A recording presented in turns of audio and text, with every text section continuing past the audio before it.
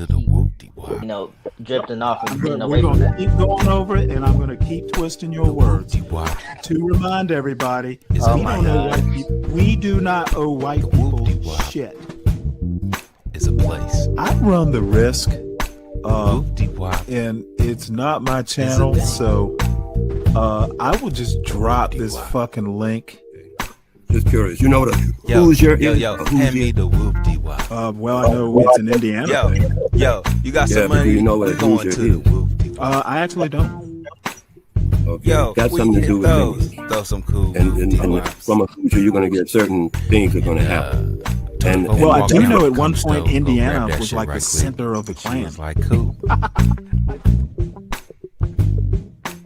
And she already know to get my dough. So a little bit about colonial slavery under the Spanish so we can see some of the similarities and also some of the differences to that of the English. And also so we can get inside of the mind of these Spanish conquerors and understand their strategies of domination. And so to do that, we're going to read from this book here called Race in North America by social anthropologist Dr. Audrey Smedley. And so let's go in here and turn to page 139, where she writes this. Unlike the English settlers, the Spanish had conquered lands in New Spain, Mexico, and Peru with armies of men and established an elaborate colonial bureaucracy that eventually controlled huge territories encompassing large numbers of indigenous peoples. Now understand that the English colonizers first came and settled the area, and they conducted trade with the natives. They also created these treaties and so on and so forth. And they were more subtle and snake-like and slithering in their conquering strategy in the beginning, right? But the Spanish, on the other hand, they got right to it. And they brought out their armies, the Bible, right? And all the other tools necessary to start the immediate domination of these other people. And so Dr. Smedley writes that they had an elaborate colonial bureaucracy, which was a structured system of government, which had a certain set of rules and regulations, and also had a hierarchy where the crown was at the very top, ruling from afar over there in Europe, sitting back, thinking and strategizing all day. And then beneath the crown, they had what was called viceroys, who were the highest ranking officials who acted on behalf of the crown while they were in the New World. And then there was others that were underneath them, which all functioned together in a systematic approach to not only colonize the vast regions of land, but also to colonize the minds of the inhabitants thereof. Here we go.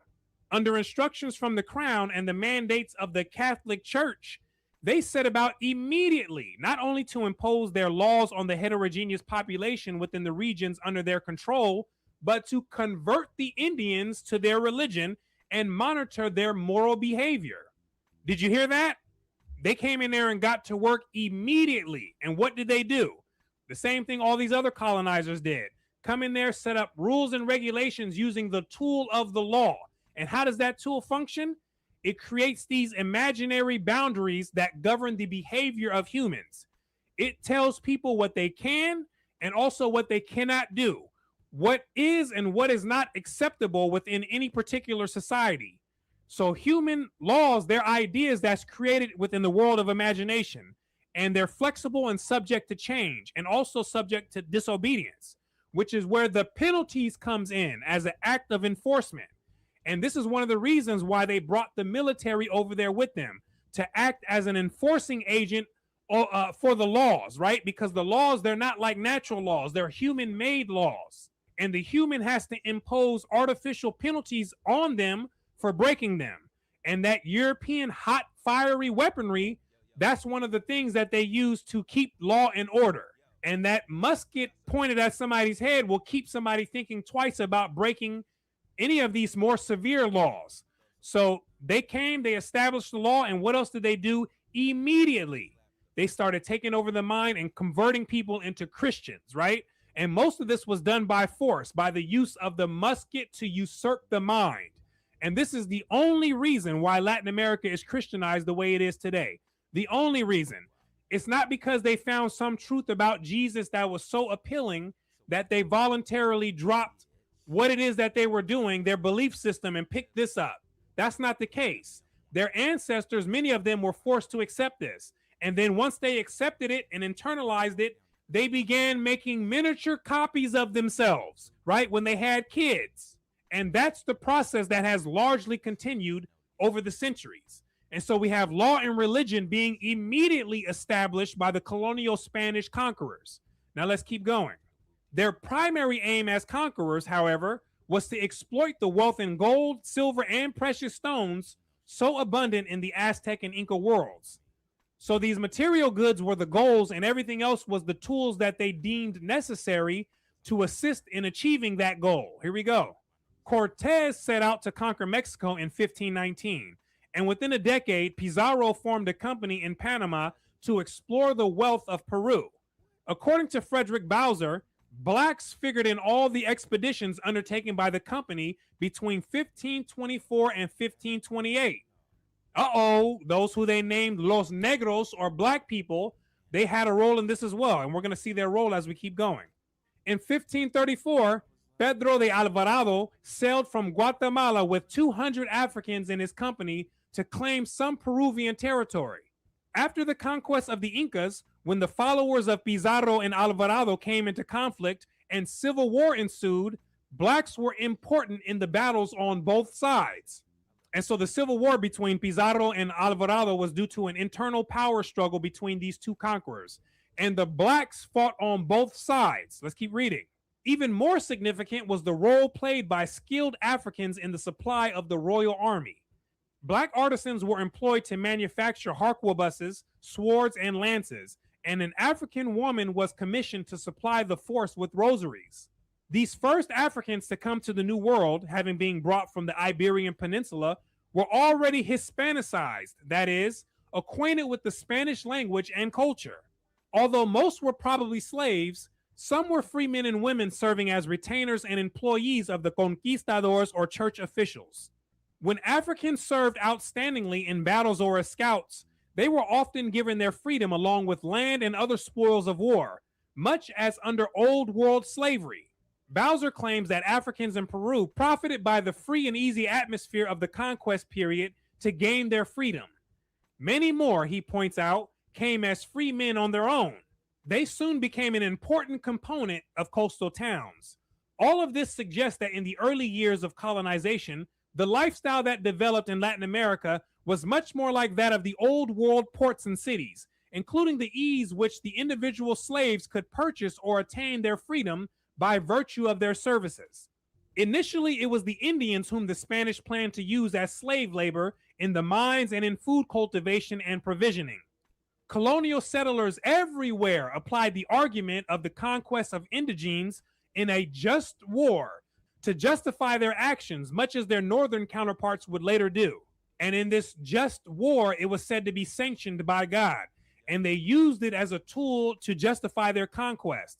And they convinced themselves that it was a necessary thing to do because they were bringing Jesus over to a barbaric people, when it was the Spanish who were in fact acting like the barbarians. And so this stuff is crazy when you really sit back and you think about it, right? You think about the mind games and the tricks that they were using to just to find a way to accumulate wealth. Now let's keep going. But within decades, the decline of the Indian population from disease and maltreatment by their Spanish overlords became disturbing to the Spanish crown and threatening to the labor supply. By 1550, the crown had outlawed Indian slavery, although subsequent patterns of wage labor using the mita system, by which Indian districts or provinces had to provide laborers, and the organization of large haciendas reduced most remaining Indians to impoverished peasantry under the nominal protection of the crown. So after wiping out nearly all of the indigenous people and then outlawing the enslavement of them, who was going to be used as the source of labor? Was it going to be the conquerors who were going to get out there in the blazing heat and do all of the hard physical work? Let's find out. As Indian populations declined, a growing demand for labor resulted in decisions to import more Africans who had already demonstrated their viability as workers in tropical zones. Get ready, because now they have the Africans on the hit list. And why would they think to import people from Africa? She just told us, because they already demonstrated their ability to work in these tropical hot and humid environments, right? And on top of that, over there in West Africa, they were already selling lots of people in that region as slaves over there in what is called the trans-Saharan slave trade, particularly in Muslim empires like that of Songhai and Mali. And so this gave the opportunity for the Spanish to get their greasy hands on some African slaves. Let's keep reading. Beginning about 1518, the crown allowed slaves to be imported directly from Africa. These formed a new category of slaves, bozales, who initially spoke no Spanish and were not yet acculturated to the European way of life. Think about this. After the establishment of the African Atlantic trade, Peru and Mexico received the bulk of the slaves brought over during the first 2 centuries. It was in these territories that the dominant patterns of New World colonial slavery were first established.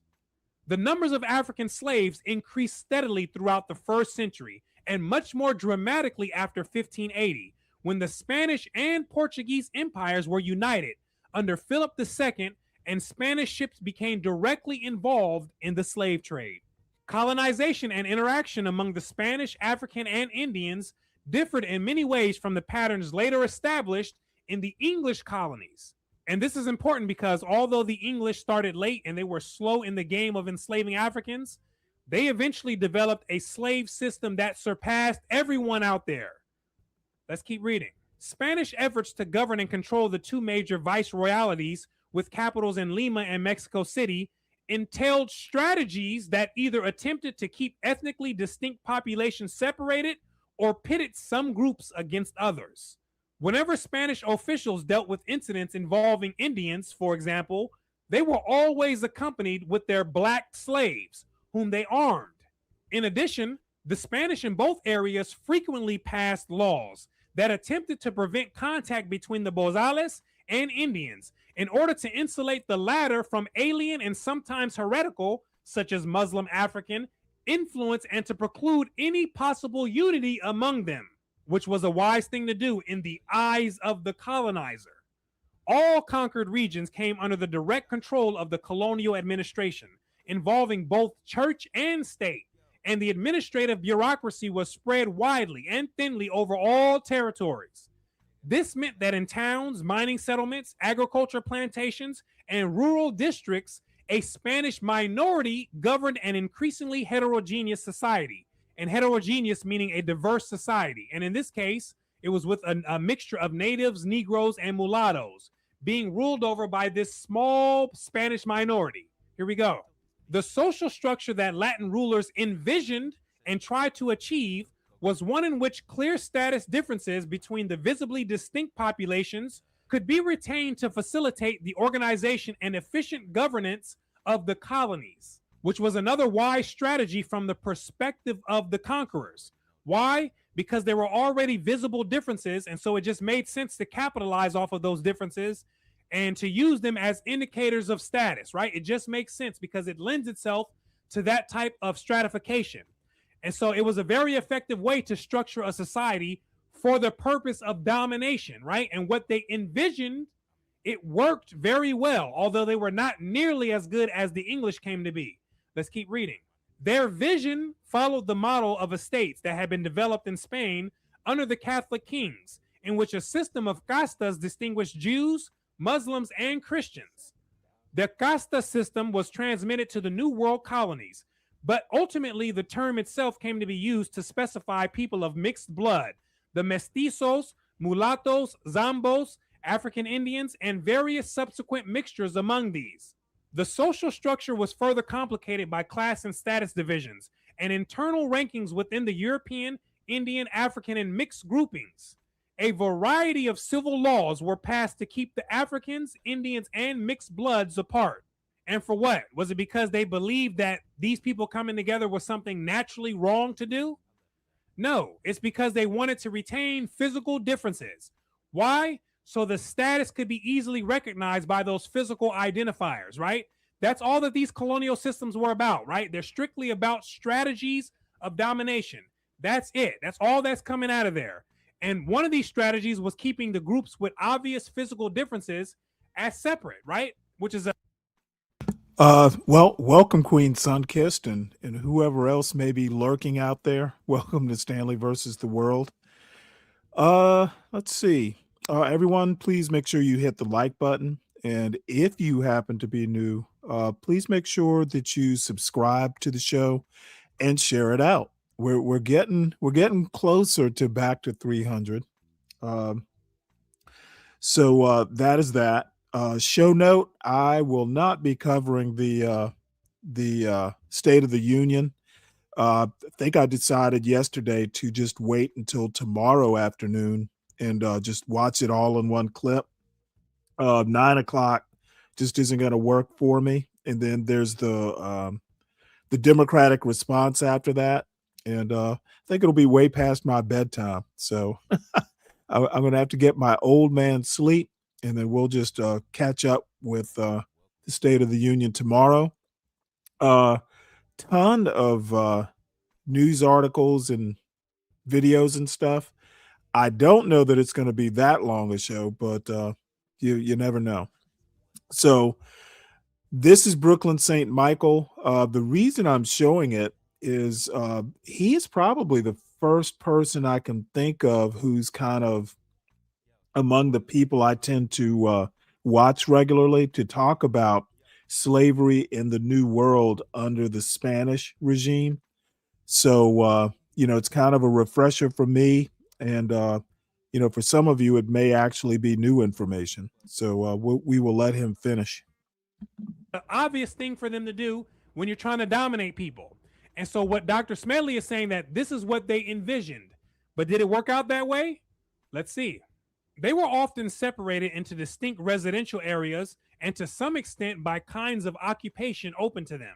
Sumptuary rules placing prohibitions on dress, occupations, access to military, universities, and hospitals, and restrictions on marriage were repeatedly promulgated. But efforts to enforce these laws were ineffectual or only weak attempts. And I wonder why. Because both the Spanish and their slaves were predominantly male, and the slaves identified with the Spanish as conquerors, both turned to Indian women for sexual partners. The human pleasures and desires began to take over, both the Spanish and Los Negros, right? Both of them wanted private partnership with the Indian woman. Here we go. In Mexico, Palmer 1976 relates, frequent complaints were lodged throughout the 16th century against Africans who absconded with Indian women and who often mistreated and intimidated the Indian men with whom they worked in the mines or on haciendas. Similar processes took place in Peru. Blacks assumed a position of superiority over Indians and often forced the latter to serve them. Now, haven't I told you before that these character traits can be expressed by anyone with any skin color, right? We've talked about this before. Now, look who we have here. Los Negros, or the blacks, being puffed up and forcing them to serve them, according to this account. Now, there's cases with the natives doing the same thing. So you have to understand that these are human traits and they're latent within all humans. And they find expression in certain circumstances. Now, let's keep reading. The Crown imposed harsh penalties on Africans who mistreated Indians, attempted to prevent sexual relationships between slaves and Indian women, and tried to bar blacks from carrying arms. The government appointed an Indian agent, Corregidor de Indios, to protect the Indians and prevent contact with black slaves. Despite official government policies, none of these numerous efforts at social control worked. The African slaves preferred to mate with or marry Indian women because their children would then be free, and Spanish men exercised their dominance as conquerors by mating with both Indian women and their female African slaves. Now look what we have going on here, right? This sexual intermingling between the different populations began early and continued right through the colonial period and beyond, following customs very much like Old World slavery. On occasion, intermarriage with Indians was encouraged by the Crown, such as when Spanish men were pressured to establish strategic marriages with high-status Indian women. And what was the strategy behind doing this? To strategically position the Spanish men in these indigenous populations, right? So they could be used as an influence and a source of control over these groups.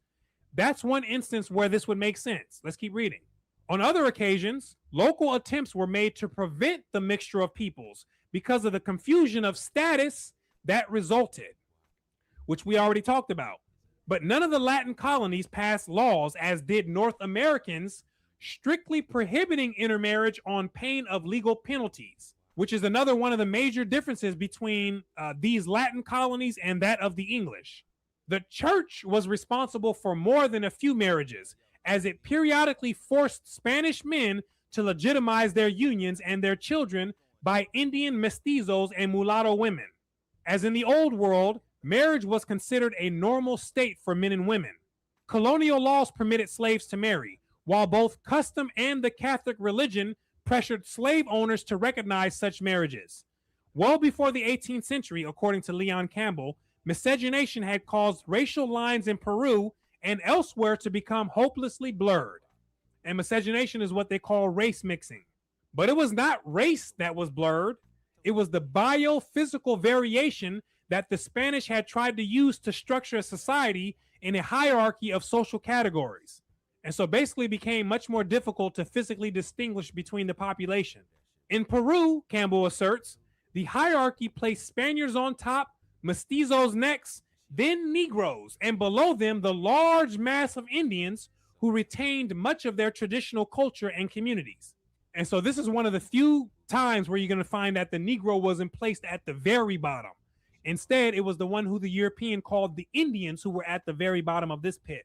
Here we go. With the confounding of physical distinctions, new social criteria for signifying status had to be adopted. This allowed for a certain fluidity in the social hierarchy, so that some wealthy castas could purchase certificates of whiteness, and children could be registered at birth in higher social strata for a fee. Wealth and or occupation alone was often the catalyst of change in casta identity and further complicated the social status of mixed groups. Moreover, some who were phenotypically recognizable as white also sank in status as their fortunes declined, right? Down into the pit they went, right? It didn't matter if they were white phenotypically, what they call. They were going down. Here we go. An important feature of these societies was the number of Spanish or high status men who recognized their children by Indian and African descended women.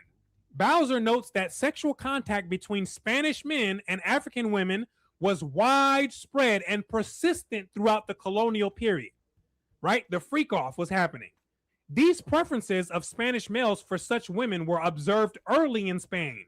Their children were frequently freed, often provided education and or training, bequeathed estates or some form of wealth, and permitted to hold significant positions in colonial hierarchy. In a process of whitening, some mestizos and mulattoes were allowed to inherit the social status of their European fathers, despite the even greater burden of illegitimacy in some cases. Whiteness, or being of pure Spanish ancestry, because it symbolized the conquerors, represented the pinnacle of the social system.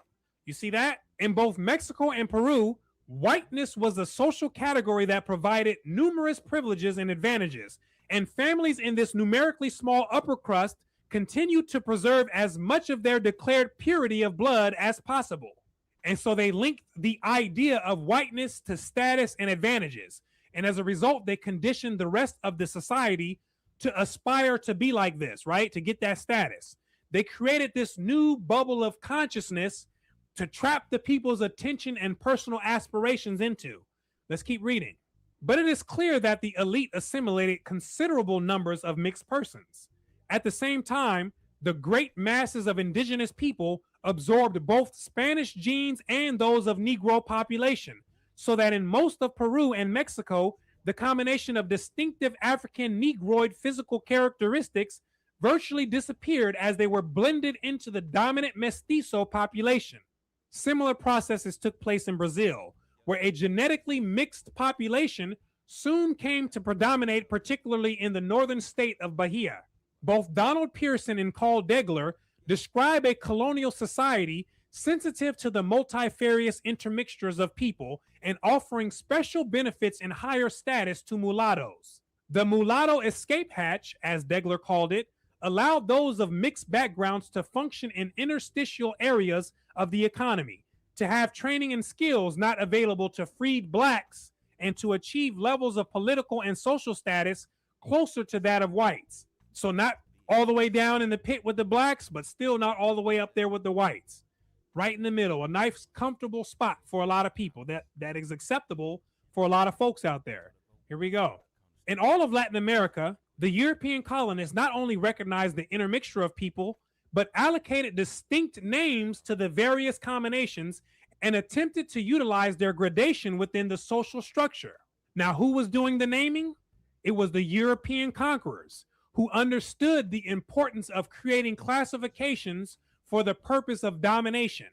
The people who they called mestizos and mulattoes, these people didn't originally call themselves that, but they learned to function under that identity, which gave life to it and made it a reality under the colonial social structure. Let's keep reading. Rank often came to depend on to what degree of Spanish or Portuguese ancestry was manifest in one's phenotype. Even though early in the conquest period, negative connotations were associated with castas, primarily for their supposed illegitimacy. The social hierarchy, however, was a complex one, not easily fitted within the parameters familiar to North Americans. Prejudice and discrimination against individuals with rich skins, which reflected their slave ancestry, characterized all of the Latin colonies in various forms and intensities. The value hierarchy ensured the persistence of color preferences, which were exacerbated in the post-colonial period. Black, Indian, and white, and every mixture among them became not racial classifications, but synonyms of individual social rank. As a consequence, before the end of the colonial period in the 19th century, some degree of fluidity had allowed mixed persons to achieve high status, wealth, and even fame, while poor whites declined in status. And so they were getting dragged down into the pit because they were not keeping up financially with the idea of whiteness. And this is a very different system than what was established over here by the English in North America. And so the English, they implemented an idea very different than that. They made sure that the poorest white person still retained more value than the wealthiest Negro or Indian, right? That's how they set it up. Let's keep going.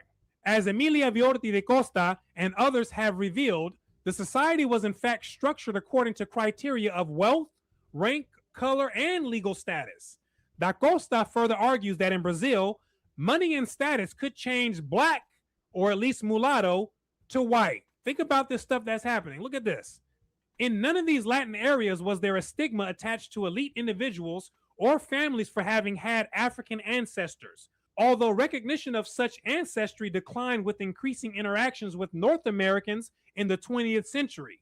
In summary, the documented evidence from a variety of sources on Latin America suggests that whereas minute physical variations and admixtures were recognized and utilized to create an ideology of social inequality, they were not homogenized and translated into specific, exclusive, and distinct groupings. And even the names and categories invented to try to represent every possible ancestral combination were not associated explicitly with stereotyped behavior or institutionalized as dogma about innateness, meaning they didn't go to the extreme with creating these extra wild philosophies about people being naturally inferior or innately beast-like, right? Like they did over here in North America in reference to the Negro and the natives. And so the Spanish, they definitely did take the mind. Let's understand that for sure. But they didn't completely create an environment where every ounce of inferiority would be expressed in a group of people. Now, that's not to say that people with rich brown skin didn't develop an inferiority complex over there in those areas, because they in fact did, right? A lot of them did. But there are levels to this inferiority complex. And the deeper depths of the pit, only the Negro consciousness constructed in America has experienced that. But let's continue reading. The continued reproduction of genetically mixed people ensured that easy boundaries could not be drawn on physical traits alone, and individuals shifted about with various social strata on the basis of criteria other than what would have been considered race in North America. Instead, the criteria were markedly varied and included education, social class, family background, occupation, and wealth, as well as color and physiognomy. Moreover, as Da Costa also tells us, in Brazil, blacks, slave or free, had a wide variety of personalities reflected in literature and in the minds of whites. Their image was never relegated to the Sambo or Nat that dominated white minds in the 19th century North America. You see that? Take that in and understand it very well. And also understand that the Spanish, although they were very good conquerors, they never reached the level of the conquering ability of the English, right? They just weren't on the same level. There's levels to the conquering. The Spanish, they were a little bit more lenient, and they also incorporated some of the old world slavery ideas, which the English, they did not, right? The Spanish, they also allowed for some form of social mobility and flexibility within their system of domination. They weren't as rigid as the English were, right? Which could be looked at as a weakness when we're dealing with the domain of conquering, right? But nevertheless, they still accomplished their goals, right? What are their goals? Taking over mass amounts of land, extracting wealth, getting free labor, and taking over the minds of people. Understand? And so hopefully this video has shed some light on the subject and has given you something to think about, right, as you find your way on the path. And so I want to thank you for watching all the way into the end. My name is Brooklyn St. Michael, and I'll see you in the free world.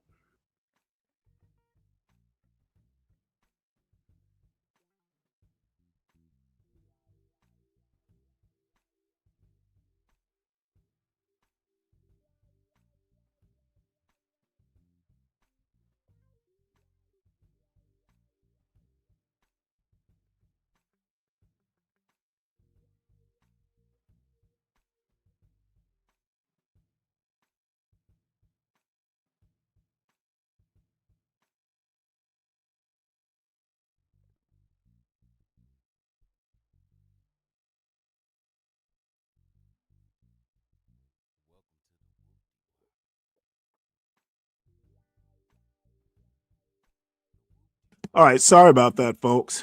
Give me one sec here. So as we as we can see, tonight's the big night. Post Supreme Court decision, Trump will be doing the State of the Union. However, I will not get to look at it till tomorrow, which is fitting. I want to make sure I got a beer in hand when I watch it. I should not be muted currently, Clarice. I hope not. I'd stepped away from the computer. I want to make sure. Yep. So anyway, let's see what they have. State of the Union brings a big audience for Trump, but doesn't matter, which is an interesting thing to say. In the age of algorithm-driven social media feeds, the audience for the speech is increasingly fragmented and entrenched in their political opinions. So I think this picture is from earlier. He had done something with angel families, and there was some commentary on that, which I won't get into.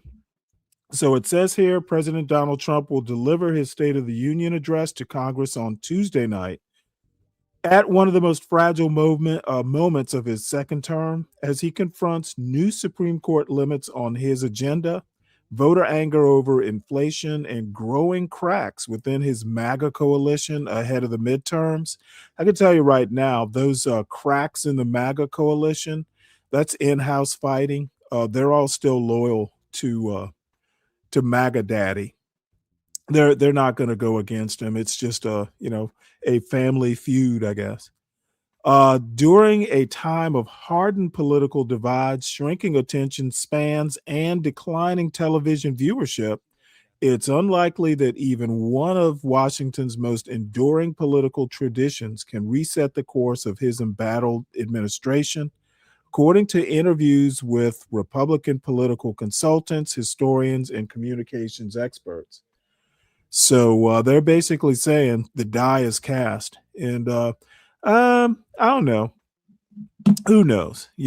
Stranger things would have happened, but I don't think Trump will probably go off script and embarrass himself again. But that's to be expected. He is Trump after all. He was acting a fool saying he was going to tank the U.S. Oh, he says all kinds of things. Under the name John Barron? I didn't hear that one, Clarice. All right. Well, and after the State of the Union, there of course will be the Democratic response, and my third favorite historian has some words about the Democratic response. We are just under 24 hours away from the State of the Union, and Trump's going to be on every screen in the country tomorrow night, like it seems on every other night. But we're not talking about him today. We're going to look at the other side of the split screen, the response. The Democrats have announced their pick to deliver the opposition response, and it feels like a very specific, calculated choice. That's because it is. Virginia Governor Abigail Spanberger. And she's not speaking from a podium in D.C. or from Richmond. She's going to be live from Colonial Williamsburg, which, to the casual observer, it looks like a nice little patriotic backdrop, bricks, history, maybe a fife and drum corps in the distance. Pretty standard political theater. But maybe it isn't just a pretty background. Maybe by choosing that specific spot, the Democrats are actually making a massive statement about resistance to Trump, and where establishment Democrats see themselves in it. Hey folks, I'm Tad Sturmer. I'm a public historian and the author of Resistance History of the United States. The location itself might be the main character here. Colonial Williamsburg is doing some heavy lifting here for what I call liberal nationalism. I know liberal nationalism sounds like an oxymoron. Usually when we hear nationalism, we're thinking MAGA hats, borders, America first. You don't usually associate that word with a party that talks about diversity and globalism. But liberals do have a form of nationalism, just like they have a form of MAGA. It just looks different. It's the lifeblood of the folks who like to call themselves. By the way, there are some things that I didn't know about Williamsburg. And I guess I never thought about it, but I sure as heck didn't know. This guy used to be like the head public historian at Williamsburg. So his revelations carry weight. As a matter of fact, whatever their main guidebook is, there's like a book you can buy that talks about Colonial Williamsburg. He wrote the book. So I've never read it, but I've heard about it. Resistance liberals, a term that still befuddles me. But it's not just about blood and soil. It's about institutions and aesthetics and inspiration. It's about leaning into the better angels of our nature. Founders who were always on the side of democracy and diversity, they were just misunderstood. And tomorrow night, liberal nationalism might be on full display to counter Trump's version of nationalism. So let's decode that. So why Spanberger? Why a living history museum that started in the 1920s? What does all of that tell us about where the establishment Democrats are right now in 2026? To really get where this matters, we have to ask whether there were other options. We have to sort of put our political communications hats on. Did the folks at the DNC or wherever they put this together, did they have a war room moment where they sat down and looked at a menu of choices where they could have framed the opposition to Trump in any number of ways? The road's not taken. So let's visualize the strategy. 4 other scenarios that could have been on the table, but each arriving at a different place. But there's a common thread through them, I think. They're opposition from inside America's current crisis. They address the mess we're actually in. They're locations that force you to look at our conflict. So let's all play political strategists for a second. Scenario A, Minneapolis, where federal agents killed Renee Good and Alex Preddy. Picture that. You put Ilhan Omar there. Minneapolis's tear gas, the protests, the federal occupation that kind of represents the new normal. It's visceral. If you put the response there, you're forcing the viewer to confront the reality of policing, of ICE, of the crackdowns we've seen. It's a confrontation. Remember, Omar called to abolish ICE and was attacked at her own town hall, sprayed with liquid by a man who wanted her silence. So visually, there's a split screen of Law and Order Trump versus the system that's broken, Omar. It's a direct clash. It's saying the house is on fire and we're standing in the smoke. Scenario B. This one is totally different, but still pointed. New York City, Zoran Mamdani, maybe at the Tenement Museum of the Lower East Side. I've been there. It's an amazing place. It's cramped, it's old, it's the real thing, walking through the lives of waves of poor immigrants from the 1900s. If you put Mamdani, an immigrant who is the mayor of America's largest immigrant city, there, standing in those rooms where people actually lived and worked and struggled, what message does that send? It might say, this is who built the country, not the guys in the wigs, but the people in the sweatshops. It frames America as a multiracial, messy, ethnically diverse immigrant project. It shows a country more democratic than the founders ever intended and might be an embrace of the future, looking at America as it is and what it might be, not what America was. Scenario 3 is probably the most aggressive one and maybe the most impressive regarding history. Sherelle Parker in Philadelphia, but not Independence Hall at the president's house, which for those of you who haven't been following the news there, is now a site of erasure, or at least an attempt to erase Black history, that is all of our history. That's where George Washington lived and where he actually broke Pennsylvania law to keep enslaved people as property.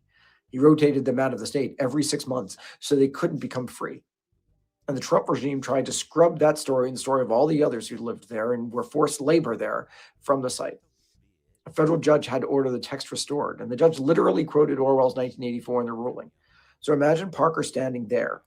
You're highlighting what the founding fathers weren't. They weren't saints. You're saying that the fight for freedom has always been against the people in power, even from the very beginning. And that fight has its origins in the enslaved people who were the first swingers against it. That's a heavy head. That's telling the audience history is being rewritten right now, and we're here to stop it and maybe write a new one. And then there's maybe scenario D, AOC at the Munich Security Conference, the global stage. She was just there speaking to the Western Alliance, the people who think.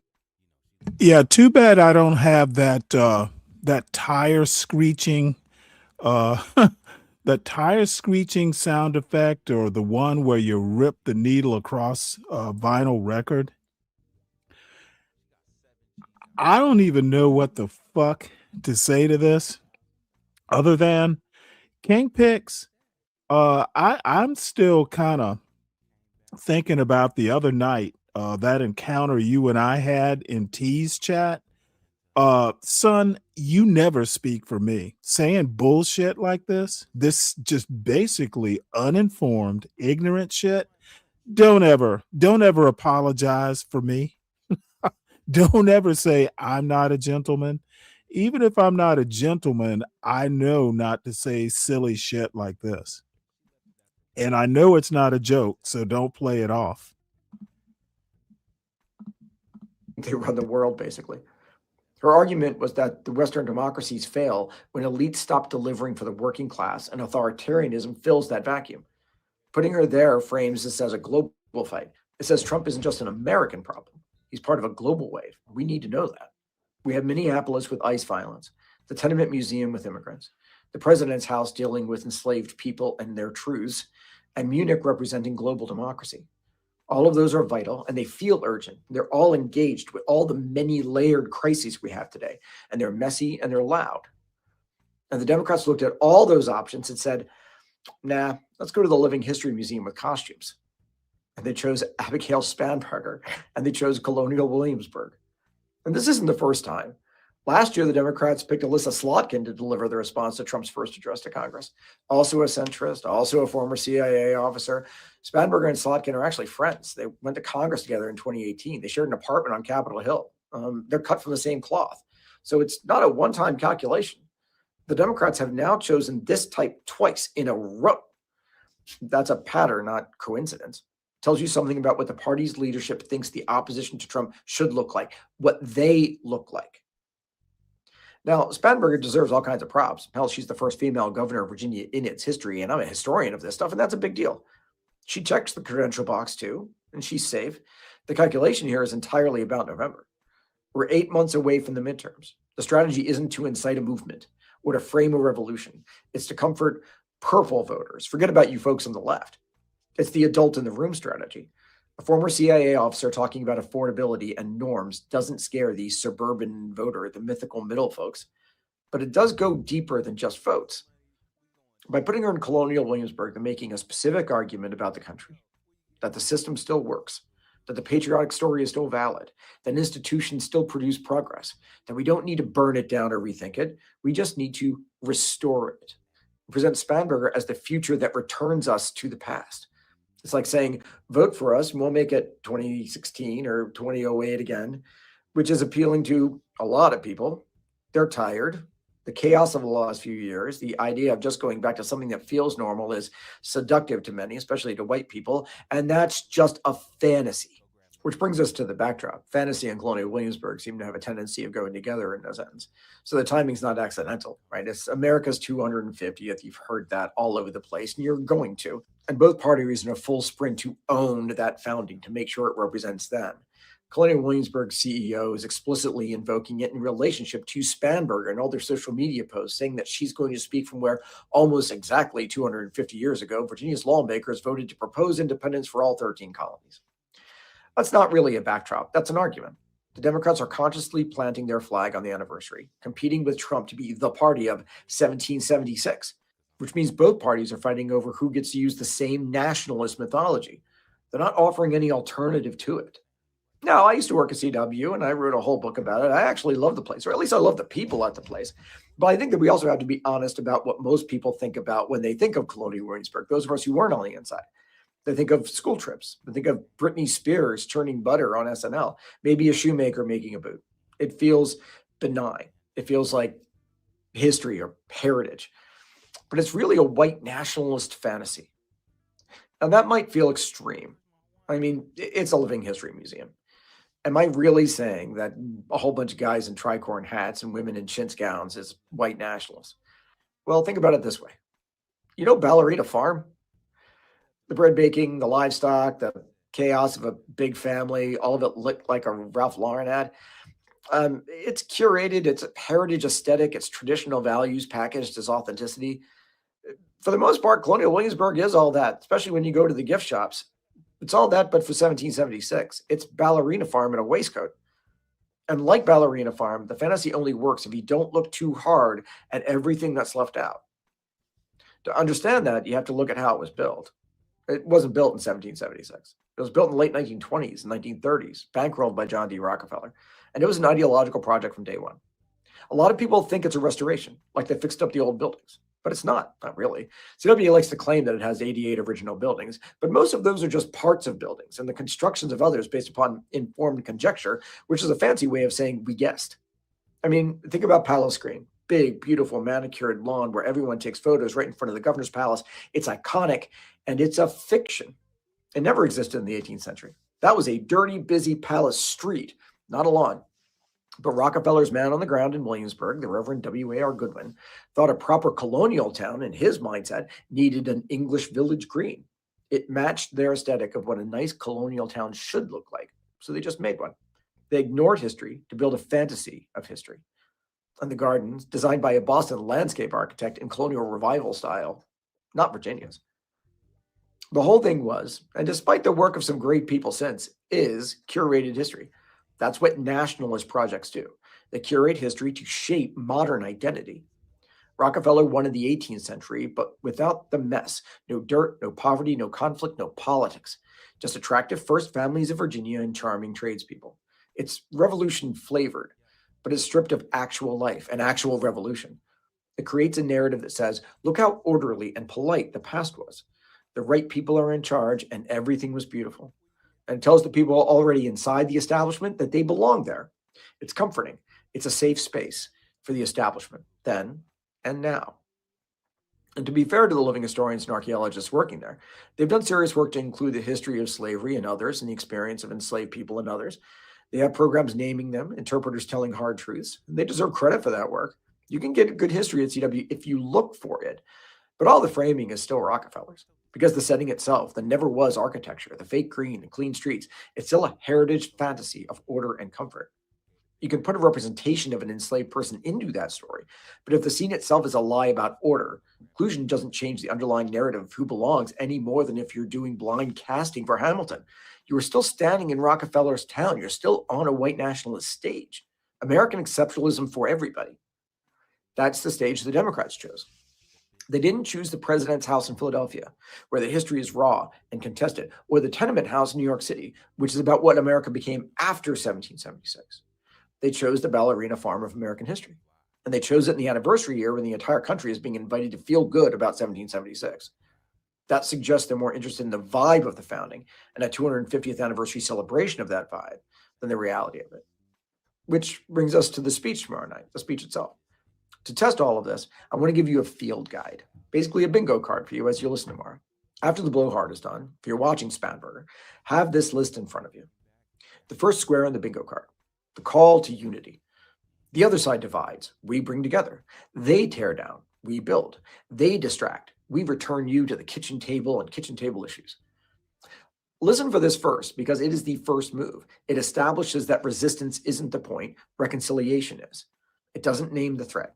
It dissolves it into a problem of tone. Item 2, invoke the founders. This has got to come quickly. If you don't quote Jefferson or Washington, you can't really be a politician in Virginia. But look how it's done. Both Trump and Spanberger will do it. They're fighting over whose side the founders are on. It frames dead men as the ultimate authorities the president must answer to. Item 3, who we are, or this is not who we are. Our values. It's not representation of who we really are as Americans. It's a classic. It's inspiration, not activism. It assumes that there is a stable, noble American character that existed before the current crisis, is going on now underneath it, and will survive it. We just need to recover it. It ignores the fact that maybe this is who in fact we are. It completely avoids holding a mirror up to us. Item 4, the arc bending. Listen for, we have been here before, something like that. The arc of the moral universe bending towards justice. The rhetoric that makes the outcome feel inevitable. You don't have to do anything about it. Don't worry. The arc bends on its own because we're just that damn special.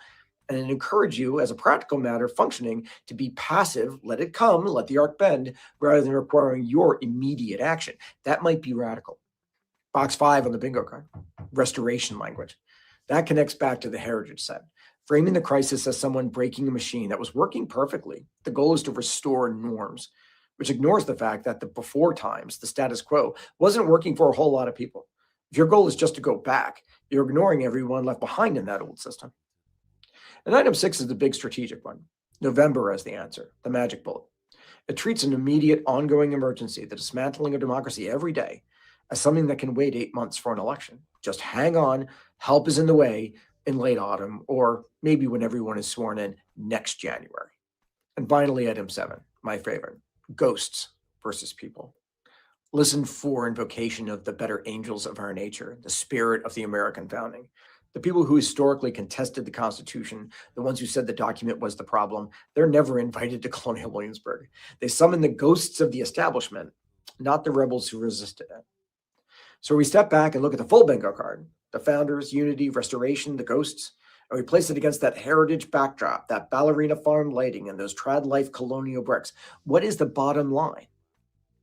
It'll look great on TV and online, but here's where that exercise is really measuring. The gap between the size of the crisis described, democracy in peril, and the solution proposed, which is a comforting mood, a birthday party for mythology, and waiting for November. So watch that tomorrow night. Instead of just listening to the words, think about the surrounding, the place, the space, not just the speaker. Understand that the setting is the message, and pay attention to the ghosts. That's all I've got, folks. LOZ. So, I don't know. we can move on, but I think I think this might be where we need to end the show, folks. So, is this like a mammary masturbation? What does this mean? You know, sometimes you can take a joke too far. I think I think someone has just stepped over a line here. Ramadan and Lent. Hey, the jokes can be racy, but this is over the line. Ew. Mooncakes nearly got me, though. I understand she's an attractive young woman, but I don't know. Some women are attractive until you talk to them. And I suspect that you guys are just doing the skin deep stuff.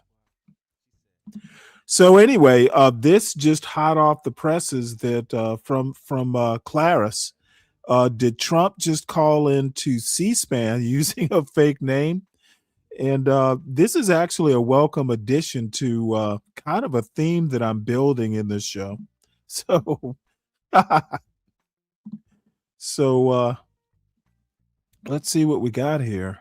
Just called into C-SPAN complaining about the Supreme Court sounds very much like the president of the United States. A person was shot and killed at Mar-a-Lago, and Donald Trump's own administration officials are admitting the worst of the worst when it comes to our money. Our money. Let's start first with this very, very strange phone call that happened today on C-SPAN. Now, I do need to give you some background because John Barron refers to a pseudonym used by Donald Trump in the 1980s and 1990s to act as his own spokesperson with the media. Trump used his alias to plant stories, promote himself, or threaten journalists while pretending to be a representative from the Trump administration. The name was frequently used during the 1980s, including during the demolition of buildings for Trump Tower. And Trump himself confirmed under oath in 1990 that he had used the pseudonym John Barron. That leads us to today, where a caller named John Barron called in to C-SPAN. John in Virginia, Republican. Let's hear from you. Well, this is John Barron, and this is the worst decision you've ever had in your life, practically. Jack's going to agree with me, right? But this is a terrible decision. And you have Hakeem Jeffries, he's a dope, and you have Chuck Schumer, who can't cook a cheeseburger. Of course, these people are happy. You know, this could actually be just someone who's doing an impersonation. Could be. Of course, these people are happy, but true Americans will not be happy. And you have the woman earlier. I assume she's a woman. She's a Democrat, but she said she's disgraced. She's devastated. All right, by John. this. We'll go to Chester, who's in Baton Rouge, Louisiana, Democratic caller. Now, that was an impersonator, right? Right? Mehdi Hassan asked that. He said, surely that's an impersonator. I think we should listen to a woman. I think it's an impersonator. Let's listen one more time. John in Virginia, Republican. Let's hear from you. Well, this is John Barron, and this is the worst decision you've ever had in your life, practically. Jack. I think it's an impersonator only because it sounds too coherent. He doesn't sound as old as he does today. Jack's going to agree with me, right? But this is a terrible decision. And you have Hakeem Jeffries, he's a dope, and you have Chuck Schumer, who can't cook a cheeseburger. Of course, these people are happy. Of course. Yeah, I know Trump is incoherent, but Chuck Schumer can't cook a cheeseburger. I don't know. Someone said the call actually took place, but I suspect the caller was a Trump impersonator. It's a hilarious prank. I do think it's actually very funny. And these are all the different pseudonyms that Donald Trump has used in the past. John Miller, John Barron, David Dennison. Speaking of Hakeem Jeffries was on Fox. Was it David Dennison, like Dennison X? So thank you for that, Claris. No, I had not heard about this. So yeah, I actually agree with Keith in that it is much less rambling. It was kind of clear, concise, no mispronounced words, it didn't have any of Donald Trump's verbal tics. So, but much appreciated. And that just dovetails into the story I was actually going to use. Most say Trump becoming more erratic. And I agree with that. I've been noticing it for pretty much since Trump, since he was inaugurated. But he's not the only one that's been acting erratic. There is a phenomenon where, people who are very dedicated to their leader sometimes unintentionally kind of mimic his behavior or his eccentricities. And I think we have a lot of that. You got a bunch of yes men who are very loyal to Trump. And like Christy Noem, she's about as erratic as you can get. Um, Hegseth, erratic is all get out. And I watched something, and I'm going to show it later. The Housing and Urban Development Secretary. I can't even remember his name, but he's the only black guy in the cabinet, black person in the cabinet. He's done something for Hillsdale College, and it's like I just shook my head. I didn't even make it all the way through. I figured I would save at least some of it for me to react in real time to. But dude, this dude is a piece of work. I can understand why Trump chose him. So again, this story, most say Trump becoming more erratic. It's some survey. It's a Reuters Ipsos. Most say Trump becoming more erratic. Survey by Ryan Mancini. A new poll released Tuesday shows that most Americans say they believe President Trump is becoming more erratic as he ages. Reuters Ipsos found that 61% of respondents described Trump as having become erratic with age, with 32% disagreeing. Pollsters found that 89% of Democrats, 64% of independents, and 30% of Republicans believe Trump has become more erratic. Republicans at 66% largely disagree, as do 24% of independents and 8% of Democrats. Pollsters also asked voters if Trump is mentally sharp and able to deal with challenges. They found that 45% of voters say they agree with this, while 49% disagree. 81% of Republicans say they see Trump as mentally sharp, along with 19% of Democrats and 36% of independents. Some 78% of Democrats, 53% of independents, and 17% of Republicans disagree. The poll also found that 79% of respondents say they see elected officials in Washington, D.C. as too old to represent most Americans, despite Trump 79. Returning to the White House after former President Biden faced mounting criticism over his age and questions about his cognitive ability. Biden exited office at 82 years old, with Trump poised to beat that record when he departs the White House for a second time. Trump, then 78, became the oldest person inaugurated president in January 2025. Trump has pushed back against questions about his health. This is about the worst AI reader I've come across in a while. So 61% of respondents describe Trump as having become erratic with age. Pollsters found that 89% of Democrats, of course, and 64% of independents, and only 30% of Republicans. Now, that leads me to believe that many of the Republicans are in are in Donald Trump's age range. they probably only talk to Republicans who were 79 years old. So Republicans continue apparently to be in the thrall of our dear leader. So and that's fair. You know, they don't want to make the I told you so buyer's remorse sort of concession, but they will. Oh, they will. they're gonna do their buyer's remorse at the polls next November for sure. So I hate to do this to you, but I must do a faceless podcast. It's actually a podcast, but it's on YouTube called it's from the New Republic, and it's called Trump Angered by Fresh Slide in Polls, as even Fox admits he's tanking. But I gotta play it. The title alone makes it worth me playing. And I hope there's some MAGA blacks and MAGA masses. I saw 12th man in the chat. So this is dedicated to you, 12th man, and all your MAGA black friends.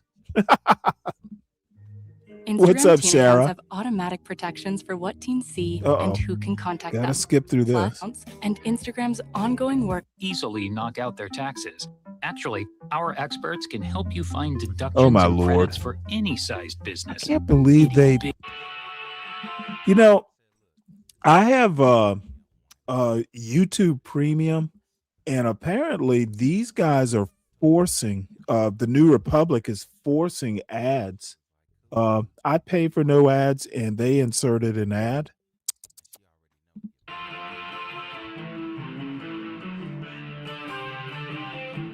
This is the Daily Blast from the New Republic, produced and presented by the DSR Network. I'm your host, Greg Sargent.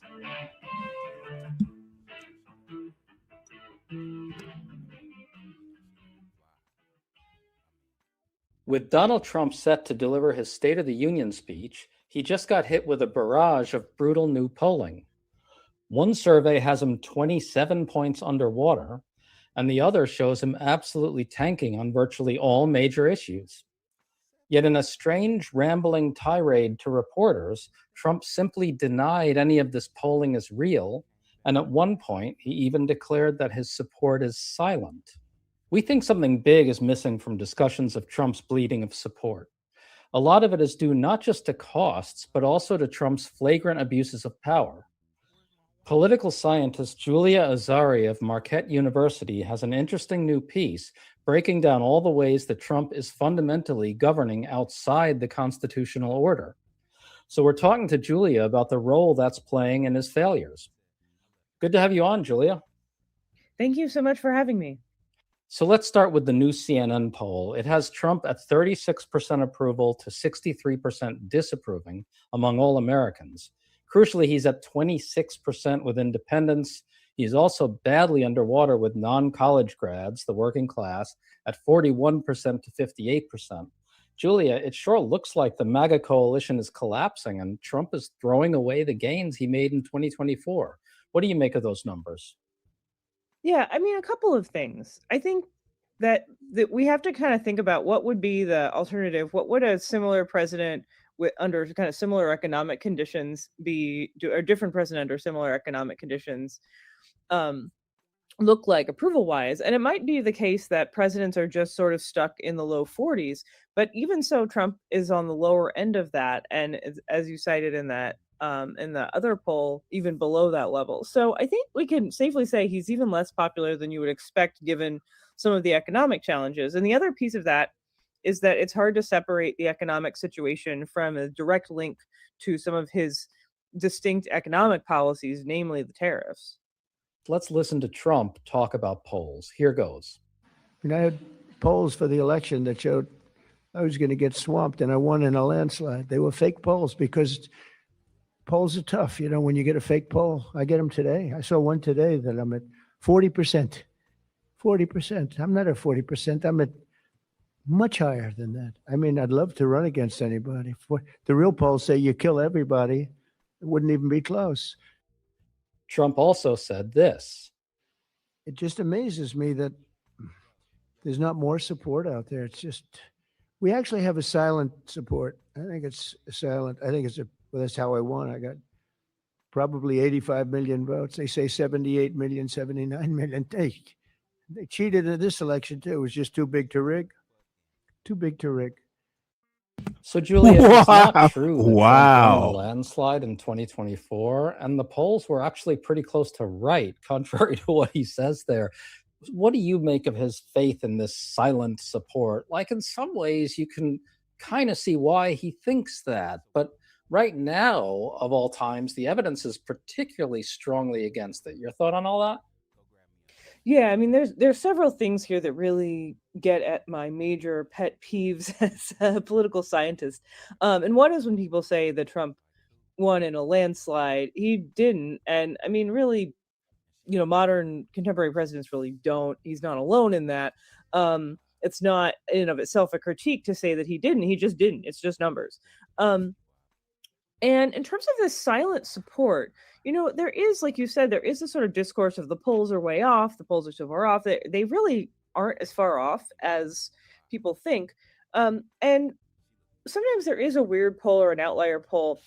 And what I think basically every other political scientist on the planet would say is, well, you look for patterns, you look for consistency. And what we see with Trump is that it's pretty consistent. He's not terribly popular. He's gotten less popular over the course of his term in office. I think we could quibble about by how much or how significant that is, but it has declined.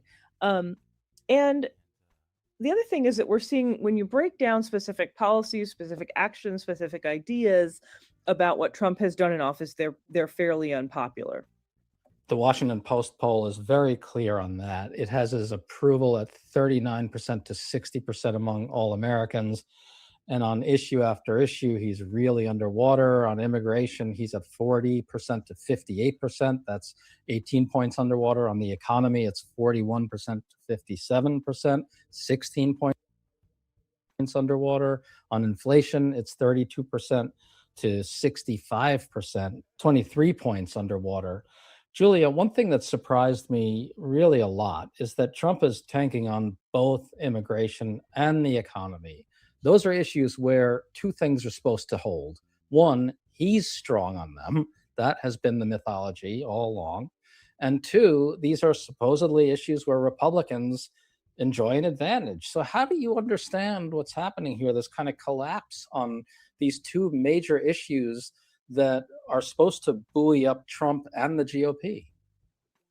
Yeah, I think there are kind of two things going on. On the issue of the economy, again, I think that we could ask a lot of different questions, but there's a fairly straightforward story to be had, which is that the main issue with the economy when Trump won in 2024 was not employment. This is not 2008, right? It's not the stock market. It's prices. And his major economic policy that people associate with him has been tariffs, which you can directly tie to the rising of prices, and which media has glommed onto that narrative. As I said before, private businesses have glommed onto that narrative. And so even if that weren't true, it probably is, but even if it weren't true, that would be the message that people are receiving from a lot of different sources. So I think that's the economy story. The story on immigration, I think, is that public opinion is really malleable on that issue relative to many other issues, really sensitive to framing. And so I think when Trump was framing the border is insecure, the Biden administration has failed, some people were quite receptive to that framing. But then when you talk about what to do about it, even right after the 2024 election, that actually fell apart quite quickly, that people don't like the idea of a chaotic border, whatever that may mean. But they also don't like the idea of deporting people who've been here a long time. They don't like the idea of, certainly of what's happening now, and of this sort of state forces. Clarence, the first time, the silent majority does make sense. Most people want to, just keep their nose to the grindstone and live their lives. Even with all this chaos in DC and, MAGA, all the chaos, me personally, it literally nothing Trump has done other than maybe, the economy, which presidents don't control the economy. They're kind of lagging indicators, to use a term, because I can't think of a better one. Trump is different in that his policies are directly affecting the economy. Things like, what he's doing at the Fed, tinkering with who's fired and suing Jerome Powell. Trump's policies and his temperament is directly affecting stock market down because of the Supreme Court ruling.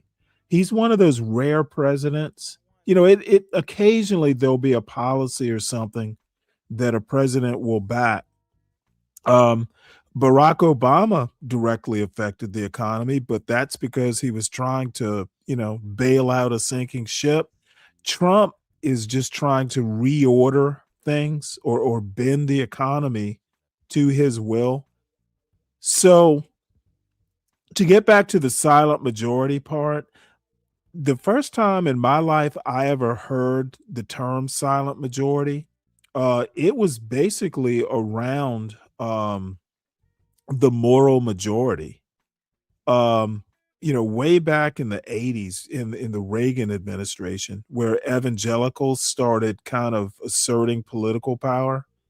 So this silent majority that Trump is talking about, I think I don't think there's a silent majority when it comes to Trump support.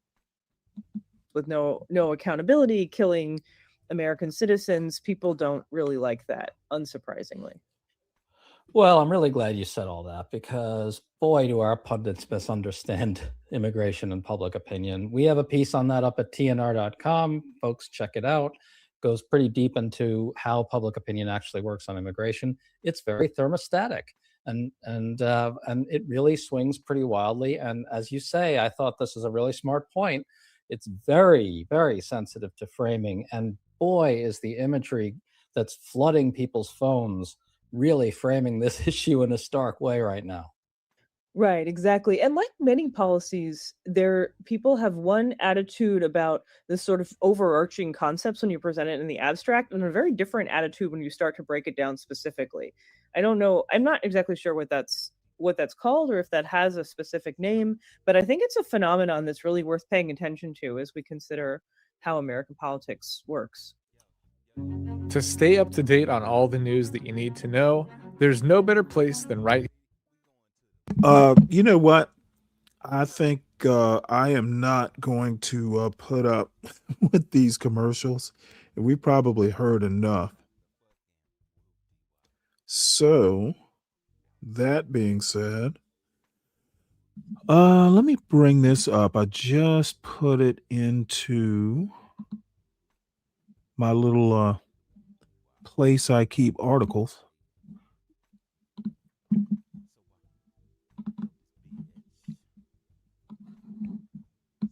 So the new and improved Washington Post asked 2,300 Americans about the best and worst things Trump has done. So this is pretty cool. It's right in line with the State of the Union coming up tonight.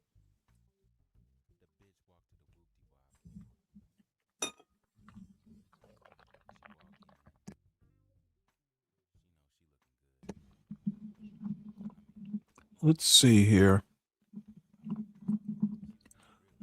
I guess I'm going to have to read it. So we asked 2,300 Americans about the best and worst things Trump has done. And there's some things here on the left and the right: closing the borders, stock market, tariffs. And then on the right side, Gestapo style corruption allies. Here's what they said. So President Donald Trump has taken a torrent of actions in his second term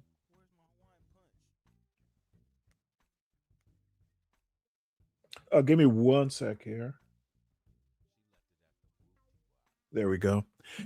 Let's see. Has taken a torrent of actions in his second term, including issuing more than 220 executive orders, imposing sweeping tariffs, pushing a massive tax and spending bill, and stepping up an immigration crackdown in major cities. It can be difficult to know what things Americans are paying attention to that are potentially shaping their judgment of Trump's job performance. To figure out which Trump measures stand out to the public, a Washington Post, ABC News Ipsos poll asked more than 2,300 Americans to name the best and worst things he has done since January 2025. People who support Trump, 39% of U.S. adults in the poll approved of his job performance. They were asked to describe his best actions, while 60% of Americans who disapproved were asked to name his worst actions. And see, I'd have done it the opposite way. Get the people who disapprove to tell us what their favorite things are, and vice versa.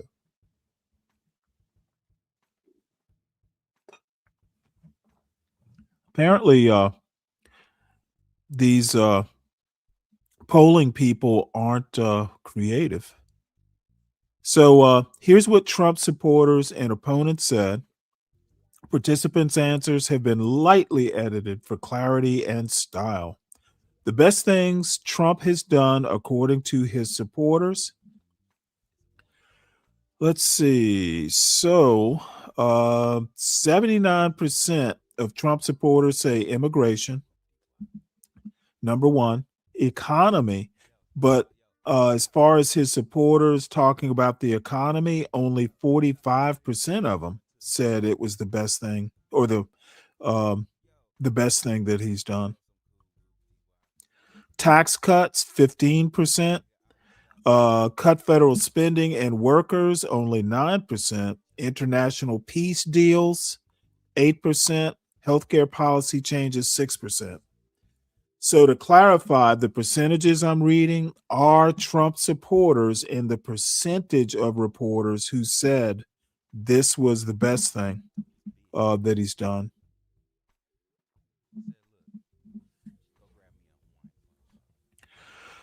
Let's see. Okay, so respondents could cite up to 3 actions. Results exclude those who gave no answers.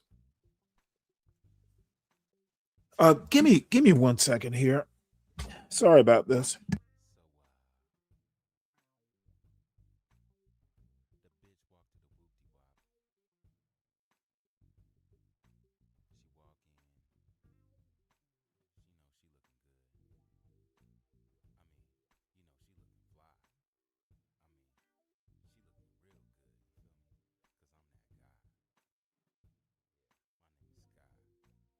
Sorry, folks. I have a sore throat, and it has given me some discomfort here. So, about 8 in 10 Americans who approve of Trump cited immigration policies as his best action, far outranking all other topics. More than 4 in 10 Trump supporters mentioned the economy, with some offering general praise, 25%, while others cited tariffs, 14%, or lower prices, 9%. Smaller numbers of Trump supporters mentioned tax cuts or his one big beautiful bill, cuts to federal spending, and the workforce or peace deals.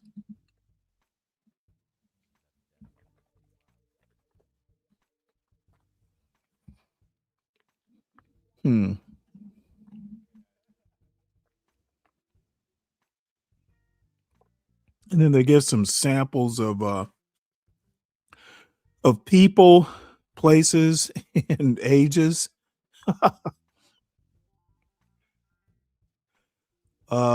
This one man in Kentucky, and he would probably know better than most.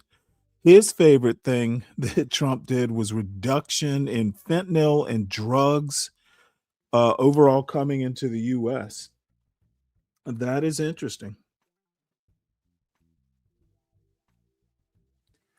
Let's see, what else do we have here? Worst things Trump has done according to his opponents. Oh, shit. Holy cow. Okay. So immigration. So most of his supporters cite immigration, or more of his supporters cite immigration as the best thing he's done. And his opponents list immigration more often as things he's not doing well. Wow. Okay, so most of his opponents cite immigration as the worst thing. Most of his supporters cite immigration as the best thing. Talk about a divided nation. So economy, same thing. That was the second best thing. His supporter site is the second worst thing. His opponent's site. And then there's some deviation below for number 3 and 4 and so on. So corruption is the third worst thing that folks have cited as a group. Poor international relations. Ooh, Epstein files, which is lower than I kind of expected, but you could probably put the Epstein files with corruption.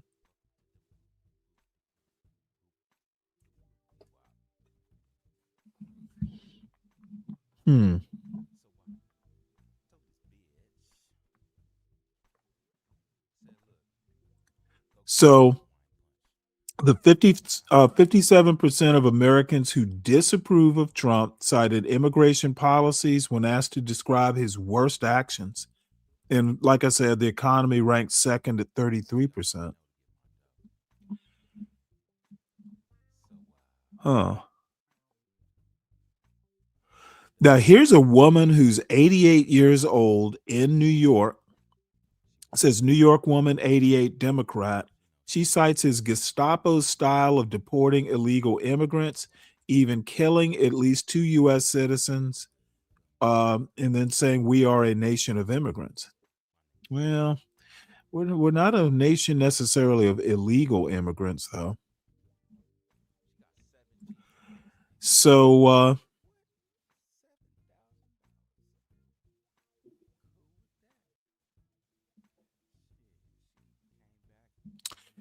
yeah, the rest of this, I'll post this link into the show notes because it's something I just became aware of, and then we'll move on because it's a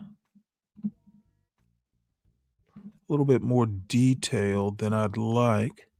So, speaking of immigration, though, I don't know if you all have seen talk about this ICE whistleblower accuses agency of deficient, defective, and broken training amid hiring surge.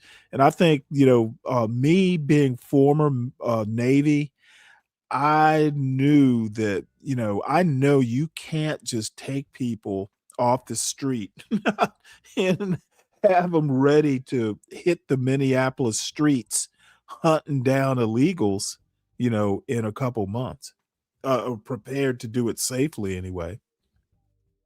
So a former U.S. Immigration and Customs Enforcement lawyer accused the agency of having a deficient, defective, and broken training program for new deportation officers.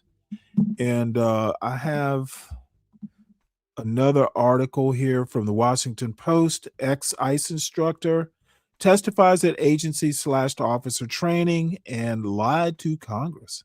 So let's listen to this. It's no secret that we have a Of lot course of they're heart going to for do truck commercials. Why drivers. wouldn't they? Time meal stop. You could even say we're Story written by David Nakamura and Sarah Blasky and read by Josh, an AI-generated voice. Josh. A former instructor for U.S. Immigration and Customs Enforcement on Monday accused the agency of dramatically slashing training standards for new officers and lying to Congress about it as the Trump administration seeks to rapidly expand its mass deportation operation. Ryan Schwank, who resigned from his job at an ICE academy in Georgia last week, told congressional Democrats at a hearing that the agency eliminated 240 hours of vital classes from a mandatory 580-hour training program, including instruction about the legal boundaries for the use of force, how to safely handle firearms, and the proper way to detain and arrest immigrants. Law enforcement is a deadly serious business. It is not a place for shortcuts, Schwank said. Deficient training can and will get people killed. ICE is lying to Congress and the American people about the steps it is taking to ensure that 12,000 officers can faithfully uphold the Constitution and perform their jobs. Ahead of the hearing, Schwank provided a joint panel of House and Senate Democrats copies of internal ICE documents that he said show the extent of the cuts. Whoa. The documents indicated that the Federal Law Enforcement Training Centers in Glencoe, Georgia, shortened its training program from 72 days to 42 days. Democratic lawmakers said that a side-by-side comparison of a table of contents for the ICE Basic Training Program in July 2025 before a tranche of new funding from Congress for the agency to hire thousands of officers. And February 2026 appears to show that a number of courses have been wholly cut from ICE's training program. The Department of Homeland Security, which oversees ICE, has knowingly jeopardized the safety of Americans by systematically dismantling the training designed to educate ICE officers on the legal limits of their authority, Representative James Walkinshaw, Democrat, Virginia, said. Schwenk's testimony comes 2 weeks after Acting ICE Director Todd M. Lyons testified in front of separate House and Senate committees amid growing public outrage over the aggressive tactics of ICE and other federal immigration officers. 2 U.S. citizens were fatally shot by federal officers in Minneapolis last month. During his testimony in the House on February 10th, Lyons responded to questions about the agency's training program by saying it has not reduced the meat of the training, but has sought to reduce the time it takes to get officers into the field. He said training used to take place 5 days a week for 8 hours a day, but has been changed to 6 days a week for 12 hours per day. In a statement Monday, the Department of Homeland Security said ICE recruits receive 56 days of training before beginning their assignments, along with an average of 28 additional days of on-the-job training. DHS said recruits are receiving the same total hours of training as they always have. No training hours have been cut. Our officers receive extensive firearm training, are taught de-escalation tactics, and receive 4th and 5th Amendment comprehensive instruction, said Lauren Biss, a spokeswoman for the department. Schwenk said that among the classes eliminated were 16 hours of firearms training. He also said that a 2-hour class on the rights of protesters was shortened into 10 minutes of discussion during a lecture on the concept of seizure. Schwenk began working at ICE in 2021 as an assistant chief counsel and, in September, volunteered to serve as an instructor at the training academy in Georgia. He said recruits came from a variety of backgrounds, including some as young as 18 years old, and some who did not have college degrees. On his first day on the job, he said, he was asked to review an internal memo, signed by Lyons, that said ICE officers are authorized to use administrative warrants, approved by senior ICE officials, to enter private residences. That marked a shift from the federal government's long-standing position that officers must obtain judicial warrants signed by federal judges. Schwank said he was instructed to train the recruits on the policy, but was told he could not talk about the information publicly or even take notes after reading the memo. The Washington Post and other news outlets reported on the memo last month. ICE is teaching cadets to violate the Constitution and attempting to cloak it in secrecy by demanding I lie about it, he said. In the statement, DHS said officers receive comprehensive instruction on the 4th Amendment, which provides constitutional safeguards against unreasonable searches and seizures. The overarching objective is to ensure that before assuming field duties, every ICE officer has been repeatedly trained, tested, and held to clear standards that require consistent respect for constitutional rights in all enforcement activities, the agency said. The lawmakers also heard from Tiana Gibson Brown, a Minneapolis resident whose husband was detained by heavily armed ICE officers last month after they entered her home without permission, and showed her an administrative warrant purportedly authorizing the arrest. Several of the lawmakers repeated calls for Homeland Security Secretary Kristi L. Noem to resign or be impeached. Representative Robert Garcia, Democrat, California, called what happened to Gibson Brown wrong and outrageous and said that every person should be ashamed of our own government for causing this kind of terror. Right now, during the President's Day sale, you can get a Washington Post premium subscription for just $3 every 4 weeks. And that includes 3 extra accounts to share with friends or family. After your first might year, be the renew. last straw.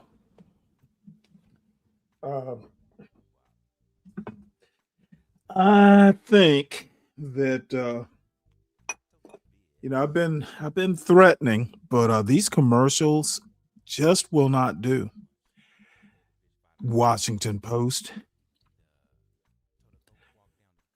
All right. Well, Kristi Noem, speaking of having the Department of Homeland Security secretary before Congress again, I just don't see her lasting very long. So why DHS suddenly reversed course on suspending TSA pre-check? Well, obviously, they got a bunch of pushback from the peanut gallery. So the initial announcement received swift pushback from Democrats and air and travel industry groups. Social media users posted Sunday morning that TSA pre-check lines were operating as planned. So they got a lot of pushback. Global Entry, a program run by Customs and Border Protection, will remain paused. But the thing that really interested me is that it was the White House that basically reversed the it was the White House that reversed the pre-check, and apparently the White House reversed something earlier in the year. So the White House has had to intervene about 3 different times, and 4 if you think about Tom Homan being put in charge of Minneapolis.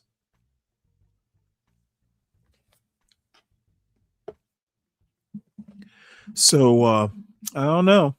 I don't think Kristi Noem's going to last that much longer. She's in the news a whole lot more, and it's not for good things. She's in the news more than Pam Bondi and Kash Patel.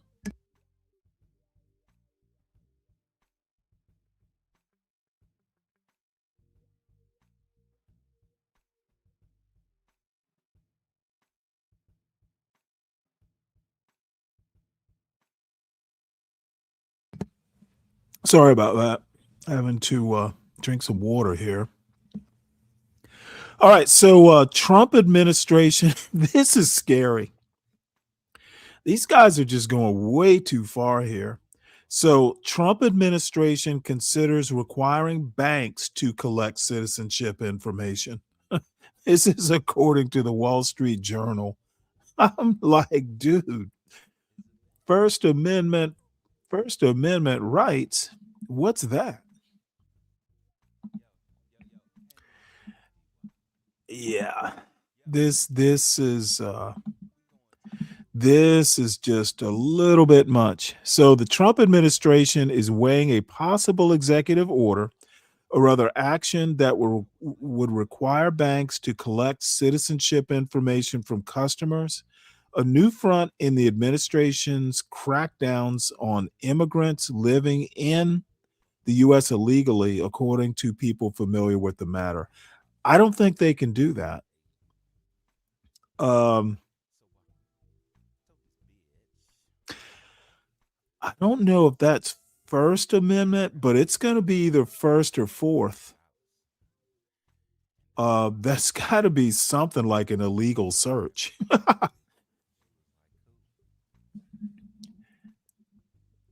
So I don't know where we are going with this sort of stuff. Let's see. So we're going to switch gears and talk about Mexico. So Mexico's most wanted cartel leader was killed after visit from romantic partner.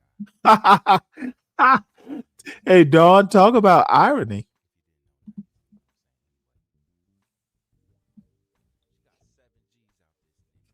By Raul Cortez, Ida Pelaz Fernandez, and Sarah Moreland. Mexico City, February 23rd, Reuters.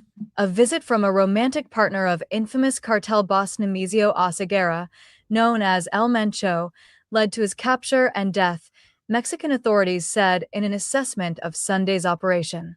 After which 25 members of the National Guard military police were killed in retaliatory violence.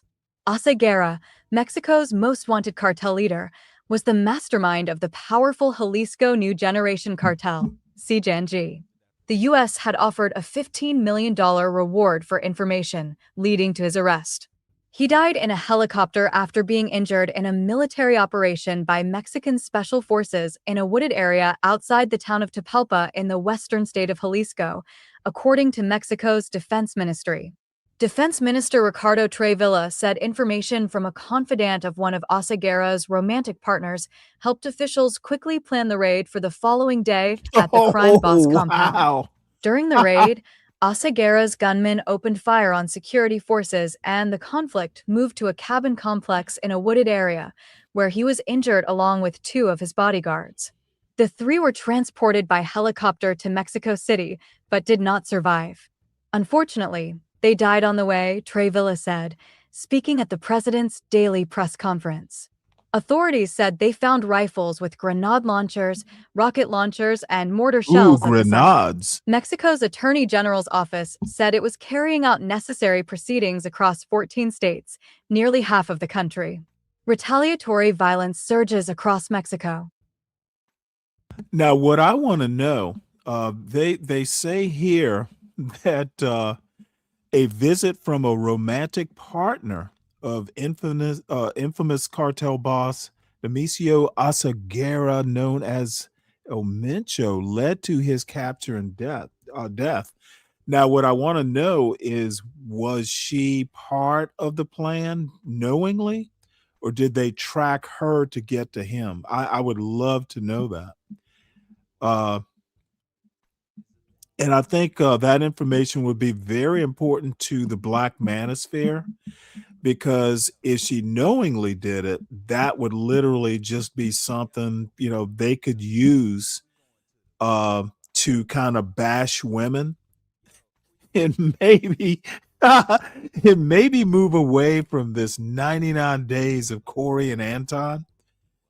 Something else they could possibly talk about.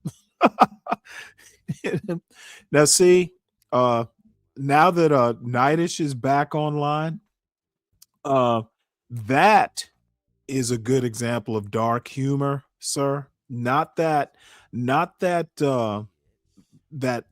tepid bullshit you think is dark humor. Manosphere talking about El Mencho's girlfriend selling him out is dark humor. Not what's his name? That Patrice O'Neill, not dark humor. Stanley Cross's joke, dark humor. So let me know if you need details. So let's see. So the analysis, and I actually thought this before I even saw this New York Times opinion piece. Mexico is indeed caught between Trump and a hard place. Getting rid of El Mencho has just caused death and destruction, apparently. Those Americans that were in the news that are trapped in Puerto Vallarta, think they had to charter a private plane to get the hell out. So El Mencho's gone, but boy howdy, his allies are just wreaking havoc in revenge. Mexico is caught between Trump and the cartels. This article is by Jack Nickus and read by an automated voice. El Mencho was the biggest kingpin left. Nemesio Oseguera Cervantes had evaded capture for 2 decades, outlasting his rivals El Chapo and El Mayo, and building his Jalisco New Generation cartel into Mexico's most powerful criminal organization. Then, over the weekend, his run came to an abrupt end, in part because of a romantic rendezvous. The killing was a clear success for the Mexican authorities. The timing, however, seemed to be telling. President Trump has been loudly and repeatedly demanding that Mexican officials dismantle the cartels that have amassed fortunes by sending drugs across the border. If they don't, he has threatened, the U.S. military may do the job instead. Those threats appear to be having an effect. President Claudia Sheinbaum of Mexico has overseen one of the most aggressive offensives against the cartels in more than a decade. On Sunday, weeks after Mr. Trump ordered a military intervention in Venezuela and warned that Mexico was next, Ms. Sheinbaum took another bold swing. She authorized Mexican forces to take out her nation's most wanted criminal, using intelligence provided by the United States. The killing of Mr. Oseguera shows how the tense interplay between Mr. Trump and Ms. Sheinbaum, 2 leaders with starkly different styles but an unlikely camaraderie, has fundamentally reshaped the U.S.-Mexico relationship, particularly on security. The pressure that Trump has put on her administration has been a force she's taken advantage of, said Carlos Bravo Regidor, a Mexican political analyst who studies U.S.-Mexico relations. She wanted to change Mexico's security, but Trump came at a very interesting moment to push her in that direction. Yet, Mr. Bravo added, Ms. Scheinbaum is also playing with fire. I don't know if she wanted to go as far as she's going, he added. This is clearly putting her administration under a lot of stress, and there is a big question now of what are the Mexican state's capacities to govern the consequences of this operation. Like with the mythological monster the Hydra, cutting off one head of a cartel often spawns many more. Killing Mr. Oseguera unleashed a wave of shootings, arson, and blockades across the country, and now Mexicans are bracing for even more violence ahead, as competing factions jockey for power and confront the government. It is a cycle Mexico has lived through many times before. It is also the latest example of Mr. Trump's growing impact on Latin America. Venezuela, Cuba, Colombia, Argentina, Honduras, and others all can attest. In her daily news conference on Tuesday, Ms. Scheinbaum pushed back on the notion that she was acting in response to Mr. Trump, calling any speculation about that almost laughable to read. Ms. Scheinbaum has consistently sought to set boundaries with Washington, just as Mr. Trump's wish to strike Mexico has become a regular part of his rhetoric, so has her refrain about protecting Mexico's sovereignty. On Monday, she repeated the limits on the American role. There is no participation of U.S. forces, she told reporters. The understanding with the United States is based primarily on the exchange of intelligence. Ms. Scheinbaum confirmed that U.S. agencies provided intelligence for the operation against Mr. Oseguera, and the New York Times reported Monday that critical information came from the CIA.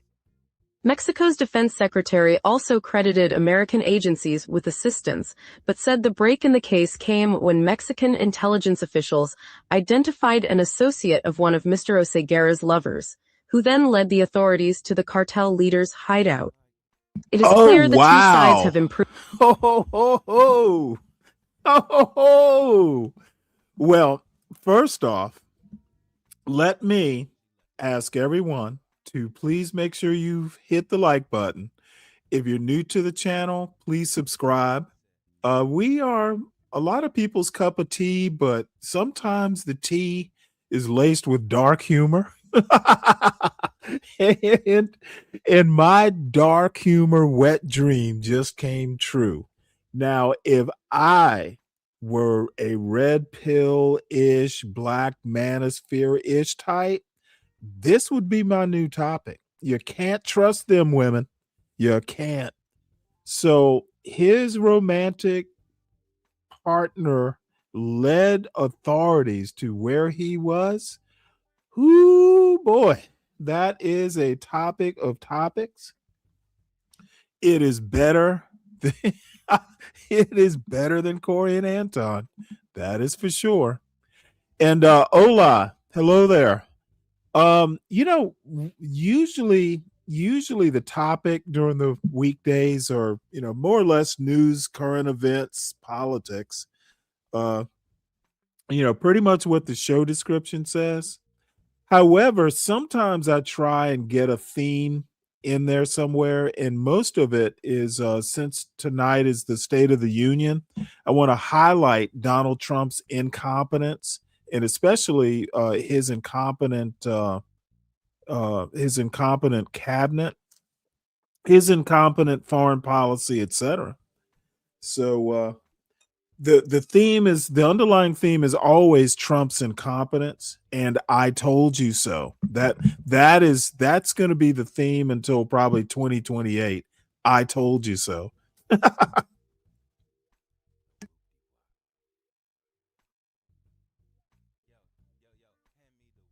Okay, let's see.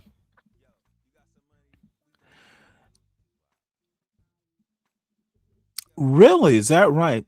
You keep up with this sort of stuff, huh, Clarice? Interesting. So he was actually kind of like I don't know, like a godfather type figure where he kind of, he was first among equals, huh? Interesting. Well, that bleep, that bleep got him back. That's for sure. I bet he'd done her wrong, or she was a woman scorned. I would love to know more about that particular uh, facet of the takedown. All right, well, let us shift gears, but we'll stay kind of in the vicinity. My newest favorite newspaper, the Los Angeles Times, says Newsom pushes back on fake outrage and racism allegations from the right. And let us play this. This will give me a few minutes to drink some water here. Newsom pushes back on fake outrage and racism allegations from the right, by Taryn Luna. This article is read by an automated voice. Governor Gavin Newsom on Monday sharply criticized fake MAGA manufactured outrage over his comments about his low SAT score in Atlanta Sunday during his national book tour. Conservative commentators, Trump loyalists, and right-wing media outlets accused the California governor and potential 2028 presidential candidate of disparaging Black Americans when he was discussing his struggles with dyslexia. First MAGA mocked his dyslexia, and now they're calling him racist for talking about his low SAT scores, said Izzy Gurdon, a spokesperson for Newsom, in a statement. The governor has said this publicly for years, including with the late conservative commentator, Charlie Kirk, and dozens of other audiences. During a conversation with Atlanta Mayor Andre Dickens, who is a Black politician, Newsom was asked what he wanted the audience and readers to know about him. The governor, in a long-winded response, said he wasn't trying to impress anyone, but press upon you, I'm like you. I'm no better than you, Newsom said. I'm a 960 SAT guy. The governor continued to discuss his dyslexia and struggle to read. Right-wing personalities pounced. President Trump's political operation accused Newsom of calling Black people dumb. Former Fox News personality Megyn Kelly declared that the comment would haunt him forever, and Republican Senators Tim Scott of South Carolina and Rick Scott of Florida belittled the governor. Rapper Nicki Minaj, an outspoken Trump supporter, criticized him too. Gavin Newsom thinks a 960 SAT makes him like Black Americans. Let that sink in, Fox News commentator Sean Hannity posted on the social media platform X. Newsom offered a profanity-laced retort to Hannity, accusing him of long ignoring President Trump's racist remarks and social media posts, then feigning outrage at Newsom's remarks. You didn't give a shit about the President of the United States of America posting an ape video of President Obama, or calling African nations shitholes, but you're going to call me racist for talking about my lifelong struggle with dyslexia? Newsom posted on X, spare me your fake fucking outrage, Sean. Gordon pointed out that Newsom was speaking to a mixed-race audience during the conversation with Dickens. Dickens also rejected the allegations that Newsom was being racist. Take it from someone who was actually in the chair asking the questions. Context matters more than a headline, Dickens said on Instagram. The conversation around his new book included him speaking about his own academic struggles, including not doing well on the SAT. That wasn't an attack on anyone. It was a moment of vulnerability about his own journey. Sunday's event wasn't the first time Newsom has mentioned his SAT score. The governor has cited his performance on the test many times in conversations about his dyslexia and issues with self-esteem growing up, including during an interview with The Times about his new memoir, Young Man in a Hurry, earlier this month. Come on. I'm a 960 SAT guy, governor of the fourth largest economy in the world, Newsom told The Times. I'm a guy, with sweaty hands as described in the book, who can't read a speech, and I'm governor. I'm talking to you. Come on, the whole thing is sort of fascinating. Well, as it turns out, I am not a Gavin Newsom fan, but I happened to have watched the first 29, let's see, this says 26, probably about 29 minutes of that conversation. I started from the beginning of it, and I'm afraid that the right is, basically to the Sean Hannitys of the world, he who dealt it, smelt it. It did not come off racist at all. And I am a Georgian. And as I said, I'm not particularly a fan of Gavin Newsom. Now, my one criticism is he might be too comfortable. He might be too comfortable when he's talking to Mayor Dickens. However, sorry, did not come off as racist at all in context. And again, I watched it from the beginning. So I'm going to play the offending part a little bit before the offending part. But no, these two guys were like acting like they were old friends, and maybe they are. So you be the judge, folks. Lives that you had together and the tough decisions you made and the risk that you had to take, and even growing up with dyslexia and all that, like, what do you want us to take from that and where you are today? That like so many folks, I put a mask on and my face was starting to grow into it. I think Oliver, well, I think it was maybe Oscar Wilde who said, the first act in life is we all strike a pose. The second act, no one knows. You got to figure it out. I'm in the second act. And I talk about that. I was trying to be someone I was not. It wasn't that I was inauthentic. It just, I wasn't who I am. I sweaty hands, nervous, just trying to put on a facade. And I walked through that journey and what that gave me, the opportunities and privilege, but what it also took away and who I was becoming. And my mom saw that. She saw those cracks in that mask and she challenged me. And so it's a story about resilience, redemption. It's a story about humility and grace. I think it's a very human story. I'm not trying to be someone I'm not. I can't do that anymore. I tried that for a long time and I wasn't happy. I say to kids all the time, learn from, don't follow others. Your expression's unique, nobody else has it. And I've really just, the way we're doing, some of you may have seen some of my social media.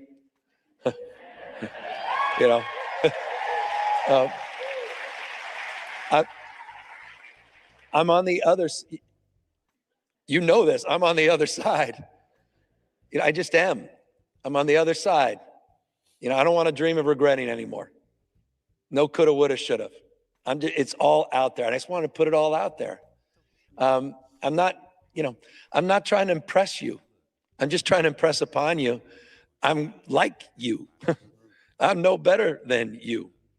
I'm a 960 SAT guy. And I'm not trying to offend anyone, trying to act all there if you got 940.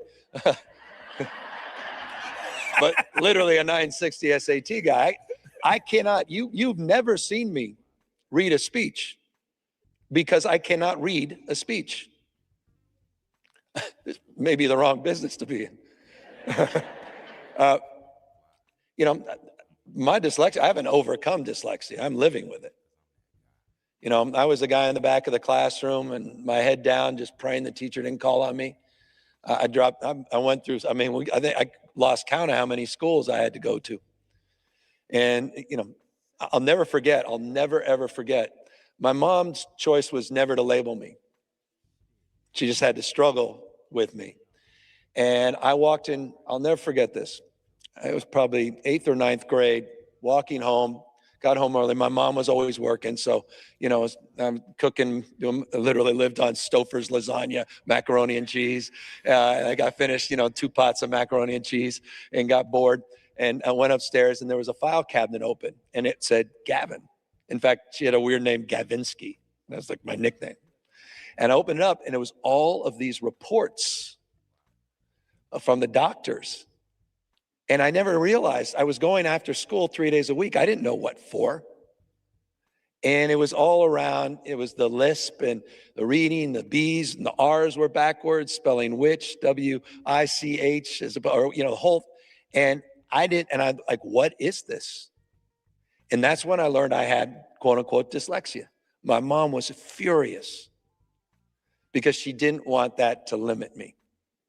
She didn't want that to be an excuse. But it was freeing because I never understood why it was so easy for my sister and why I was struggling. But I also never, and this is the long-winded point, I also never knew how much she was struggling trying to raise me. And you talk about that children's book. I wrote a children's book for kids with dyslexia because I was reading every night to my kids picture books, and I realized that 2 of them have dyslexia. And I don't know what was worse, for them or for me. And I immediately thought of my mom. And I never, ever saw her struggles through that lens. And so I wrote a book. And by the way, this book, it's an ode to my mom. It's a composite of my mom. There's a letter on the back of the book to my mom. The school, the number of the school, the door is the day of her death. And it's really a composite and love letter for all that she did to get me through this. And so I'm here because of that grit. I'm here because of that resilience. And I imagine it's a story for many of you that we share. And I'm also here because of dyslexia. What a gift. What a gift it is to not have to read a script, but to be able to read a room. All right. All right. Well, the link to this, I believe, is in the show notes if anybody wants to see the whole thing. The whole thing's about an hour and 20 minutes. And by the way, Gavin Newsom has a YouTube site or YouTube page. That's where this is streaming from. So, like I said, I tend to kind of, if I think you're a racist, I'm not shy about expressing that thought. Now, I just don't get that vibe. And like I said, if anything, Gavin Newsom might be too comfortable. I would much rather a little bit of less familiarity. But again, he may know Andre Dickens. So, I'm not gonna criticize because I don't know. So we will switch gears right quick. Meta announces major chips for stock deal with AMD. The multi-billion-dollar deal is AMD's latest move to catch up to NVIDIA in the lucrative world of selling artificial intelligence chips. And Meta is willing to help out. Good for them. 1 second here.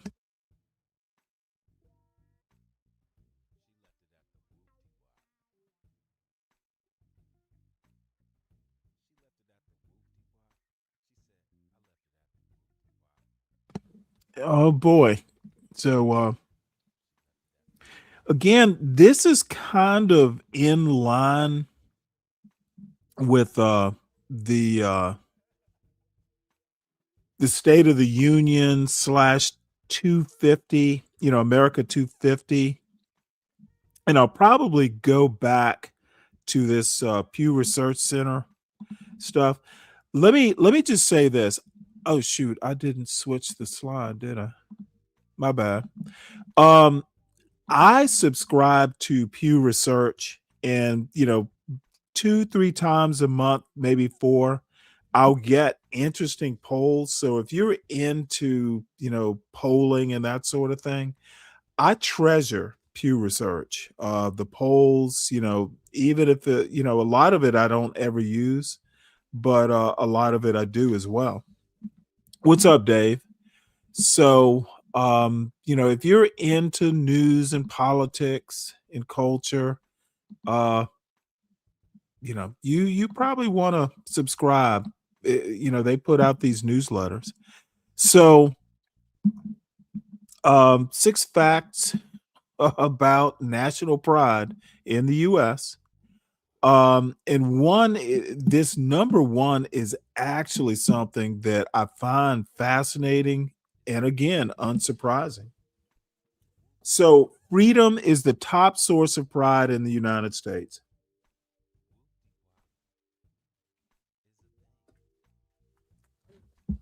Excuse me 1 minute, folks.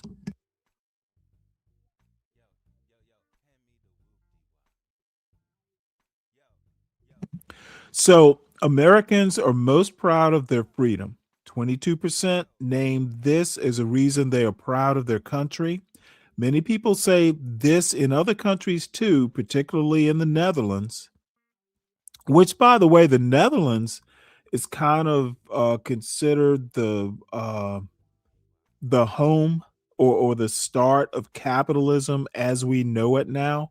And I don't know the history that well, but I thought I'd bring that up because the US is like capitalism mecca, and that it started in the Netherlands, and the Netherlands is kind of up there too, in considering freedom a thing. Let's see. So in the Netherlands, Sweden, and France are particularly high, but the U.S. is the only surveyed country where freedom is the single most frequently mentioned source of pride. One 52-year-old American man said that he is proud of strong free speech, freedom of assembly, freedom of religion, and general civil liberties, highlighting the range of freedoms that many Americans take pride in. Actually, it's not a range. All that's in the First Amendment. There are 26 others. So, and there are 10, in the Bill of Rights, 9 others in just the Bill of Rights. So, number 2, when asked what makes them proud of their country, 1 in 5 Americans, 20%, 20%, Americans offer something negative or critical instead. Some Americans say they don't feel proud of the U.S., including many who say they were previously proud of it but no longer are. In only a handful of other surveyed nations, including the United Kingdom, Spain, and Nigeria, do people express as much or more negativity as Americans do on this question. Wow. For more, read Where and Why People Aren't Proud of Their Country. I'm going to open that in a new tab and won't talk about it today, but it will be interesting to follow up on.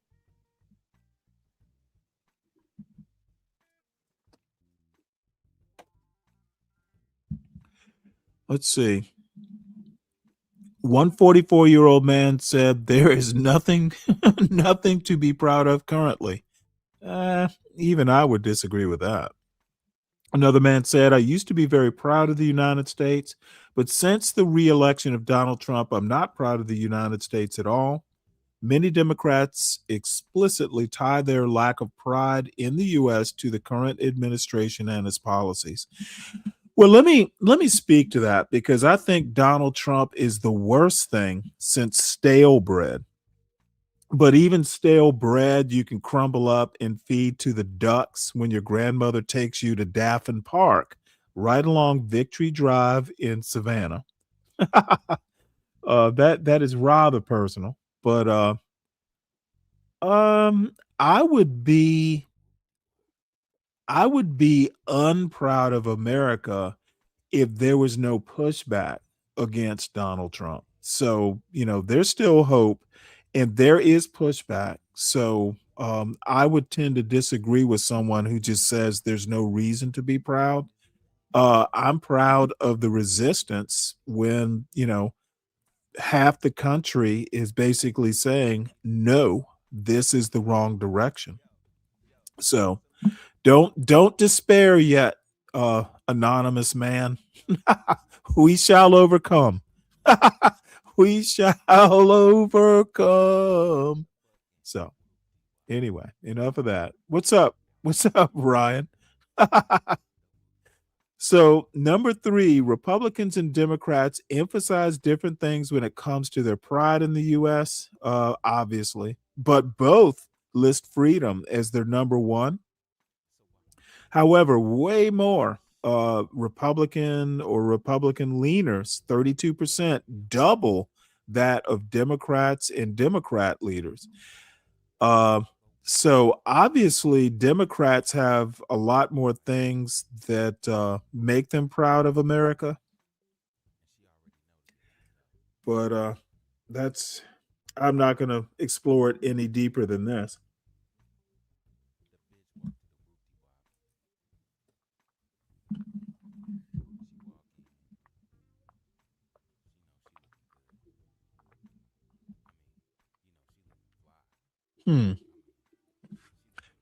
Now, this is interesting. For Democrats, diversity and multiculturalism rank among the top sources of pride, but not the same is not true for Republicans.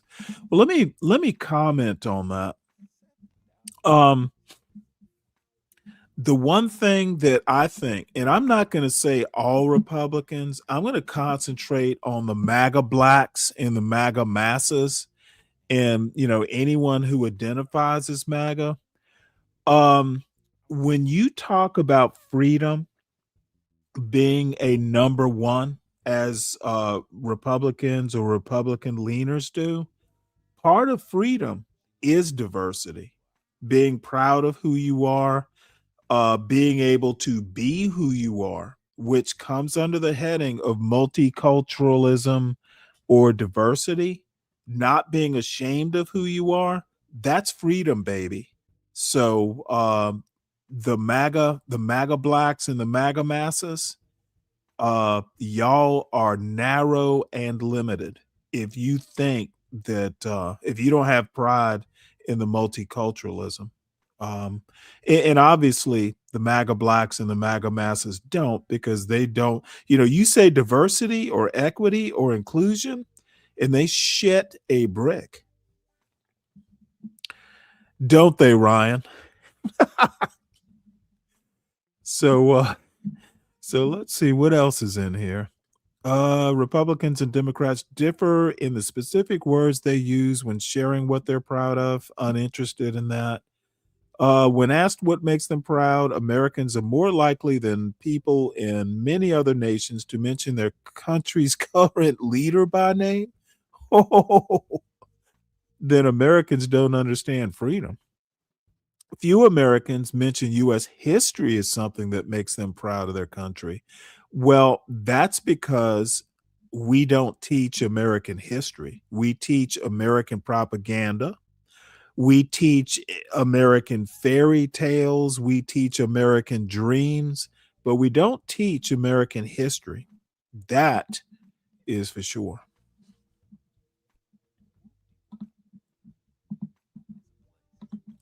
So let's see here.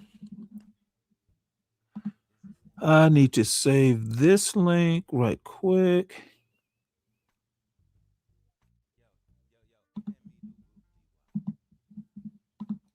And I guess I need to drop the link since Ryan's here.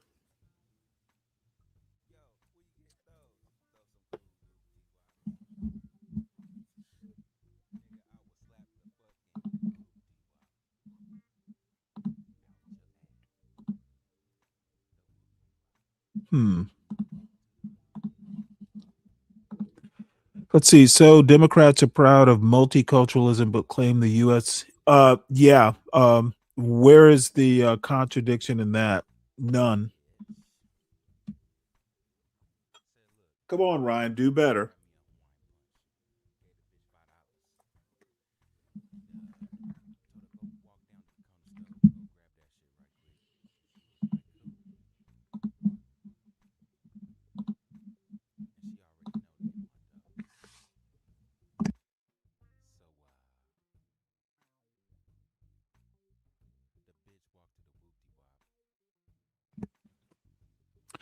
Interesting.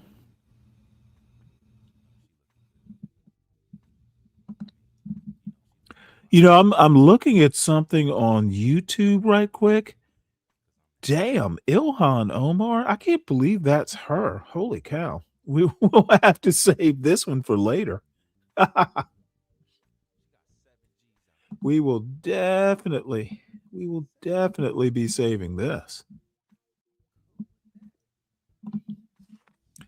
All right, so I was actually going to do this this Timothy Snyder, Paul Krugman thing video. I don't know, maybe we'll watch a little bit of it, but they're going to talk Ukraine economics in our political moment. And I don't know that I want to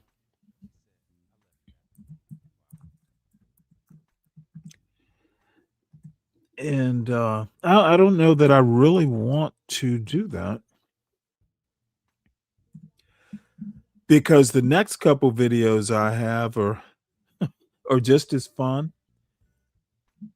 However, let's see, why am I not able? There we go.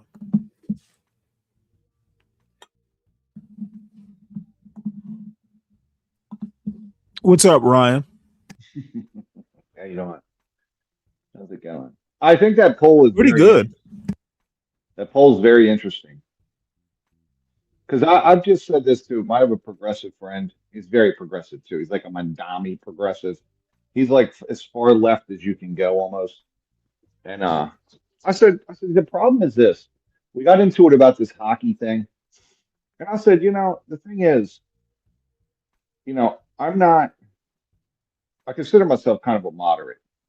He's definitely far left. I said the problem with the far left is you would root against the country. You'd root for China if it's against Trump. You'd root for Hitler if it's against Trump. Like they'll just root. They have to root against anything that, even if it helps America, they don't care, as long as it hurts Trump. And I have a problem with that, because even when Biden was president, I was rooting for Ukraine over Russia, but it seems like the left, the Democrats, not the moderate Democrats, the progressive Democrats, are very unpatriotic to me. And they got this idiot kid that doesn't have teeth. He's all happy to just win the Olympics because America loses the Olympics to Canada in hockey every time. And it turned into a political thing. He doesn't know who Trump or Kash Patel or these idiots are. He probably doesn't give a shit. Like most Americans don't care. So ultimately, though, they're like trouncing him like, oh, Kash Patel. Kash Patel may be using it politically, but he's not. He's just some schmo with no teeth. So anyway, that's my view on this. As far as patriotism. Okay, well, let me help you out here. Go ahead. I'm sorry. You have mentioned Kash Patel. You have mentioned Donald Trump, but you have not mentioned the United States. So my question to you is patriotism a person that you're loyal to, or a country? Oh, it's the nation. Because I have not heard you say United States. Yeah, of course, the United States. I love the U.S. Okay, no. I heard you mention Trump, and I heard you mention Kash Patel. Hurting Trump or helping Trump really has nothing to do with patriotism. Well, I was responding to the poll that said that Democrats are unpatriotic, which they are. And I would tend to say that so are MAGA Republicans. Well, I would want to know why. I think the GOP is more. Their symbol's the flag. Okay, I said MAGA Republicans specifically. I was very specific. Okay. Want to know why I think so? Well, yeah, I'd like to know. Well, the Supreme Court literally just said what Trump was doing was unconstitutional. I think that MAGA Republicans are willing. They are willing to go. You swear an oath to uphold the Constitution, okay? And Trump has done none of that. people who support Trump, in my opinion, support someone who will just ignore the Constitution. To me, it is MAGA that is un-American and unpatriotic. So, just because they are shedding all over the Constitution. No but other the reason. poll says Democrats and Republicans, not Trump and anything. Okay, I don't care about the poll. I'm talking about my opinion. Well, listen, I would say when that when you tell someone that they can't exercise their Second Amendment right, to be stupid, quite frankly, but there is a Second Amendment. You can't tell American citizens you can't carry to a protest. The you can in the state of Maryland, apparently. The Second Amendment says nothing about protests. Well, in Maryland, it's illegal. So maybe not in Minnesota, but in well, Maryland, you know what? Somebody's going to sue for that. Well, I wouldn't say that whoever passed it is not pro-America. I think that specifically with the poll, MAGA is MAGA, right? And I think the far progressive left, you don't feel that the far progressive left is Democrat, do you? Don't you feel that they're crazy? Do you want to associate yourself with them, with the Mandamis of the world? Or would you say they're just Democrats? Stan? Hello? I think you're muted, maybe. Hello? Maybe I got kicked off. Maybe someone. Can anyone hear me? Oh, I'm sorry. I was muted. DSA. Okay. And if you're to the left of DSA, you are the equivalent. There is a left MAGA, and it's called left of DSA. Okay, I think DSA is MAGA. Hold on one second. The populists are the problem. You don't think the DSA, there is party of Mandami is MAGA? So okay, let me. Mamdani is not as left as the right wants to make him out to be. So you mean you don't think that he's a socialist? Okay, there's nothing wrong with being a socialist. There's nothing un-American about being a socialist. You got to do more study about what socialism is. Okay, socialism, basically the first people to be called socialists were Americans. Okay, I think the biggest socialists in the United States are actually the oligarchs who want to basically privatize profits and socialize losses. I think that's about as socialist as you can get. It doesn't make any sense to you. It absolutely makes sense, and you know it does. Okay, well, give me an example. Back in 2008, the bailing some of these car companies and some of these mega corporations out, that was about as socialist as you can get. Donald Trump, socialist. Now, some of the things that Trump when the U.S. government is acquiring part ownership of a big corporation, how is that not socialism? I fully agree with that. You're right. Okay, well then don't tell me you don't understand why I think the oligarchs are the biggest socialists. They make the left look like peanuts. I don't agree with that. I think that, okay, well, you don't have to agree, but tell me I'm way off. I don't like some of the things Trump has done, but Mandami wants to flatten out.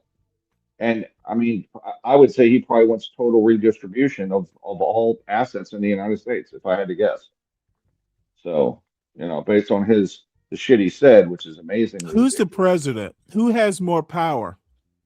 Donald Trump, the socialist, or Mamdani, the mayor of New York, as a socialist? I don't think Trump's a socialist. I think he's done some stupid stuff. Okay, I'm sorry.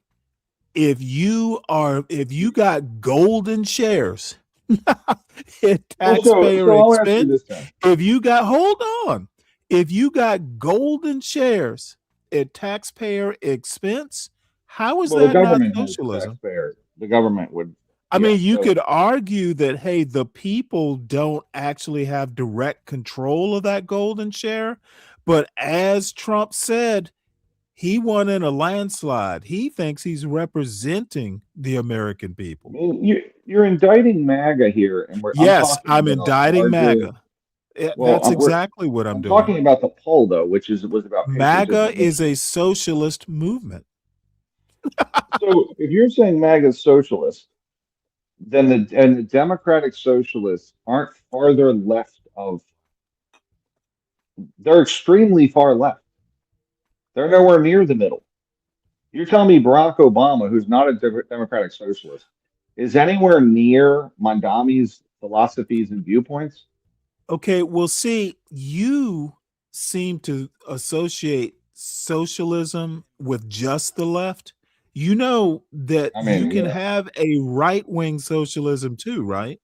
Well, they say Hitler was a right-wing socialist, so I think he was a fascist, not so much a socialist. But there is look at his so much. economics. I mean, amazingly, There is so much. There is so much horseshoe theory. Yeah. And none other. Do you know who Jonah Goldberg is? Yes. Okay, well, he He's a former literally, and conservative, or he's a former liberal, now conservative, now libertarian. I know who he is. He's with the Dispatch. I actually watch the Remnant or whatever they call it. Yeah, the Remnant. That's right. So here's the deal. I think he writes for a reason too. I think.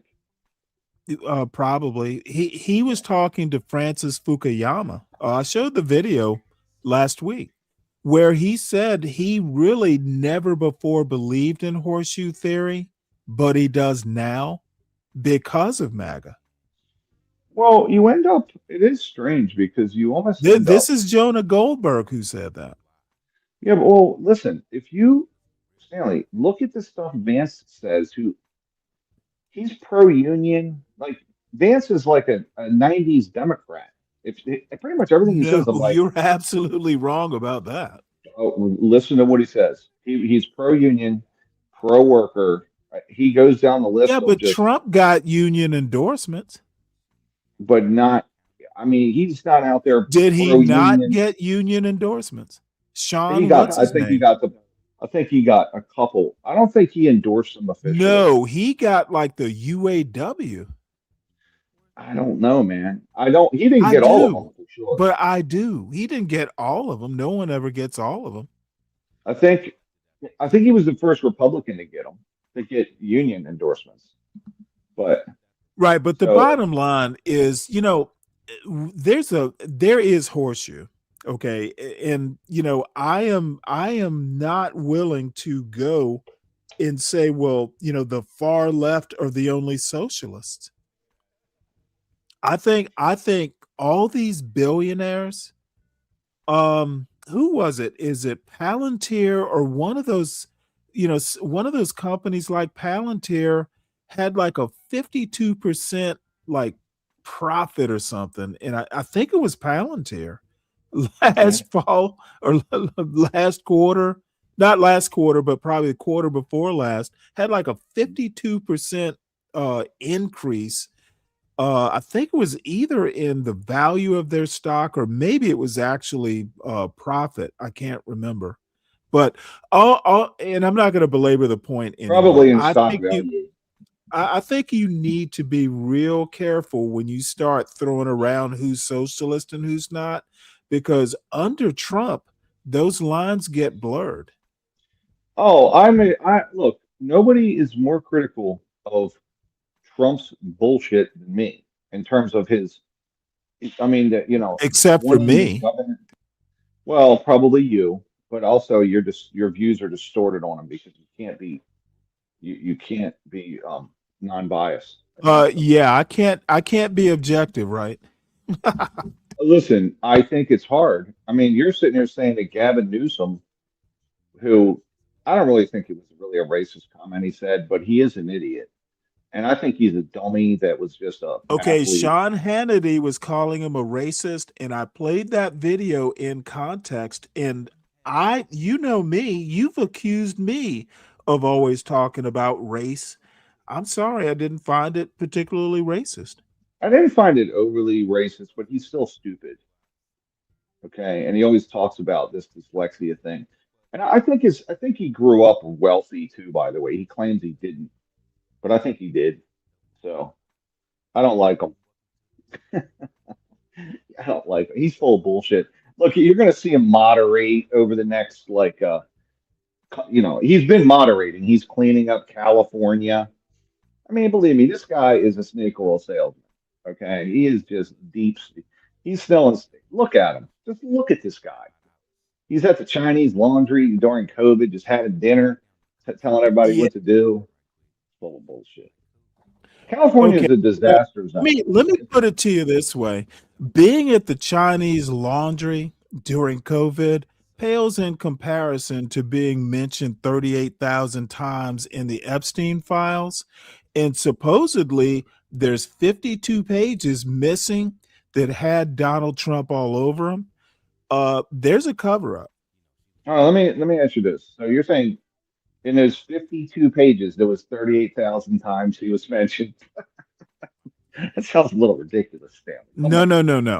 Go on. Go. 38,000 mentions of Donald Trump, but there's 50 some pages. I think I said 52. It might be 58. I can't remember now, but it's over 50.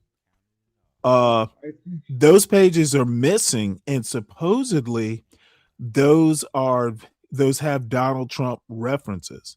38,000 in what we got, 50 some pages missing specifically, and who knows what's in them. Now this is NPR reporting this. Well, there you go. That's the most liberal. I'm sorry, reporting. I They am not defended going to him. dismiss that. The pages are missing. Well, okay, they're going to recover them. You'll find it's a nothing burger like it's been. It could very well be, but you know what? Why fuel conspiracy theories when you could just give the pages up and come what may? I would have liked to have seen it out there on the street in 2018 when the story broke, and at that time the Republicans were peddling it, and I was like, sounds like bullshit. Sounds like Benghazi or something. That's just going to be nothing in the end. And now it's about Trump, Epstein. Before it was about who was it? Bill Clinton and fucking Jeff Bezos or some shit. I'm like, it's always the same. Hey, by the way, how Okay, many so people you're willing to dismiss Trump being mentioned in the Epstein pages like it was nothing at all? No, I know and you also seem to be saying that Gavin Newsom at the French Laundry during COVID is a bigger deal than the president of the United States being mentioned all those times with a convicted pedophile. I don't look, from the stories I've heard, I don't know all the stories about Epstein, but all the people, supposedly Bill Clinton went to his island 30 times. Okay, it doesn't mean he did anything wrong, right? I don't think did Bill Clinton has he been proven to do anything wrong? Even Prince Andrew, what's he been proven to have done wrong? Okay, well, Nothing. he's accused of giving Epstein trade secrets. Who has Prince Andrew? Yes, he's been arrested. Okay, so maybe they have evidence. Arrested. I don't know that he's in jail, but what he kind of was trade booked. secrets could he have, though? I don't think he doesn't. What's his job? He was a trade representative. And by the way, the guy who is ambassador to the United States, who just got fired like in the last year because of it, he's been arrested too. And the charges are misconduct in office. It is very weird how many connections that Epstein has. Like he was a rainmaker. That's what they do. I don't know if was he like a fixer or what was he? A rainmaker. I don't know what that is. He would put people together. And look, the one thing I will say is Donald Trump wasn't in any office at the time. Bill Clinton, I don't think he was in any office at the time. So, misconduct while in office, that's kind of a big deal. And all I'm saying is that please don't be accusing Gavin Newsom of, the French Laundry thing. As far as I know, Gavin Newsom hasn't been mentioned in a known pedophile's papers. No, I don't think he has. But I Donald will tell Trump you, has. but I can't believe how many And not people only I'm that, how many pictures of Donald Trump and Melania with Ghislaine, and look, it's all unseemly. Just what's don't be amazing is making how many don't be making comparisons they're because having a big they're all party up there that no one's invited to. I'm not. yeah, and that's fine. You These don't people want are to be. You no, don't I want don't to want to be. be, but I'm just amazed at how many fucking like, dude. He's Why like would it's you like be President. amazed? I just didn't think that this guy over 30 years. I mean, there's very few world leaders he's not associated with in some way or he's talked to. And I was like, all right, so he just raises money for charities and he knows accounting in and out and blah blah blah. But it's like, like where people use them to money launder, I don't know. He's just it's almost like it's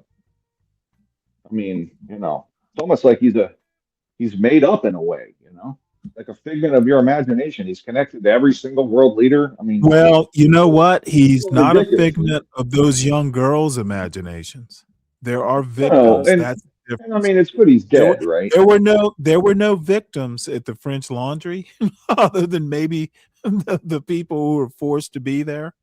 Uh, there are victims in this Epstein thing. That's So, what makes it such a big deal. well, so here's another question I have because everyone's No, talking. hold on before you go on to questions. Okay. One of the problems is that Donald Trump, you'll never convince me Donald Trump didn't have an idea of what Epstein was up to. So that is the difference. Okay. French Laundry, yep, shouldn't have been done. Bad look. But there were no victims. There were no young girls who are victims of some sort of essay type, crime. And there have been 2 people convicted, and there probably should be more. So I'll just say So this. association with a PDF is a big deal if you are president or in some elected office. That's Well, just how it is. let's take Bill Clinton, right? Because I think Let's not. why not? He Let's just take he him as was an example. he was a former president. He should have never been doing what he was doing. Well, Let's but just let's be let me objective. frame this. I think Ryan is Okay, scoring some points here. what you need to do, Dave, is hold on a minute. Now I just find it interesting. He's scoring points, and you're just Okay, what blocking you it like need to do, his Dave, points aren't what you relevant. need to do, Dave, is hold your Uh-oh. horses. Okay. Like so, let's just work with me through this. I want to talk through it. Okay. Let's say I'm him, right? I have an island and I invite people there for business and for all this other bullshit that he did, right? Why would I want to include all these extra people in my criminality, especially the shameful criminality that he was involved in, right? Like, I mean, what he was doing was horrendous, right? Well, let me answer that question. Why would you want other people to know, like, hey, Bill, former president, come do this thing I'm doing? These are people with proclivities, and you can loop them in, and they're your get out of jail free cards. Dude, I don't. Oh, I come mean, on now. I would think he would want to keep it a secret instead of including others in his. Like, hey, I'm a big pedo. Like, you think that's what like, hey guys, guess what? I'm a huge pedo. Come join me. Look, let me give you a good example. It's not logical, right? Okay, no, it is perfectly logical. If you don't think you're doing anything wrong. Well, he knows he was doing something. That's where the malignancy comes in. These people think they're above the law, much like Donald Trump. Donald Trump literally doesn't think he's doing anything wrong because he thinks he's in a position of the type of power that, hey, I'm president of the United States. I can do what I want to do or what I think I need to do. Okay. And that's not the case, but Donald Trump thinks that. Same thing with someone like Epstein. They just think the rules don't apply to them. Bill Gates, same thing. And those rules may not even be like the legal system. The rules are if you get married, you don't cheat on your wife and do all these things that Bill Gates that wound up with. There are always going to be rules, no matter who you are, no matter how rich you are, no matter how powerful you are. There are always going to be rules of some sort. And that's what people like Donald Trump and Epstein and others don't. You're always going to answer to somebody, even if it's just your wife or your kids. Well, I think most normal people do, right? I mean, you know. Okay, well, do you think Donald Trump isn't normal? Or I'm sorry, not normal, because he's obviously not that. I mean, ordinary. He puts his pants on one at a time, or his one leg at a time. He's But so shit. you think He gets mad. He's human. He's not superhuman. I would agree with that. But so you think that all these people that would go to that island knew of Jeffrey Epstein's Yes. behavior? Everyone knew he was Not doing it. all, but when you live next door, have you heard Howard Lutnick talk about it? Because Lutnick lived next door, at least sometimes part-time, because Epstein had several houses. But have you heard Howard Lutnick, the guy who's labor secretary, I think? I've heard him talk about various trade deals. Okay, I'm talking about he lived next door to one of Epstein's houses, and Epstein invited him over for some reason or another. And the story goes, oh yeah, I saw this massage table in the dining room and I had to get out of there. Oh, I did hear that. I heard it was weird. Yeah, I heard it was weird. But it turned out after that, he went to Epstein Island with his family, for God's sake, for lunch. Lutnick did? Yes. See, I thought about this too. And I want Dave to chime in. But is Dave gone? Oh shit, he left. Yeah, he may be back. Well, sorry, Dave. I didn't mean it. I wasn't trying to not, we love you. Come on up. But no, this is what I think. So he gets convicted of this thing in like 06, 07, 08, something, right? But if you think about it, he's a New York socialite. He probably put it out that it was a false conviction, of course, right? He really didn't do it. He was framed, some shit. And then when all of a sudden all of New York starts hanging around with him again by 2012, 2013, you think, well, maybe it was a false conviction because everybody's hanging around with Jeffrey again, right? So it's like it's kind of weird because then you have this, like, is he or is he not type of thing, right? Because if everybody that you know in your circle is hanging around this guy, then you think, oh, okay, oh, he came up to referee. Look at Dave. So it's got to be a strange thing, Like I can't hammer Bill Clinton. Maybe he was just trying to get money for charity, right? I don't know. I mean, there's no convictions. Has he been accused? I don't know. So I don't know. I have a problem with the Epstein files because I think a lot of it's just bullshit. Right? Doesn't make sense. That's my view. So I know that it wasn't a story in 2018 and nobody cared other than MAGA, and now all of a sudden the Democrats care, and now they both care and they want the files. Okay, I read this. No one's going to jail. Hey, no one's going to jail. Yeah, a lot of these people were in contact with Epstein after the conviction. Okay, and I'm sorry, there's no such thing as a false conviction unless the conviction gets overturned. Look at Aries Roman with this dumb comment. White supremacy is defending a pedo. That's it. Yeah, okay. Don't mind him. He's over in England. Well, yeah. Sorry, Mississippi's doing better, Aries. So work on your literacy, please. I don't Aries. I've known Ryan for a while. He doesn't support that sort of thing. Okay, it's more a political thing. Well, no, it just doesn't. You know, I don't think anyone's going to go to jail over Epstein, and I've heard about it for No, years. and I suspect that No one's some going to jail. should.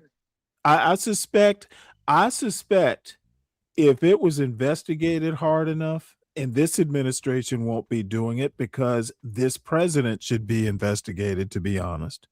But again, this all happened before he was president. But I find it rather odd, and maybe you would call a coincidence, that someone like Ghislaine Maxwell, after talking to the number 2 at the Justice Department, all of a sudden gets moved to a place she's not.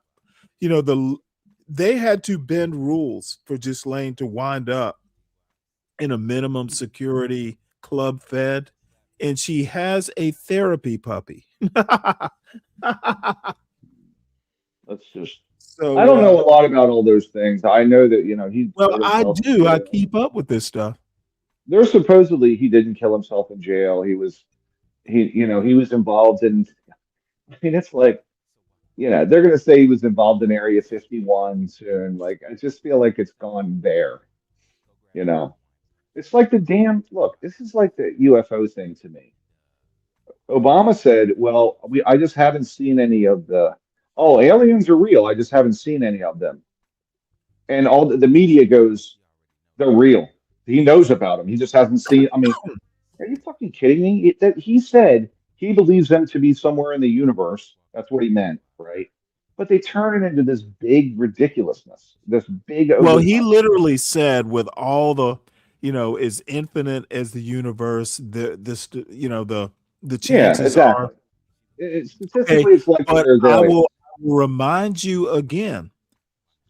The difference is there are tangible, provable victims of all this. I agree. That's the difference. No one is going to be a victim that we know of Has Obama. Has anyone said that Clinton, Bezos, Trump, or any of these people have done anything to them? It's irrelevant. George Washington more or less said, "You are the company you keep." So I'll just stop it there. Well, I don't. okay. I don't want to go on all night about who's been accused of what. All I'm saying is that we don't know, and probably will never know, the extent of some of these dealings. Who knows? I guess I see it like I know some of the victims have made some disturbing allegations. You see, I'm with John Stribez. Yeah, well, John is hardcore MAGA, so I see what he's typing. I just ignore. No, he said Epstein files are mostly distractions and bullshit that can never be proved. It's like Benghazi. It's like, what was the other thing, Stanley? The Russia collusion, all that. Like, that was all bullshit too. It just, nothing ever came of it. 4 years of hearings, and I disagree about the Russia stuff. What do you think? Do you think again? Well, the only thing I know for sure is Donald Trump Jr. met with a Russian who was a little bit sketchy. It was a she, and I'm not going to get deep into it because I don't particularly care, but it's just kind of weird that Donald Trump Jr. is meeting with people he probably shouldn't have been. So what I am going to do is move on. And speaking of the company you keep, this is that dude who was up for some hold on one sec. I can't remember. He was up in front of Congress, being vetted for something. Jeremy Carl.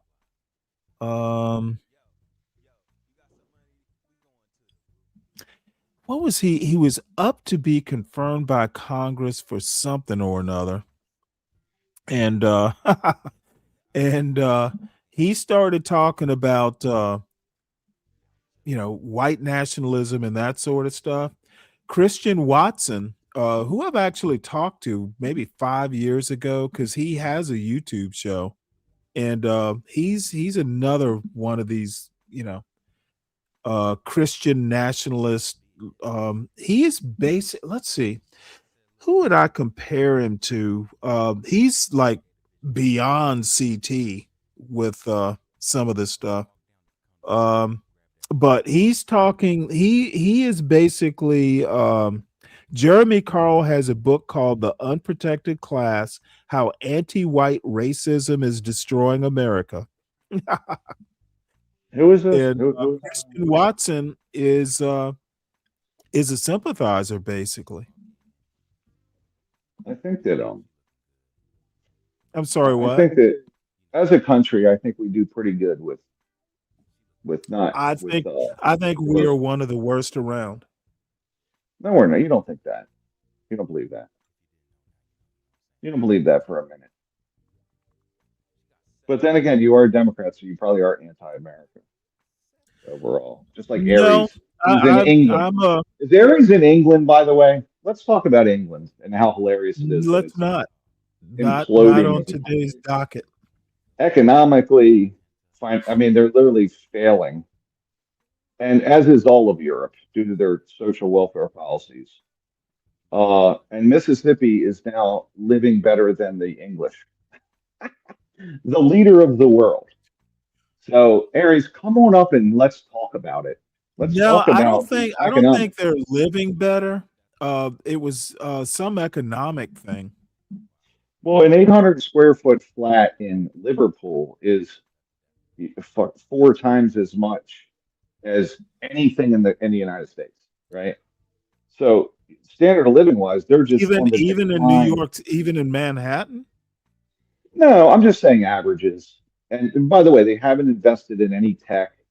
Okay, Their well, if you're largest companies talking are just Liverpool, pathetic. you're comparing Liverpool to like a U.S. national average? No. So I just read something. I think we talked about it, right? I think didn't we talk about Mississippi? The standard of living is now higher than the Great British Empire than England. We read that. You and I both read it one day. Yeah, it was I something. think it was to in the that effect. Times. I remember.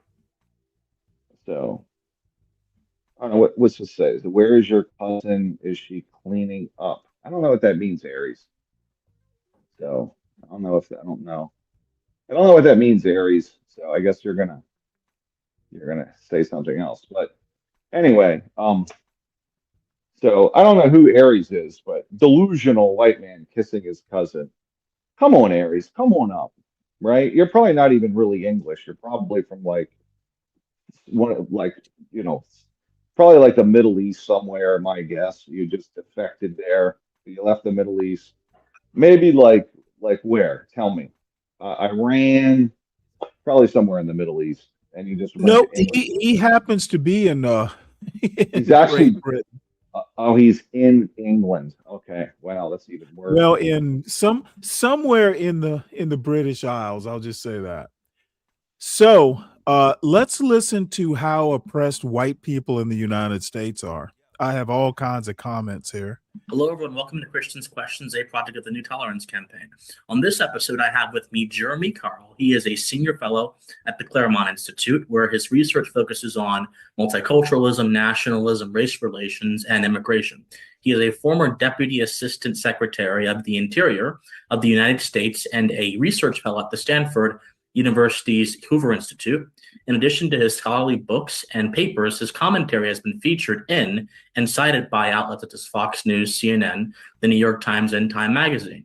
A graduate of Yale University and the Kennedy School of Government at Harvard, he lives in Montana with his wife and children. What a very impressive resume. How are you doing today, Jeremy? I'm doing great, Christian. Thanks for having me on. Absolutely. So today I want to talk primarily about your book and on the topic of anti-whiteism as it impacts America. So just to give the readers, the viewers rather, a start, how would you define anti-white racism, which is a topic we talk about a lot? And secondly, to that question, how do America's institutions push it, if they push it at all? Sure. Great. And thanks for asking. And I should sort of mention, because I didn't give it to you in the intro, the title of my book is The Unprotected Class, How Anti-White Racism is Tearing America Apart. It came out earlier this year. The institutions really push it in a variety of ways. It also depends on whether it's a public institution or a private institution. And just to be clear, also kind of to set the guidelines for ground rules sort of for folks here who are not familiar with my work or my book. In no way, of course, am I suggesting that anti-white racism is the only type of racism in the United States today, much less historically. I mean, obviously, clearly that's not true, right? So in Hollywood, you have a thing where you don't really have sort of formal anti-white discrimination, and obviously characters are portrayed in a variety of ways. But what I actually show in the book, using actually a lot of primary research from left-wing scholars, is that in fact, on average, minorities are portrayed much more positively in Hollywood than whites, and this has actually been going on for decades.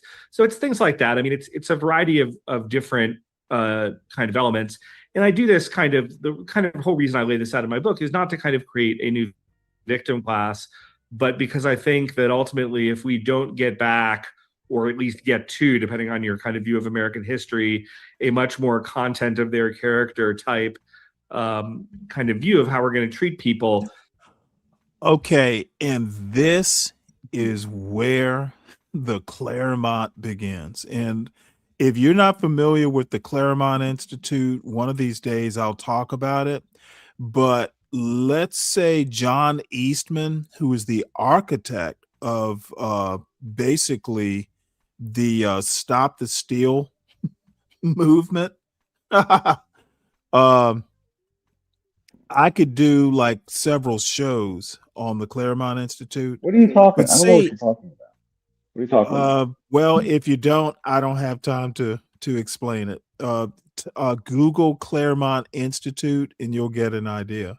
Do you think this is a far right idea? This guy literally says, well, this guy's a part of the Claremont Institute. That's why I bring it up. This guy says we need to get back to the point, or get back to the point to where content of character is like the measure of judgment. And my question is, when was that time? And maybe he'll get into it, but there has never been a time where content of character was like the number one So way. you think it's a bad idea then? You disagree with it? What?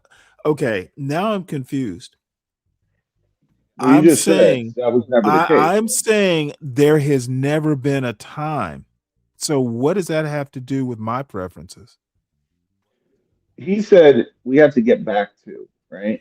And I'm saying get back to fiction, because there was never a time when that was a thing. Well, then maybe you can just say he wants to get to, right? That would be the ideal, which I think you would agree with that, right? Once again, I'm just commenting on what this dude said. What I want, what would be the ideal, really isn't my point. My point is this guy's pretending that we were there once and we've strayed away from it. That's my criticism. We were never there to stray away from it. But it sounds like you admit, so he's wrong about that, right? So he's wrong. Oh, he's not only wrong, he's delusional. Okay, but I still think it's and a he's good written goal. a whole book about it, so he seeks to delude other people. This dude's a Yale graduate. He knows what he's doing. It's And by the way, propaganda. I would tend to agree with you, but I do think that it makes more sense to do that than to do the opposite, which is to Okay, use a lot of listen bullshit to what I'm parameters. saying. He's not talking about the future, where we need to go. He's saying we need to go back to that. And my criticism is we were never there in the first place. Okay, so and listen, but you don't disagree with content of character being the benchmark which we should strive to. You know what? I'm not going to Yeah. even answer the question because I'm not questioning. I'm questioning why he thinks we were ever there. That doesn't. It's still about that's the goal that he has. Like, so he may No, delusionally. he didn't say that's his goal. We should be there. He's saying we have to get back to it. My question You're is saying when then, were we there and when did we stray? Because we were never there. but so you don't think And we I have should a be huge there? problem. I have a huge problem with people pushing lies. That's essentially what he's doing. It is a lie that we need to get back to somewhere that we never were.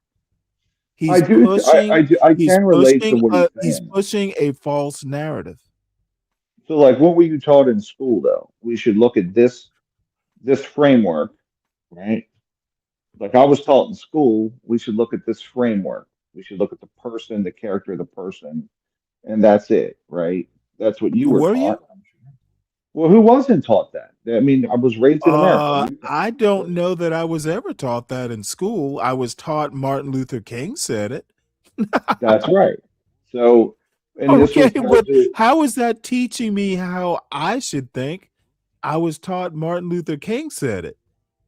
this was an exalted idea. It was something that in school it was content of character, da da da da da, and that's what we should as Americans. That's what I took I away was from it. never taught that. I was taught Martin Luther King said, content of character.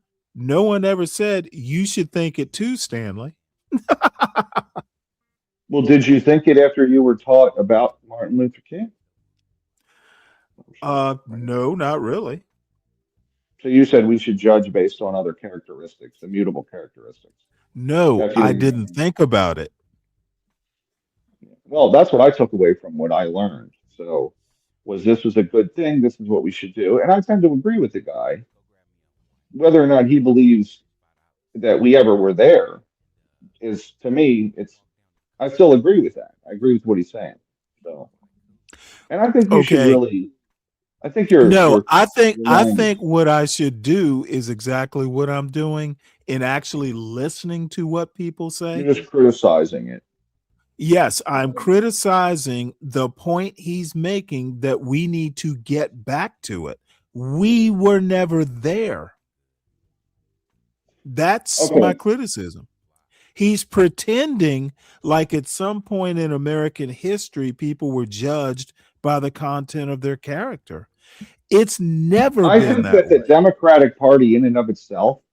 Okay, see, you want to make this about politics. Since when is character about? Well, the Democrats used to talk about content of character. Okay, now Ryan, I really need you to categories, hear what I'm asking. Categories. What does character have to do with political party? What I'm saying is, from his perspective, if he's a Democrat, how can you speak from his perspective? You're not him. I'm saying if the Democrats had a belief that it was content of character, they pushed that for years. Now they're pushing. Oh boy! All the different. What up, white boy? What's up, white boy? You are struggling. You are struggling, Ryan. What's going on, Stanley? You want to make this about party, and content of character. It's all about party. Really transcends political party. It transcends politics. They're against everything that makes sense. They're against it. They're against meritocracy. They're against content of character. They're against integrity. They're against all that shit, Ryan. No, Here comes a disruptor. Yeah, nigga, I'm coming to disrupt shit. Oh no, I was talking about Dave. But if you want Oh, to okay. join Dave's, if you I'm want to not the Oh, join Dave's disruptor. The tough team, guy go oh admitted to ahead. damn. being the disruptor. I'm just here. I'm here so this shit doesn't go left. And I'm Stanley always the agrees. disruptor though. Everyone I agrees. always take the What's blame. up, Queen? I don't be giving a fuck. I'll Stanley take the just thinks blame for Queen it. sucks. Queen, did you come to disrupt as well? No, I came to listen.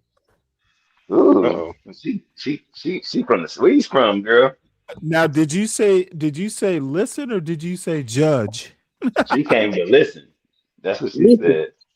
I Man, might I ain't be. never heard no girl say that. She said she came to listen. No, I'm about Women to do buy my not talk daughter. like that. I'm about to buy my daughter a car, so I'll get back on the panel next time you have another slip up, Stanley. You get I'm here. I'm here to He's a let you trick. know that you so next don't see time I how have this a looks slip from the up. bleachers. Yeah, I'm in the nosebleed section and I'm just watching it. Ryan is literally allowing you to hang yourself, and you are jumping with the rope around your neck every time. Oh, He's moving on, man. You know what? You think I'm hanging myself?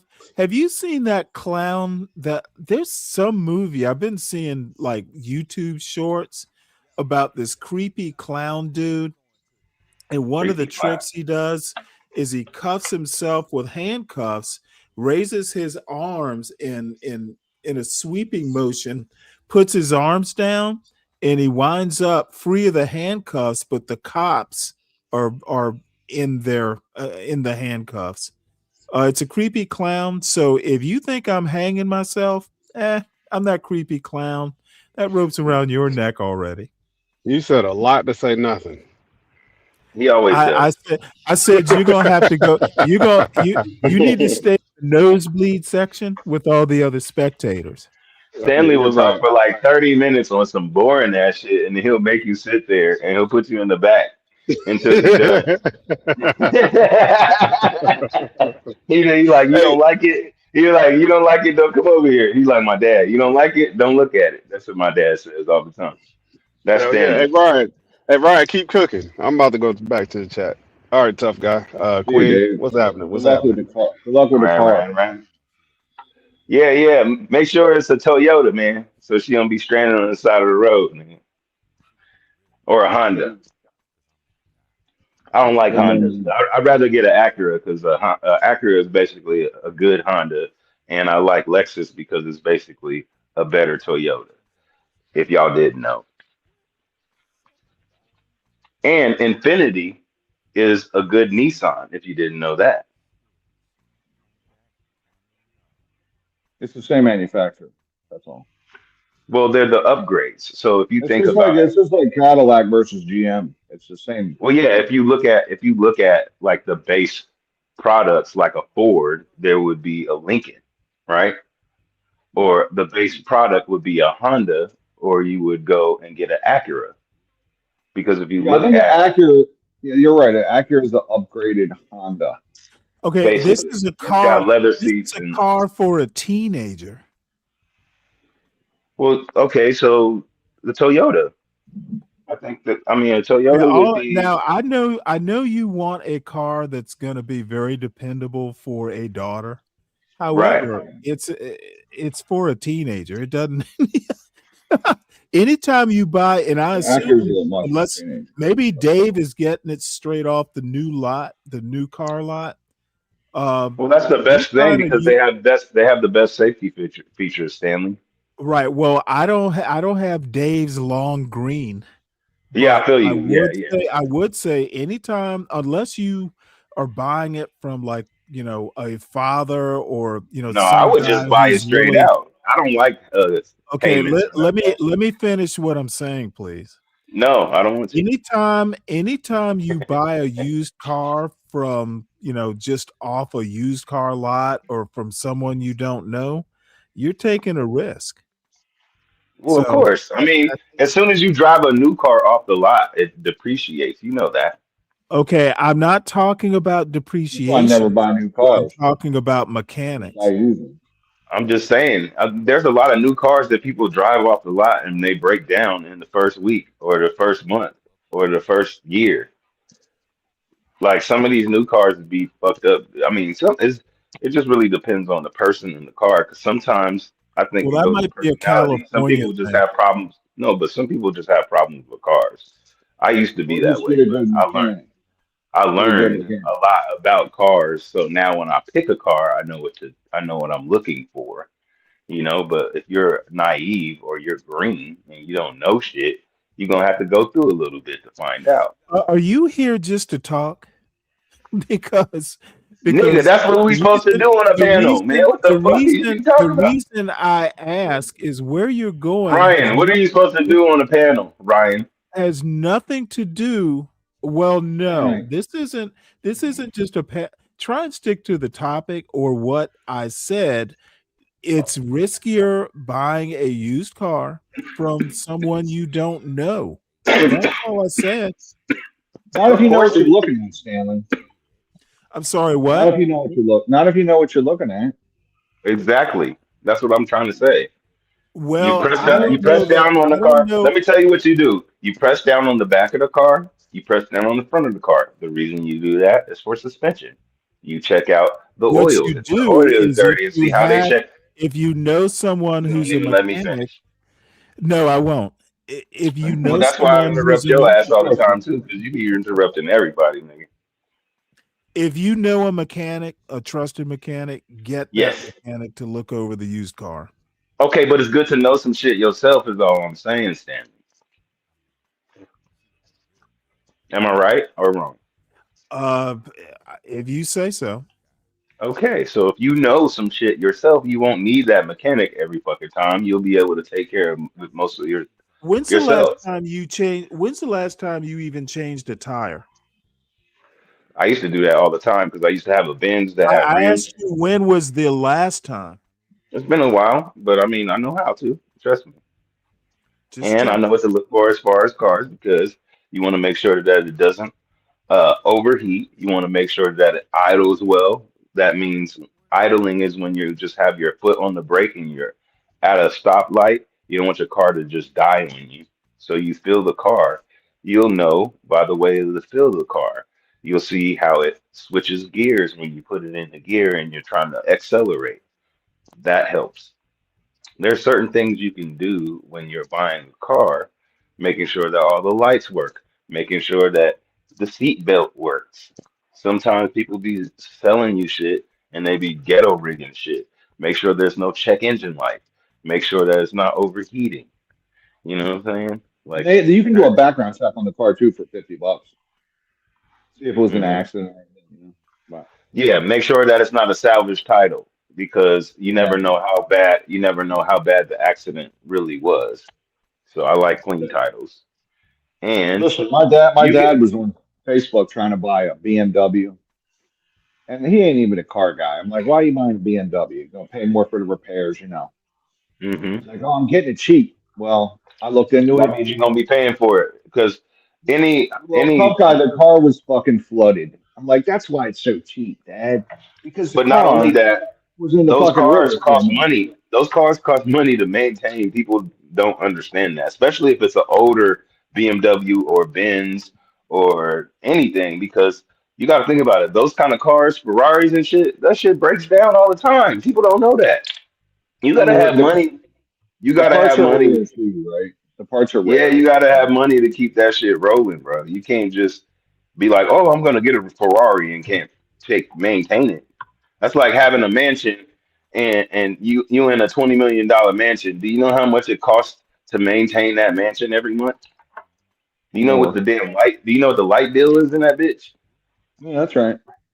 You know what I'm saying? Oh, that's why I buy That's why I buy GMC. Jeremy Carl is advocating for him. By the way, Oh, you hit start, Stanley? Thanks. Yeah, Stanley's tired of hearing us talk. No, I switched videos here because apparently the other one wasn't entertaining enough. So I figured Yeah, it was boring. I'd bring up Yeah, Chris Stanley, you Russo. always got some boring ass shit. I ain't gonna hold you. That's why sometimes I Okay, well, leave. But I'm sorry. I'd rather talk. I'd rather talk. I'm Yeah, sorry. I'm not DJ Hamp. DJ Ham. There's I don't watch there's that nigga show. no I infighting don't watch. up here. I don't watch that nigga show. Male female infighting. That's not going on. Yeah, I don't really watch his show. I don't think he's that interesting, to be honest. But yeah, And I'm that's sorry. I'm you're sorry. more I don't interesting have than a. him. I don't That have says a a. lot about you, man. I Who's don't talking have a about first cars? take on Corey and Anton either. Who's Well, I talking don't cars? like the whole Corey and Anton conversation because both of them niggas is lame. And Anton, he just be trying too hard, Like that's one thing I don't like about Anton. He just act like his shit don't stink. And I actually talked to him before, and I just know what type of individual he is. So, those type of people you don't need to really associate Well, yourself funny enough, I kind of knew who Anton was, but not before I got into YouTube. with. Hmm. And I had no clue who Corey Holcomb was until I watched the Corey Anton interaction. Fight. Oh, okay. Corey Holcomb is Hey, he's funny. He can be funny. He I think he is. I've never watched any of his comedy, but just watching that show, nah, he's not funny. no, he can be. He can be. I just said he Well, he's can. not my. It's not my type of humor. Yeah. Hey, Well, he likes to Queen. just talk shit. He just gets paid for talking shit. I mean, Richard Pryor did it. It's a lot of people that did it. Red No, Fox. I mean, Corey people used to. Holcomb. Oh, please don't make that comparison. No, I'm just saying. Back in the day, people used to just talk shit, and it wasn't like. Think about Eddie Murphy Raw and the shit he said in that. Like, you can't say that type of shit now. People are extra sensitive, so it's just Okay, different. well, I'm not They'll cancel talking you about what immediately. Corey Holcomb says. I don't think his sense of humor is good. I don't think he's funny. Well, I mean, okay, that's why I said he can be. In my opinion, some of the shit he says can be funny. I'm not saying all of it. I'm not even saying most of it. I just said he can be funny, but that's what he does. He's a comedian. Not funny. I mean, you have practice with it. I mean, whether you like somebody or not, I'm sure that he might say something you like here and there. But Oh, well, everybody does, even you. yeah. So there you go. You know, That's all I'm saying. sometimes But that's his sometimes I laugh. profession. That's Sometimes his I profession. laugh at a comment or two you make. Oh yeah, well, a lot of people do. They say I'm funny, but I don't be trying to be funny. I just be talking shit. Well, That's the thing about me.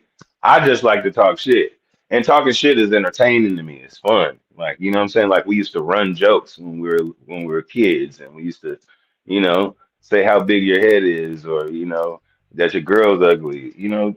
Just regular kid shit. But when you get older, you be at home, you be chilling, you be drinking, people be talking shit online. It's just fun to just let off some of that steam.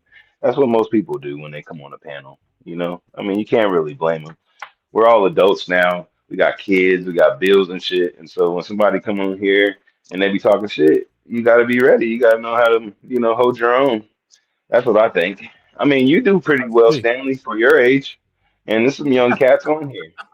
But you be letting them have it. You be like, motherfucker. You known for that one. You even got like a punchline. Everybody knows you Well, say and that. if you lose, you just put Motherfucker. people in the back of these losers. You put Well, people Oh in see, the yeah, back. he'll definitely do that. He'll definitely put your ass back. That's for That's just damn the number sure. one Stanley don't play strategy. well, that one. hey, so I gotta get order sometimes. Hey, Queen, would you put one of your singing bowl videos in the back? Because I haven't caught like the last couple. So Stanley, what kind of car do you drive, sir? it's an old Diamante.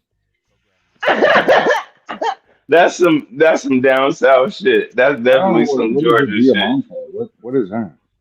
Right. I don't even know what the fuck It's an that is. old shoot, what is it? It's a It's like a Pontiac. three on the floor. It's like a no, three it's a on the floor. Mitsubishi. Is it a Pontiac?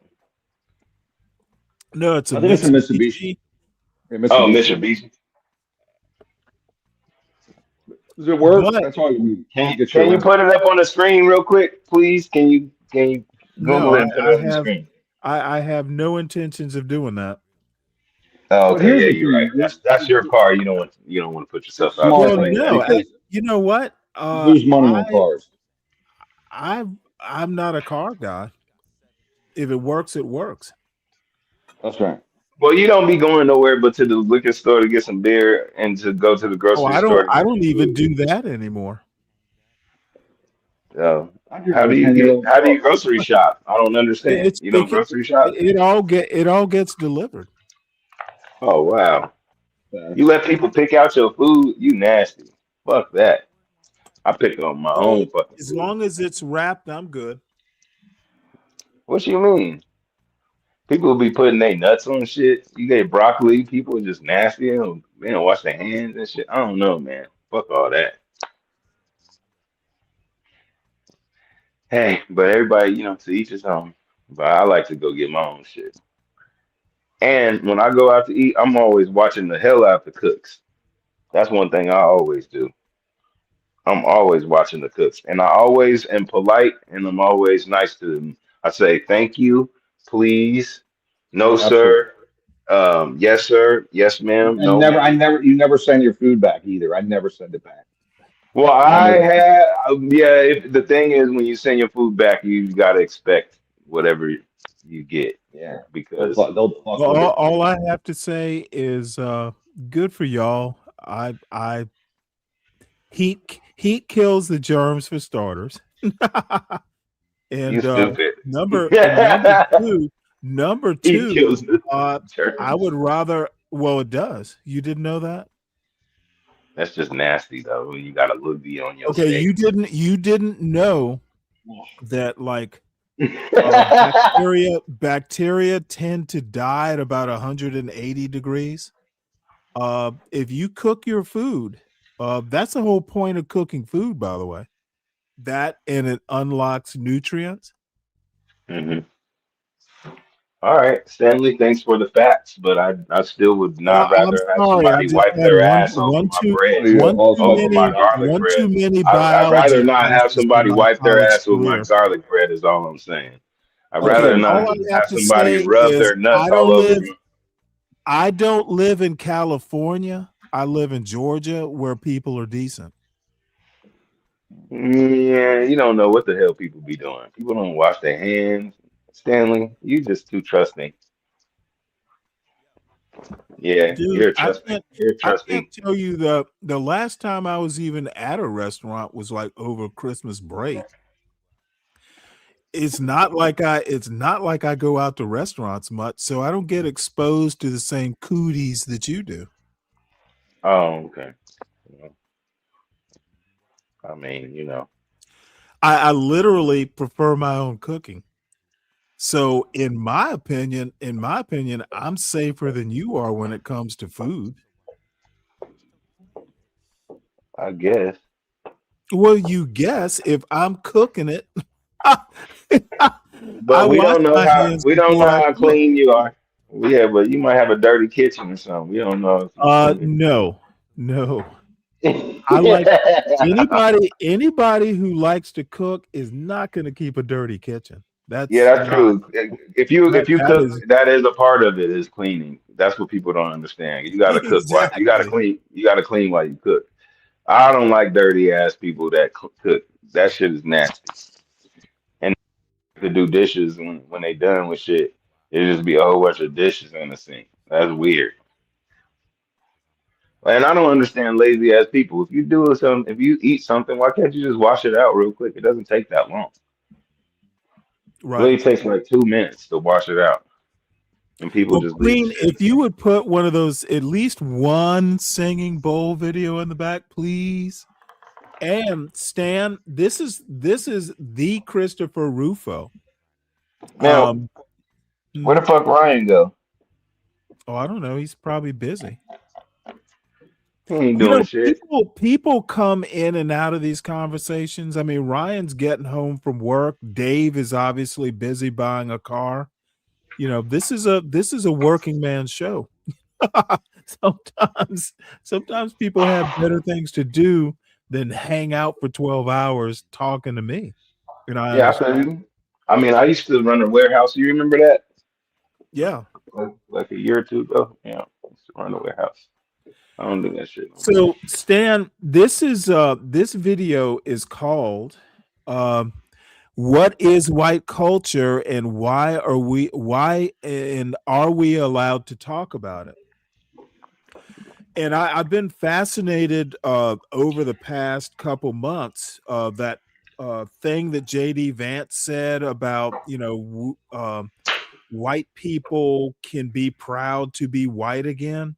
I've been fascinated with that. And the thing is that when were white people oppressed? The only white people are the biggest oppressors of white people, and that's by class.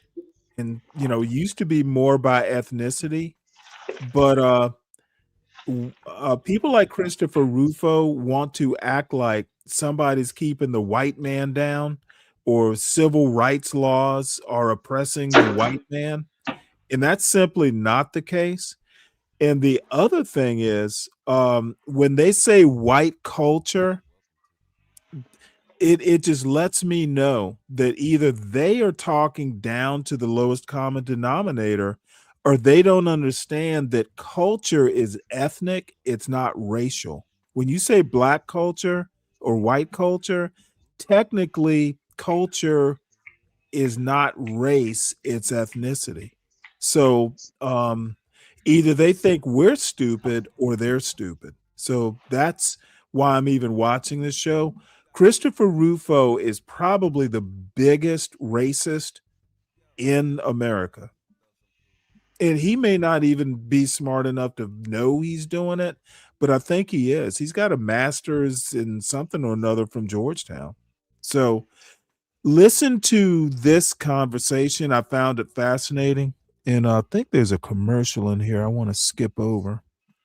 Watch it. And as you mentioned, Jeremy is a friend. He's a close friend. And in fact, I may be the only person in that book who is acknowledged twice, because I'm both acknowledged as Jonathan Keeperman, and because I, helped him with the book a little bit, but also as Lomez, because he references some things that I wrote under my handle, and I hadn't been doxxed yet. So I got 2 acknowledgments in that book. So yeah, wow. Jeremy's So you had a like a friend. mask on, mask off in the book itself. Okay. Exactly. That's Okay. cool. A little Easter egg for the Lomez heads out there. So yeah, no, I'm a big fan of Jeremy. And the truth is he's an incredibly reasonable, sober, modest, spokesperson for some of these ideas, and is in the lowercase L sense, a liberal in the sense he's a civic nationalist, which is distinct from a ethnic or white nationalist. And this is made clear throughout the This civic nationalist, white nationalist thing, it is literally a rhetorical point. And if you actually either understand words or understand American history, you see right through this smokescreen. the book. Okay. And so what does that mean? This is an important distinction. And I think actually those of us on the right might take for granted that these things are very different and have different policy prescriptions that come along with them. To the left, it all collapses into a single thing. Anybody talking about white identity in any capacity is a white nationalist. Okay. Unless you are sort of speaking in derisive terms about white identity, then you're just a liberal in good standing. Okay. But if you have anything at all positive to say about white people, white interests, white political interests in particular, that makes you a white nationalist. That is not what Jeremy is. And in fact, he gets a lot of heat from white nationalists for not being a white nationalist, for merely being a civic nationalist. So what does this mean? A white nationalist wants to have a nation constructed for the exclusive rights of white people as they define white people. And it would be exclusive of anybody who is not white. And there are like different versions of white nationalism, and maybe a white nationalist state might have a few like subjects who are non-white and live in some kind of dimitude to, their white governance structure. But it is a strictly and explicitly white state. In Jeremy's version, we have what we have now. We have a liberal democracy. And in fact, it's even a multi-ethnic, multiracial democracy.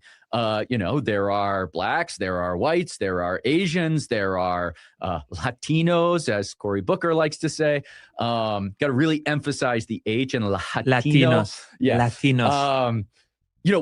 We get all of that with civic nationalism. Nonetheless, we acknowledge that there are white stakeholders in this civic nationalist project. And in fact, importantly, and what is at stake here in this discussion is that white component, what we are calling that white component, may be more precisely defined as Anglo-Protestant, is the foundational element, racial element that gave rise, its customs, norms, legal ways, et cetera, are what gave rise to this liberal democratic state into which all of these other disparate racial groups, et cetera, assimilate and are meant to assimilate and adopt those norms and customs, et cetera. Nonetheless, over time, even though those groups may have outsized political power and everything else, they get all of the rights that everyone else gets.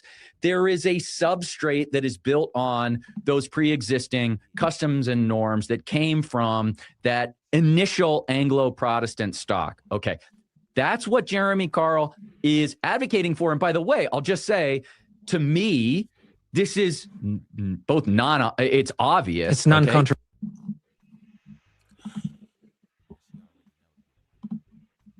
Okay. Sin, you think they mean Western culture, but they're saying white culture. Okay. And quite frankly, white culture is, people want to basically say white culture is Western culture, and that's incorrect as well. Okay. There's more than, quote, white people that make up Western culture. They are literally, and both of these guys know what they're doing. There's no way you cannot know that Western culture is more than people who are racialized white. Always has been. I'll be back, Stanley. I'll holler at you in a little bit if you still got it. Okay, take it easy, tough guy. Apparently, we have bored you away. And it's non-controversial. It's just, it's not even like, we can get into the normative aspect of it. Is it good, bad, etc.? But as a descriptive matter, it just is. You can't even argue around it. Okay, so that's what's going on here. Yeah, please. So look, as the show's only Anglo by birth, I would like to comment on our illustrious history. But look, yes, what you're saying is a simple history. Now, see, Rufo is not an Anglo name. These guys basically want to pretend that race is culture. They want to argue that race is ethnicity, and it's not. They are talking to the lowest common denominator. Historical truth that has turned into a taboo. And that's really what's important when you think about Jeremy Carl's book and then this conflict in this confirmation hearing, is that he is outlining a very simple, long acknowledged. And I'll let this play a little bit longer, but the reason Jeremy Carl is important is because he was basically before Congress to be considered to be the Assistant Secretary of State for international organizations. Okay, and I'm just not sure that you want someone who's a white nationalist being your Assistant Secretary of State for international organizations. That sounds like a disaster in the making, or potential disaster. This sounds perfect for this administration. Well, for this administration, but the problem is this administration, they're a bunch of racists, among other things. Let me show you. Let me just show you this. This is Jeremy Carl, and we started watching him with Christian Watson. We may get back to it, but this is him before, I think it's the Senate. If confirmed, I will work to advance this vision by holding the UN and international organizations accountable, promoting transparency, and ensuring that the U.S. taxpayer's contributions to these organizations delivers tangible results that align with our national interest. I'd like to begin by acknowledging 3 people who are sadly no longer with us, because without them, I would certainly not be sitting before you today. In my career, I had the tremendous privilege of learning at the side of the late Secretary of State George Shultz, for whom I served as the right-hand man for almost a decade while a research fellow at the Hoover Institution at Stanford. During my time with Secretary Shultz, I collaborated with some of America's and the world's greatest diplomats.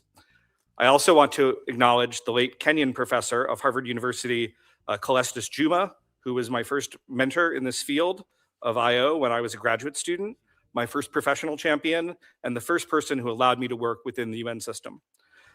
Third, I would like to thank the late Charlie Kirk, who was a peerless leader in the conservative movement, a longtime supporter of me and my work, and a champion of my candidacy for this position. The loss that I feel from his passing, both personally and professionally, is incalculable. I also want to thank all of my colleagues at the Claremont Institute, and in particular, Claremont's President Ryan Williams, who have been so supportive of my work. And I would like to thank Senator Daines of this committee for his kind introduction, and whom I've been privileged to get to know well over the past several years, and who has been a constant. What do you think about the shout out to Charlie Kirk? To me, it's kind of like a dog whistle. It's on brand for this administration.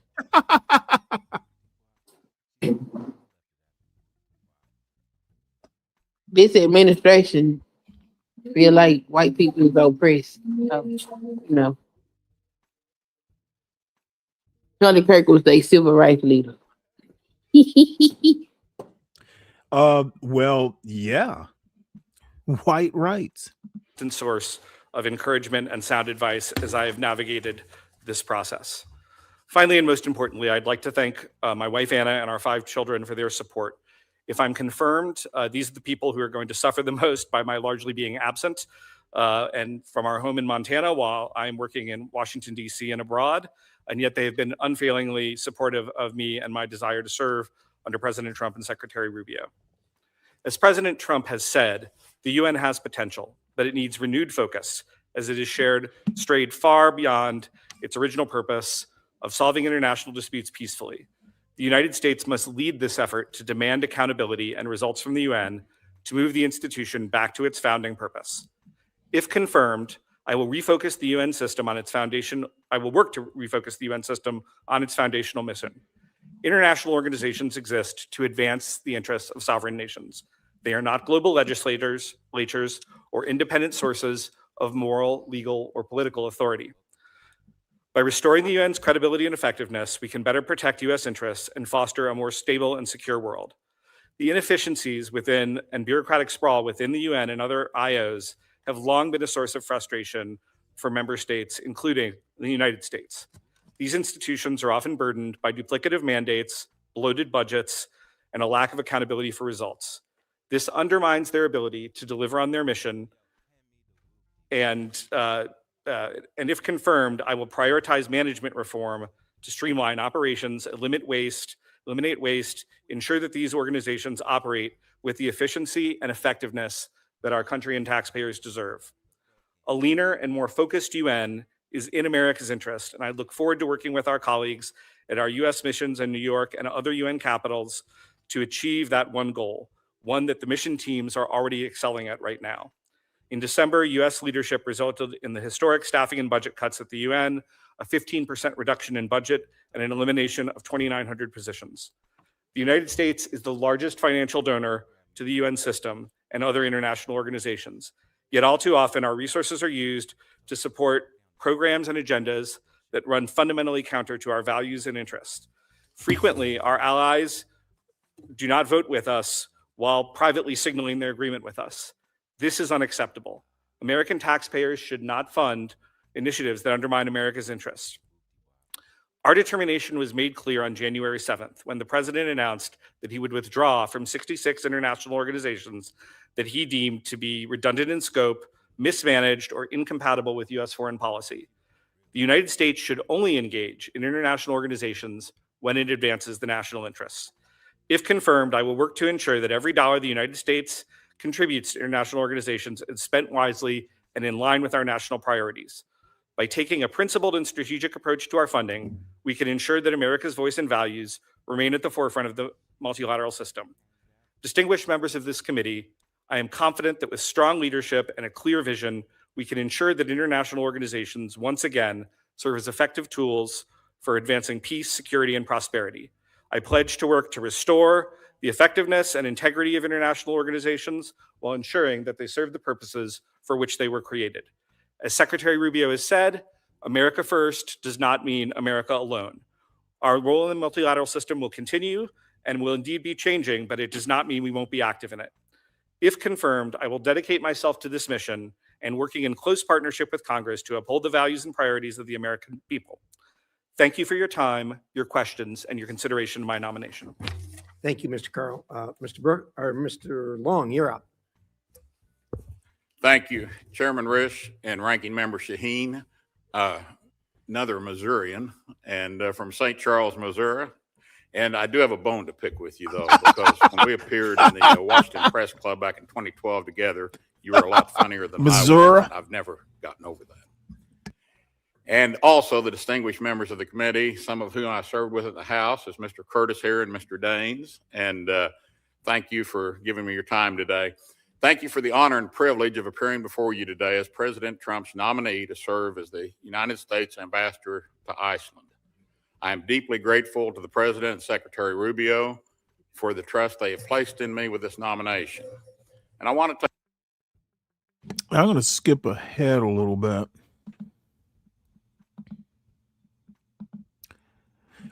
You know what? Let me do this. let me just go to this clip. So this is Booker, Cory Booker talking to Jeremy Carl, and I've not watched this, so let's see what this is all about. But you see, sir, we're sending you into a very diverse world. I want Unity you to rather echo than diversity. President Trump. I want you to answer my question, yes or no. Sorry, Common, can I read you what you've said? Because it sounds like this. And create an us versus them. This is the United States of America. We are one nation under God who do not respect me. Oh, you no, look actually, I upon do. me as my color of my skin. I've never seen such a blatantly racist individual. You're going to be working with international organizations. Do you think one race is superior than another race on the planet Earth? Senator, absolutely not. You don't. So do you think that America would be weaker if it was, say, 40% Jewish? Senator, absolutely not in and of itself. I think the problem. Well, why did you qualify that? No, What well, do you Senator, mean if you in and let of me itself? finish, I do not. In and of itself. All President right. Trump has said, rather than diversity, is greater strength. But why not simply say it doesn't matter what percentage of our population is Jewish? It's Senator. It certainly doesn't matter. It doesn't As matter. Senator, as if I could finish, as somebody of Jewish origin myself, and I do want to take this moment to say, because there have been some comments made, one of my weaknesses, and we've discussed some that you may think in general are weaknesses, is sometimes I take an idea too far. And I made some comments in interviews about minimizing the effect of the Holocaust that were absolutely wrong. And I'm not going to sit here and defend them here. I just want to be very, very clear on that point. Again, had I been in Germany in that time, even though I'm a sixth-generation American, but had I not, I would have been killed just like anybody else.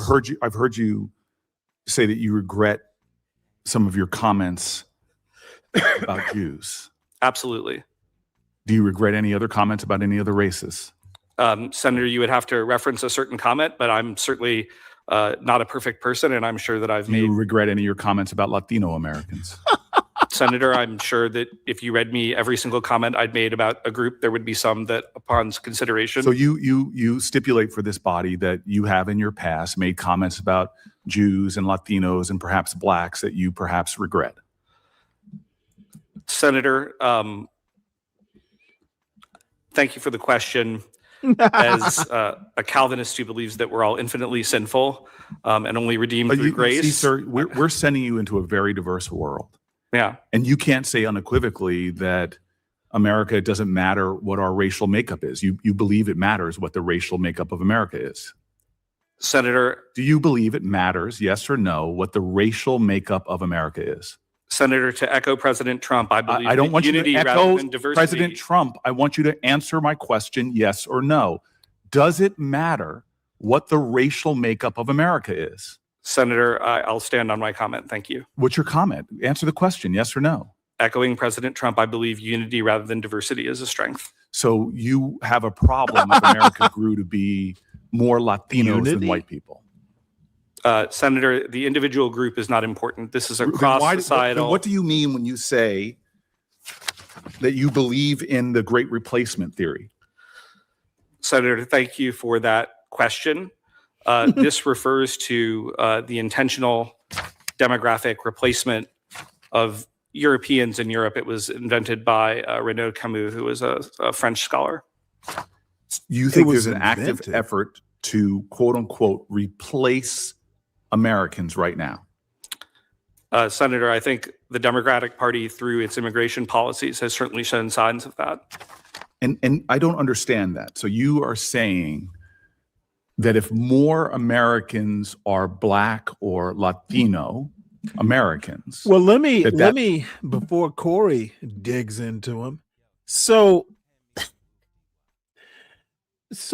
see, this is what people like Ryan and Deacon Dave and a plethora of other in Stanley versus the World's Rogues Gallery will do. As soon as they're asked an uncomfortable question, all of a sudden it becomes about Democrats. You know, the go-to is Democrats. Well, the Democrats because of their policy. Ooh, it sounds like we're being replaced. Dude, so fucking weak. Somehow weakens America because it. Oh, and Dave, I hope the car you buy your daughter works better than your logic. Puts whites in a minority. Senator, I never said anything like that, nor do I actually believe that. I want to be very clear that regardless of country, if people generally share more in common, that's a strength. Can I read you what you've said? Because it sounds like this. You said the Great Replacement is real, and they are going to try to make you pay for it. Who is they? Senator, thank you for that question. I simply don't know from you reading that one isolated comment. So this is the problem. You make the most incendiary comments that you admit that you regret about Jews, about Latinos, about Blacks.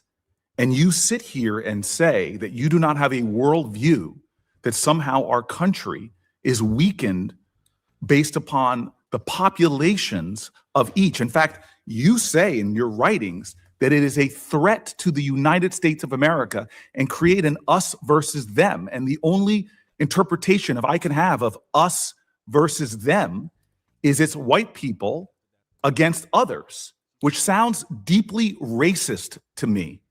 That somehow you think our country's greatness depends upon its ethnic diversity, as long as white people have more numbers than others.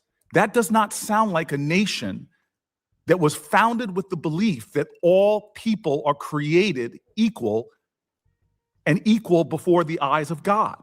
It sounds like you have a racial hierarchy. There's no way for me to read this in any other way. Senator, you have said our country based upon religious diversity, based upon ethnic diversity, based upon racial diversity, you have indicated that somehow those make America weaker or stronger, that God forbid our nation grows in population, that then you suddenly say, I'm aggrieved, and they are trying to replace us.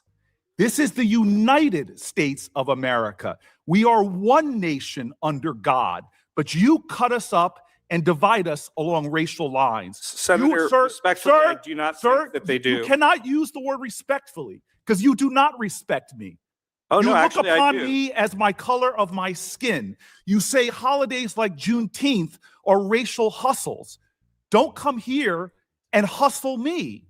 You have said statements that other nations are going to look upon you and read plainly. When you go to a country of a different religion or ethnicity, you have discriminated against Jews in your writing, you have discriminated against others, and then you claim yourself as a victim.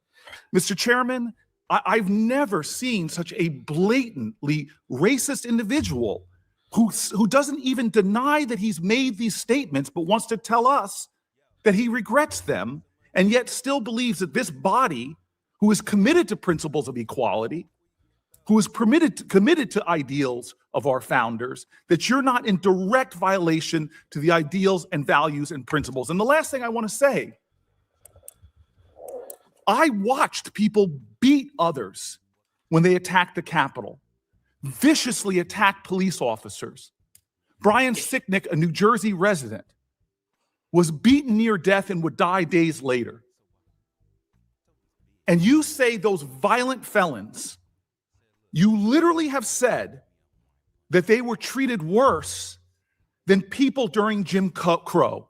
When thousands of Americans were lynched, murdered, beaten, and killed, you equate Capitol Hill rioters with receiving worse treatment than Americans during Jim Crow, which even some of the worst people who participated in that violence and beatings have come forward decades later and said, I was wrong.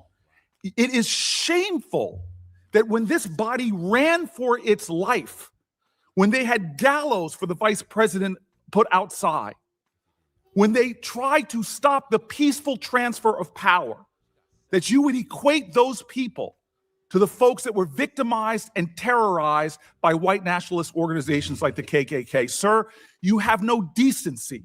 You have no honor. You say inflammatory things because it thinks it will ingratiate you to those who are paying your salary. And you sit here before me and try to wrap yourself in the American flag? Well, I believe in this nation. I believe in the principles. I believe in those who fought and died for our country. You disgrace that legacy and the ideals that we all swear an oath to uphold, that does not believe in one nation for one people and another people. Dear God, I pray for us if we let somebody like you represent us to the diverse nations of the world as representing the values of our country. Senator, Mr. I Chairman, absolutely deplore Jim Crow, but I do not agree with the characterization that you have done of my views.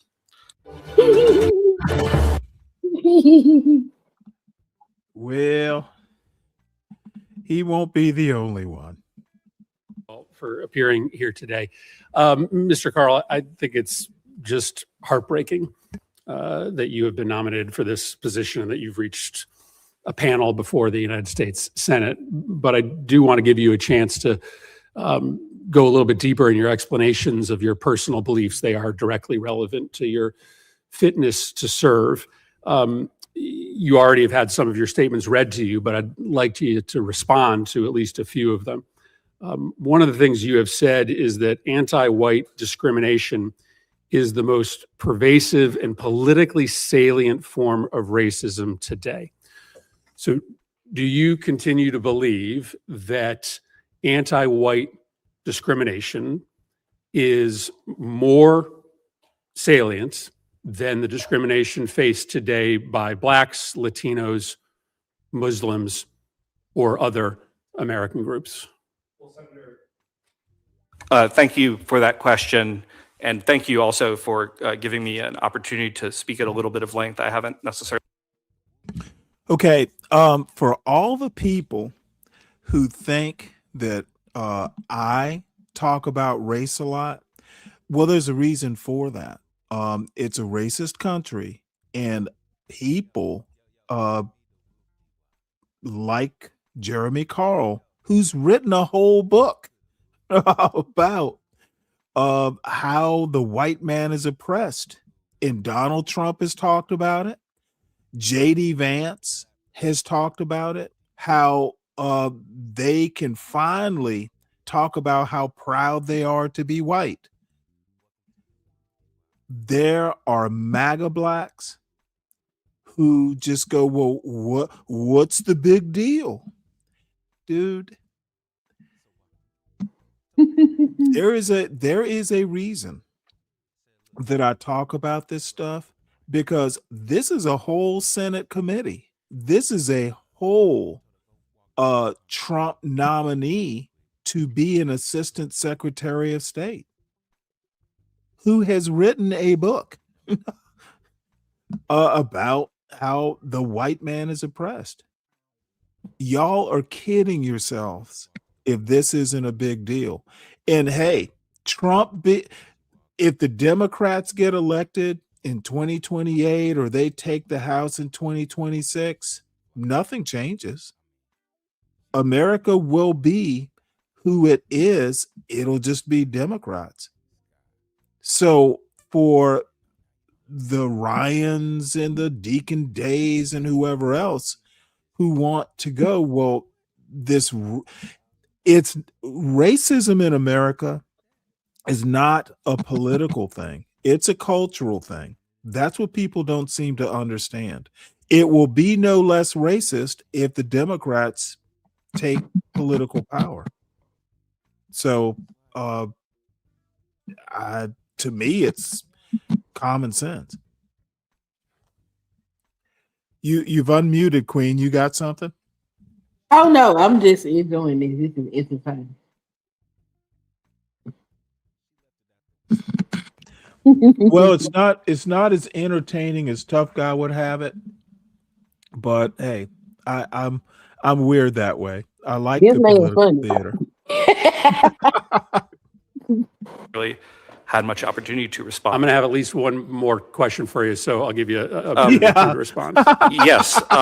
So yeah, you know what, CKJ3? It's been a while since you had a fucking show title, but it's going to be tomorrow's show title, because just to show note, everyone make sure you hit the like button. If you are new to this mess, please subscribe, and you can decide to unsubscribe if it gets to be a little much. I will not be covering the State of the Union. I'll be talking about it tomorrow because I'm an old man and I don't want to stay up all night because I must hear the Democratic response to. However, now that CKJ is here to pick out tomorrow's show title, I need to make sure that I copy and paste it because I will forget it. Oops. Why am I? White people having to compete is oppression. That's pretty much it. Yeah, oppression. They just supposed to have it because they white. Mm-hmm.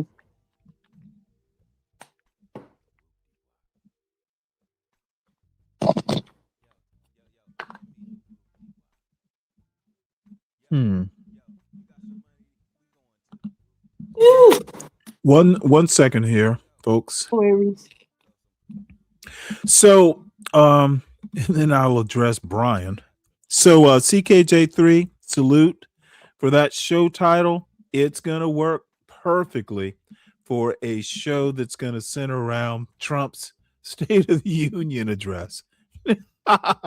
I sure as shit couldn't think of a better title. So, salute to you. And let's see, what does Brian have to say? Brian, white culture is hard work, creativity. See, Brian, there's no such thing as white culture. And frankly, there's no such thing as black culture. Culture is it's ethnic. It is not racial. Culture is real. Ethnicity is real. Race is a concept. it is an artificial grouping. So, Brian, keep thinking you will go the way of Jeremy Carl, ridiculed and jobless. Thanks to the great work of my friend Harmeet Dillon as the Assistant Attorney General of Civil Rights, I actually think that we've done an incredible job in this administration of getting rid of certain policies that discriminate particularly against white Americans, but also in some cases Asian Americans. Well, just maybe answer my question. Let's rewind, because maybe you'll suggest that everything is fine now. Let's rewind. Yeah. Look at how he is saying Asian Americans are part of it. Dude. Oh, this is just nefarious. I'm sorry, I didn't hear your question.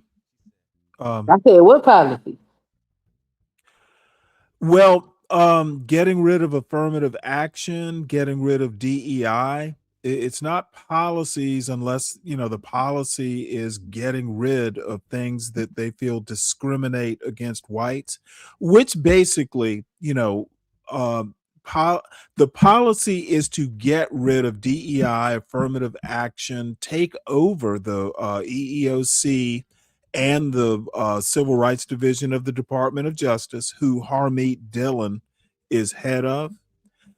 The policy is to get rid of anything that levels the playing field. Okay. Ooh. Essentially, they want to get rid of meritocracy. They want it. They are being replaced due to, and white males specifically are being, quote, replaced, but you were right. They have to compete. If you keep DEI and affirmative action, etc., in place. They couldn't denature affirmative action enough. They couldn't denature DEI enough. So they just have to scrap it. Don't improve it. Get rid of it. So that's the policy. The policy is don't have anything that will impede white domination. They do not want to be a majority minority come 2040 or 45. They are afraid. They want to get that fertility rate up, etc. I mean, that's going to be kind of hard. Some of the policies are going to be to implement, red cloaks and white wimples, that little white thing that nuns used to wear back in the day, or you see on what's the name of the TV show and the novel? I can't think of it, but that the funny white. Tale? Yeah, that's called a wimple. Or bonnet, or but the nuns used to wear wimples. Yes, it's actually a word. So that's the policy he's talking about. I mean, you can't have babies if your women don't like you. I'm sorry, what? You can't have no babies if your women don't like you. It's kind of hard. I think they're Lily. What's her names? they're Pearl Davises. She ain't had no baby. Well, no. You said you can't have no babies if your women don't like you. I think they're women who like this guy. He's married. Jeremy Carl's married and has kids. Yeah, he said he got 5 of them. Yeah, it happens.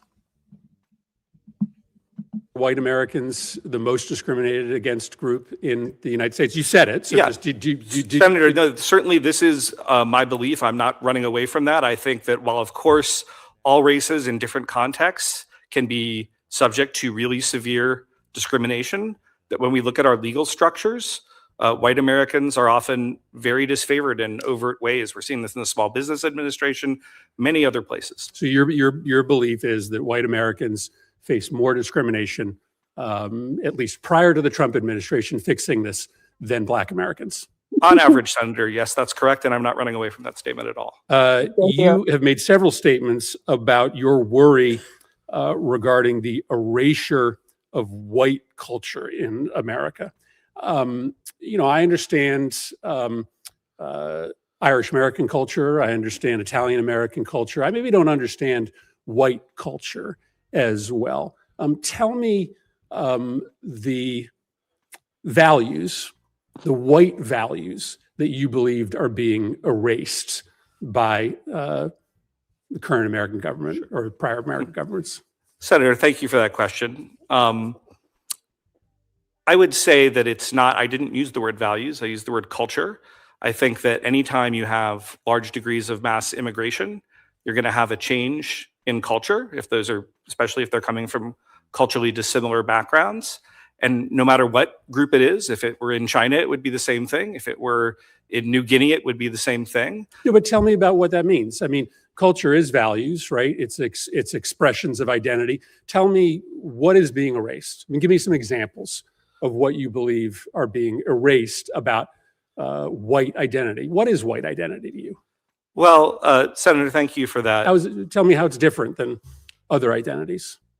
Senator, I think the question of identity is something that lots of scholars I get you can do a sermon on identity, but just tell me how you define white identity and what you think is being erased about white identity. Senator, it would have, thank you again for the question, and genuinely thank you for finally letting me have a chance to explain some of my comments a little bit. But I would say that, they could be things like going to a certain type of Christian church and that sort of culture, which is very different. I mean, you can all be Christians, right, in a certain environment, but African-American Christians might worship differently than Chinese Christians, that might worship differently than white Christians. Of course, sometimes you have multi-ethnic churches, but things like that, certain types of Anglo-derived culture that comes from our history. Like what? Let me think about this. Senator, I would say if you were to look at the book by one of your former Senate colleagues, Born Fighting, about the sort of Scotch-Irish military culture and certain, pride that went with that, that would be one example.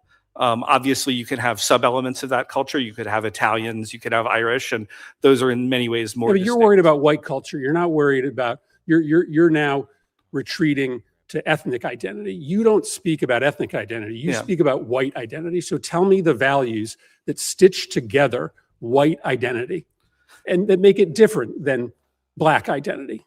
Senator, again, thank you for spent a lot of time talking about this and writing about this. You're struggling with this, but you should be fairly easily, I would assume, able to tell us your thoughts on how white identity is different than other kinds of identity and how it's being erased. Senator, again, thank you for the question. I'm just trying to be I'm just trying to be very precise. Because I'm here in front of a Senate committee, I would say that the white church is very different than the black church in terms of its tone and style on average. Foodways could often be different. And those music could be different. And those are being erased. Music could be different. Well, if you look at the Super Bowl halftime show, which was not in English this year. So our ability to access white churches or white food or white music is being erased? Senator, again, thank you for the question. What I would say is the biggest thing, because actually... Well, I want to point out what's happening here is these notions do not hold up under close scrutiny. In the light of a bright senatorial hearing room, it literally doesn't hold up. Race is one of the more illogical concepts out there. And once you start asking questions that would require some sort of logical answer, this is what happens. There's what is the quote? Somewhere in here. Let me see here. Yeah, ignorance allows for racism, but racism requires ignorance. That's essentially what's happening here. It can't be justified logically. It all comes down to beliefs. So, no, I don't know. It's sad, CK, but this is America. This dude and Donald Trump are like typical America, or all too typical America. Go ahead, Queen. Who's questioning him? A Democrat? Yeah, Chris Murphy from Connecticut.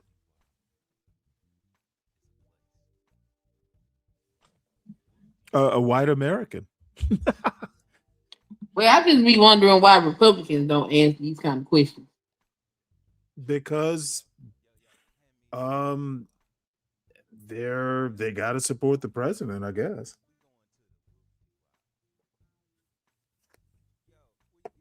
They could get more people to support their party if they answer these type of questions. Well, they've known that for years.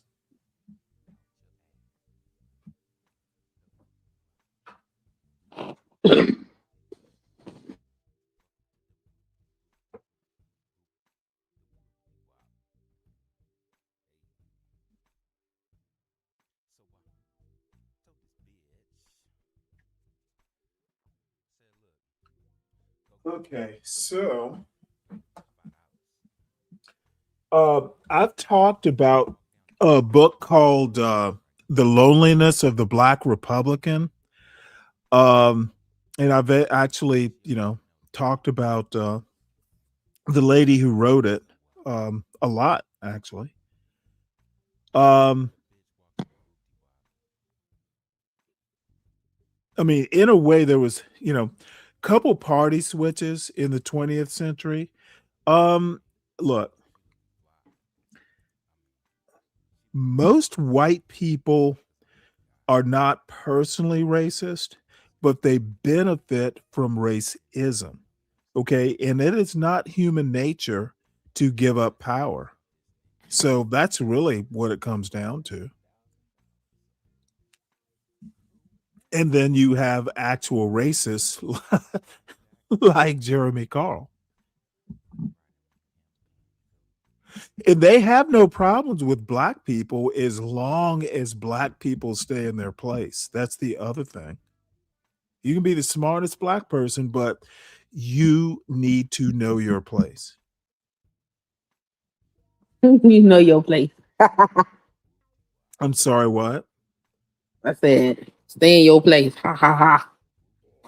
Yeah, well, I mean, believe me, there's a guy named Be Brave. If you think he used to have a channel, but I don't know what's happened to him. He's around somewhere, I'm sure. But bottom line is, this dude is a self-proclaimed bottom feeder, but he thinks he's superior to blacks. Contrary to many of the comments that have been shown. I'm sorry, what? And say just because of his skin color, they see just Pretty much. Well, well, no, his big deal is white culture. What is that? Okay, well, he thinks it's something all white people share, whether you're poor, whether you're a bottom feeder or a billionaire. It's like a secret handshake being white is. Oh. Okay.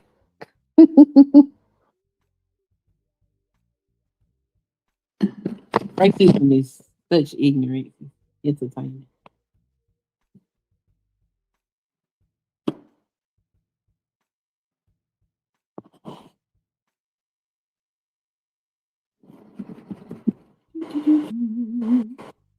Sorry. I'm You okay? Yeah, I'm dealing with a slightly sore throat. Oh, that's it. I'm having to drink water. But the bottom line Drink is tea. the ignorance is inculcated into American culture. And part of the problem is human beings don't give up power, without a fight. I guess. And sometimes having to share is a loss of power. I mean, think of it, and I hate to bring it up, but it's the only analogy I can think of. You know, um, uh, uh, an only child, and I kind of went through this. So, um, my son was used to being the only child in the house. Uh-huh. And and unfortunately, we made the mistake of not, he didn't do daycare pretty much his first 5 years. Well, up until he went to kindergarten, it was his first experience. And it took us about 6 months to get him to understand that, hey, you know what?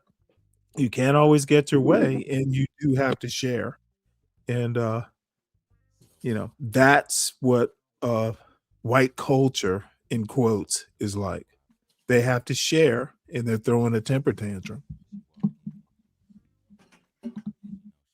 That's not a culture to be racial proud of. national. I'm sorry, what? I said that ain't no culture to be proud of. What the hell? Well, they are.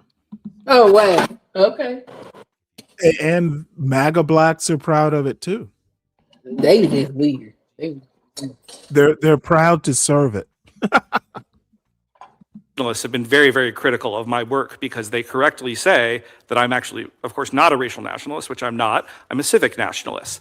I am concerned with the majority common American culture that we had for some time that through particularly mass immigration, I think has become much more balkanized. And I think that weakens us. And again, I'm not running away from that comment. I'm not apologizing for it. Well, I'm way over my time. I think you're struggling to answer this question, right? Because underlying your beliefs is a sentiment that white culture is just simply better. That no, white people Senator, I have to superior. disagree with that. But you haven't been able to really coherently answer any of my questions about how you define white culture, how you define the threat that's posed. I appreciate you being very honest that you believe that white Americans are subject to greater amounts of discrimination in this country than Black Americans. I do not think that's a sentiment that is shared broadly on this committee. It is all what makes you just wildly, wildly unqualified to take this post. I'm well over my time. Thank you. Well, Senator, I do appreciate you letting me actually respond. I genuinely do. So thank you. Thank you, Mr. Chair. Mr. Carl, I'll follow up a little bit. You gave a speech to the National Conservatism This is Tim Kaine of Virginia. Conference in July of 2024 entitled "On the Persecution of Whites in America." And one of the things you said was American whites are victims of a cultural genocide. A cultural genocide. Where to start? So you'd agree with me, wouldn't you, that whites are pretty well represented in the United States Senate? They are well represented in this body, yes, Senator. And how about in the House of Representatives? Senator Kaine, I don't have those particular numbers. However, but you would agree that they're pretty well represented in the House of Representatives. Senator, I would, again, thank you for the question. I would point out that there were no white Protestants by birth in the 25 cabinet members under Joe Biden. How about in the ranks of American presidents throughout history, including now pretty well represented whites? Senator. And how about in the ranks of vice presidents during American history now? Whites pretty well represented in that group, right? Senator, thank you again for the question. Yeah. I don't think it's hard. How about on the United States Supreme Court? Throughout our history and including now, whites are pretty well represented on the United States Supreme Court, correct? Senator, will you permit me an opportunity to finish my answer? I think obviously historically, I would of course agree with you. Of course, the vast majority of Americans were white at that time. It's now a much more diverse society. Let's focus on right now. How about in the ranks of American governors? You think whites are pretty well represented? Senator, thank you for that question. I would just have to look at the numbers. I don't know. Okay, how about this? In the ranks of CEOs of major corporations today, let's not talk about today. You think whites are pretty well represented? Senator, thank you for the question. I suspect that they are probably pretty well represented in that, but there are other areas where they're not as well represented. How about in the ranks of high income people? And we can define it however you want. Let's just say like top 10% of wealthy Americans. You think whites are pretty well represented? Senator, thank you for the question. They would certainly be underrepresented with respect to Asian Americans, but they would be overrepresented with respect to other groups. Yeah. So, a cultural genocide, that's a stiff claim. And it's an interesting one because it's kind of a white victimhood argument. But if I remember my colleague, Senator Rosen, she was reading comments to you where you had been saying, man, Jews play the victim. Jews like to be the victim. And yet you're making a claim that whites are victimized by a cultural genocide when all the statistics would say, not just in history, but today, that whites are very well represented at every level of every institution.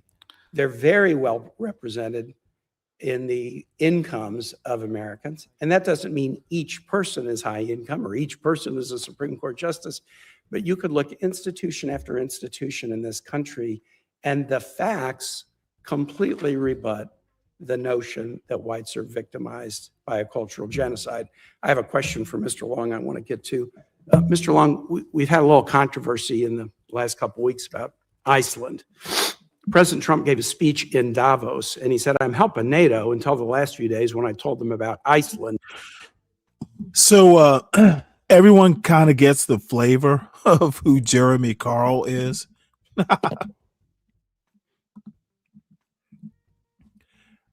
I hope. And confirmation. I'm sorry, what? I said, is he still going through confirmation? I think he withdrew it. I have to check. I don't recall. Hold on one sec. But this is the same dude. Now, this interview is a year ago, but it's the same dude from a year ago. And I am going to go back because the guy who interviews him, I've known of for quite some time, and he's an interesting guy in and of himself. It's been probably 3-4 years since I've talked to him. I was on, a call in to his show once, so it's not like we know each other well. But anyway. And let me have a look to see if he withdrew or he was withdrawn.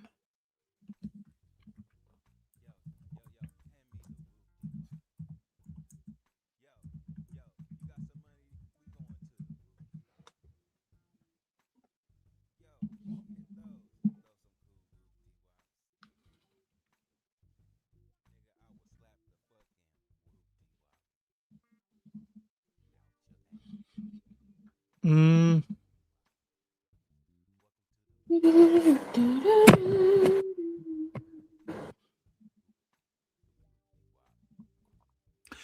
No, it's not been withdrawn. Okay, but I will say this.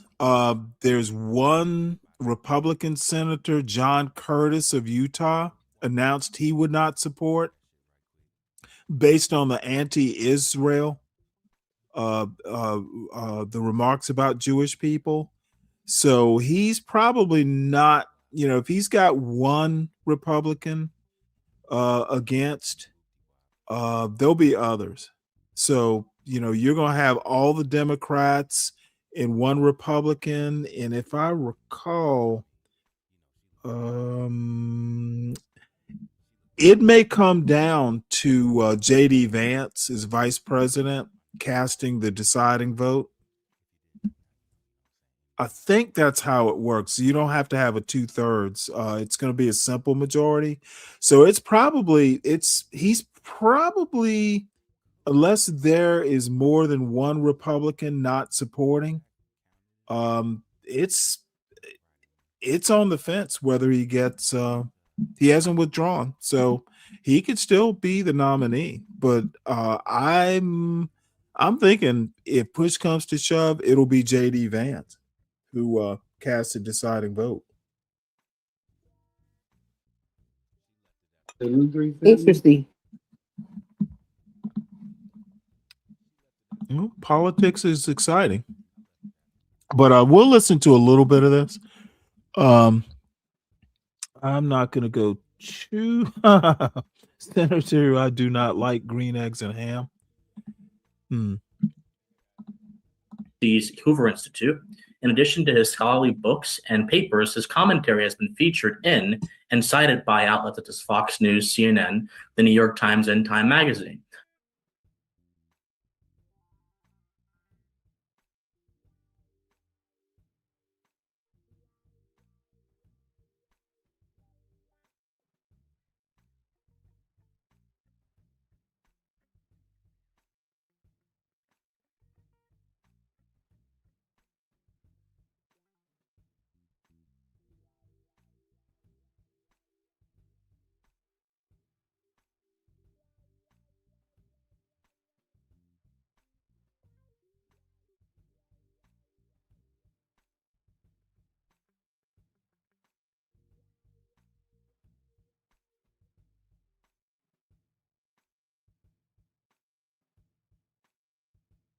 A graduate of Yale University and the Kennedy School of Government at Harvard, he lives in Montana with his wife and children. What a very impressive resume.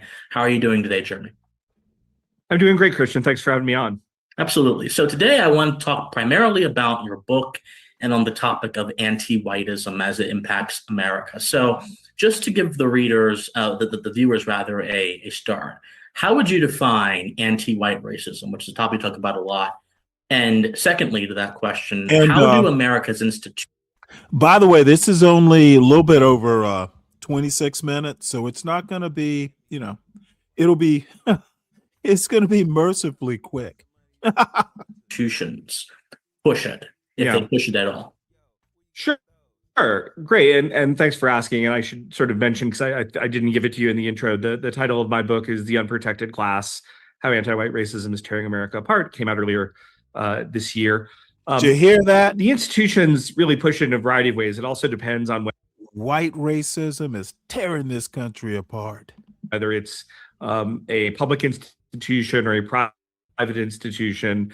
And just to be clear, also kind of to set the guidelines for ground rules sort of for folks here who are not familiar with my work or my book. In no way, of course, am I suggesting that anti-white racism is the only type of racism in the United States today, much less historically. I mean, obviously, clearly that's not true, right? So in Hollywood, you have a thing where you don't really have sort of formal anti-white discrimination, and obviously characters are portrayed in a variety of ways. But what I actually show in the book, using actually a lot of primary research from left-wing scholars, is that in fact, on average, minorities are portrayed much more positively in Hollywood than whites, and this has actually been going on for decades. So it's things like that. I mean, it's a variety of different kind of elements, and I do this the whole reason I lay this out in my book is not to kind of create a new victim class, but because I think that ultimately, if we don't get back, or at least get to, depending on your kind of view of American history, a much more content of their character type kind of view of how we're going to treat people, it is going to cause a huge amount of social friction down the line. And in fact, we're already seeing that in many ways. Indeed. So let's then get into some of the message of your book. The description of it reads, for example, because I've read parts of your book, but I've also read the description that kind of summarizes it too. It talks a lot about the civil rights movement and how the triumph of the civil rights movement has been fodder for some kinds of people to try to push a new vision for America. And so because there's been a lot of criticism within the conservative movement about the civil rights movement. For example, Charlie Kirk has made a lot of headway by saying that he believes, and I'm not saying you believe this, but he's saying he believes that MLK's legacy has been one that has led to affirmative action, anti-discrimination law, so on and so forth. Yeah. So in your opinion, how exactly did the left hijack the civil rights movement? And what is the impact that we can look at in 2024 of the civil rights movement, separating the good and the bad, of course, to see how it's led to this problem of anti-white racism? Right. Right. No, and that's a good point. I'm glad you kind of mentioned good and bad, because I'm actually, despite the fact that the book is obviously on a very provocative subject, I'm actually a little bit of a raging moderate on the issue compared to some folks out there. I think there are some folks who maybe they're more kind of just abstractly intellectual, and they're not really paying maybe as much attention to how things have worked in the world. And they say, well, the civil rights movement was really bad for the variety of reasons. I have a more historically generous view of the movement than that.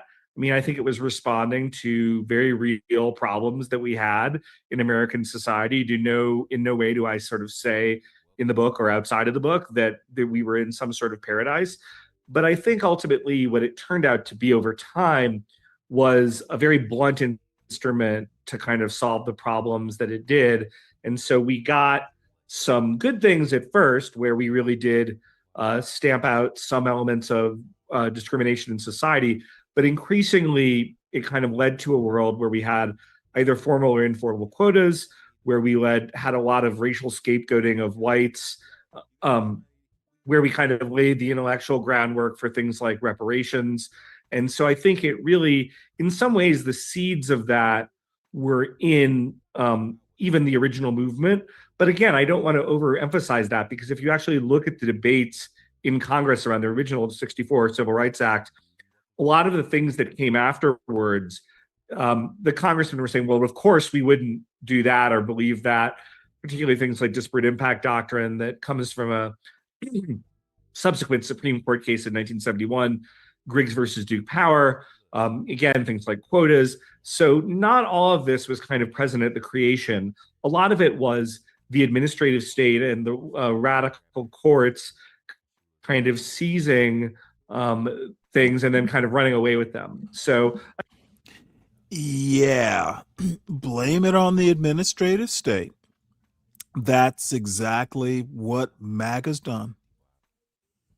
And blame it on the courts. Of course. Yeah. These people literally want to say that outcomes don't matter as long as the laws are race neutral. And the problem is the way the culture works.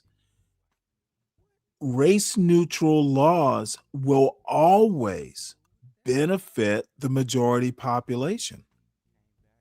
That's the way it works.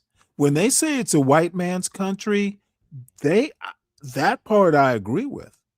But the other thing is, it is an elite white man's country. What fools like Jeremy Carl don't understand is these laws are always going to benefit the whites. The elites. Okay, America was founded as an elite enterprise. So poor whites are always going to suffer as well. They will have disparate outcomes. That's what these idiots don't understand. Again, I really try to have a sort of nuanced view of it, but to say, hey, where we are in 2024 is these things have gone off the rails, and we need to kind of push back on that. Yeah, and you've listed the death of George Floyd as a kind of inflection point in America. In what ways do you think this is so? Like, what impact did that have on our conversations around race in the country? Yeah. Well, I think for one thing, and this is obviously minor and personal, but it was, I think, just watching the aftermath of that, because I'd thought about these issues, I'd written about these issues, but I said, I've got to do a book like this. Because the conversation, again, regardless of what you think about the legalities or whether the use of force was inappropriate, it just got so out of whack with any sort of reality in terms of police killings of unarmed African Americans, which are a very, very, very rare event. I think like 13 a year or something, but some very, very small number. Whether it be an attack on policing in general, which I think you're seeing walked back, thankfully, now by voters of all races and ethnicities, but not, by the way, before we had thousands of excess murders as a result of that. By the way, most of those among Black and brown individuals, although obviously people of every individual's of race suffered from depolicing.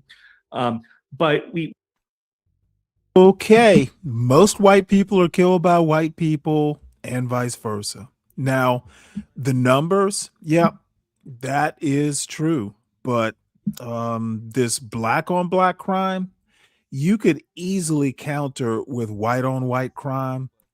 Dude, that's why we need more people that are comfortable with ad hominem attacks on the left.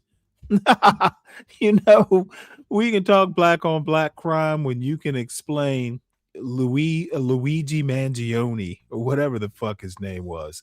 That's white on white crime. That's elite on elite crime. Let's talk about that one. we had just the kind of the white guilt, the kind of corporate genuflecting, the elevation of a very corrupt Black Lives Matter movement. The whole thing was just it was like America just completely took leave of its senses. And so I just think that it was, again, I think we're finally correcting, but what we really need to do is hold some of the really bad actors from that time to account. It can't just kind of be like, well, we're just going to pretend that didn't happen, because it did happen. Right. And this kind of piggybacks off of what you just said. How do you think universities as institutions have played in pushing the kind of anti-white racism? Because we've seen a lot of criticism directed towards universities for just that. For example, I think a few years ago at Arizona State University, there were 2 white students that were at a multicultural center, and they were told they couldn't be there because them being white somehow makes them a proxy for colonialism and violence. And so we've seen similar things happen across the country. So universities as institutions, what roles have they played in pushing this kind of sickness on the country? Well, they've been very toxic, quite frankly, and really some of the worst actors. And it's been unfortunate that there's been some combination of the right sort of ceding the universities to the left, and then some element, probably predominant, of the left kind of ruthlessly taking them over, regardless of what conservatives wanted. But as a result, we kind of have these tenured radicals in place who are sort of teaching critical race theory, who are teaching that white people are evil, and that this is a very mainstream, this isn't just like, okay, well, I'm picking on this one professor at this obscure school. I mean, this is a very mainstream views that are being taught now, with varying degrees of subtlety in our academic institutions. So I think they've been a real part of the problem. And I think that's why part of many things, other than keeping them from discriminating by race, and they're unfortunately continuing to do that despite a Supreme Court ruling that they can't. But I think we need to hold them to account for that. And we need to, in general, shrink the kind of university industrial complex, which is kind of both A, poisoning the discourse, and B, bankrupting students with huge amounts of student debt, and et cetera. So I think they're huge problematic actors in this entire drama. Makes sense, absolutely. And so a lot of people may be thinking in their head, because the definition of racism itself has been kind of in flux over the past few years, really over the past few decades, I would say, as a result of academic poisoning of the term. It used to mean something like, if someone is being prejudiced towards you on the basis of like an immutable characteristic, but it kind of transitioned to inequity, which would mean. Okay, well, Christian, apparently this fucking philosophy degree that you have been working on is not serving you well. The ism automatically means systemic, not personal. Racist is not racism. Do better, son. Disparity in a particular area of life, particularly inequity and disparity between people of a certain skin color versus the majority population. So how would you define anti-white racism? Would it be just prejudice against white people, or is it something a little bit more than that? Well, I think it's prejudice or discrimination against white people. And you can have, I'm actually not even totally averse to a definition of racism that says it's prejudice plus power, because I actually think that the power dynamics are such in America. Okay, racism is prejudice plus power, and you must have the power to manipulate, create, or destroy the system. If you don't have the power to do it, then it's just racist. Help him out, Christian. You know better, but I bet you don't. That in fact, while white people, of course, I'm not suggesting that white people collectively have no power or influence. I mean, we're still the majority population of the United States, but that in fact, in these institutions, and I kind of point this out all the time for people who follow my Twitter feed or read the book, there are many, many, many areas in which if I were to speak up on behalf of an African American or an Asian American or a Hispanic American, nobody would think twice about it. But if I were to use the exact same verbiage, but just put the word white into it, it would be totally unacceptable. What the fuck is verbiage? Is there an I in there? Maybe. I can't remember. I'll have to check that out. And by the way, it's white people discriminating against white people. If you haven't noticed, if racism requires prejudice plus power, who else has the power in this white man's country? It's white men. So I imagine that this is a white on white fight.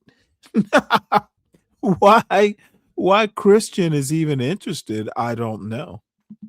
Right. And so I think that sort of double standard is the sort of thing that I'm trying to What's up, expose. Savage? But it's certainly not that you have a different number of people of some racial or ethnic group, who have attained a certain thing, or they're in a certain university, or they're victims of crimes in a certain ways, or perpetrators of crimes in a certain ways, or they're in the job market in certain ways. I think it's just, we have to have an understanding that for a million different reasons, you can arrive pretty much any way you want to split up any group, whether it's like left-handed lesbians or by race, you're not going to wind up with like a perfect racial equality between the reference population and the number of people doing X job, right? It's just never going to happen, or the people, who are doing anything, right? So it's just, we have to have a sort of less narrow understanding of these sorts of terms. What would you say are the greatest instances of anti-white racism in modern times that you could just cite off the top of your head? What would you say they are? I'd say particularly, in the job market, there's a lot of stuff now that we almost, and again, it's these sorts of things, you almost don't even see them because we sort of take them for granted that, oh, of course, it just should be like that, that we should be looking to, diversify X, which means we want less white people, and particularly usually white men. So I think that's one severe thing. I think the way in which we talk about crime, and in particular the way in which police violence, particularly by white police officers, has been just totally misrepresented, or the way interracial violence has been misrepresented, in which whites are overwhelmingly the victims and not the perpetrators on a kind of percentage basis. Let's back this up a little bit.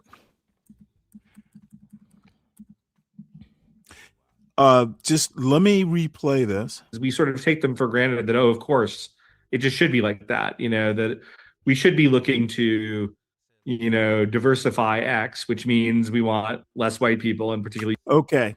So to this person and other quote civic nationalists, he sees diversity as less white people.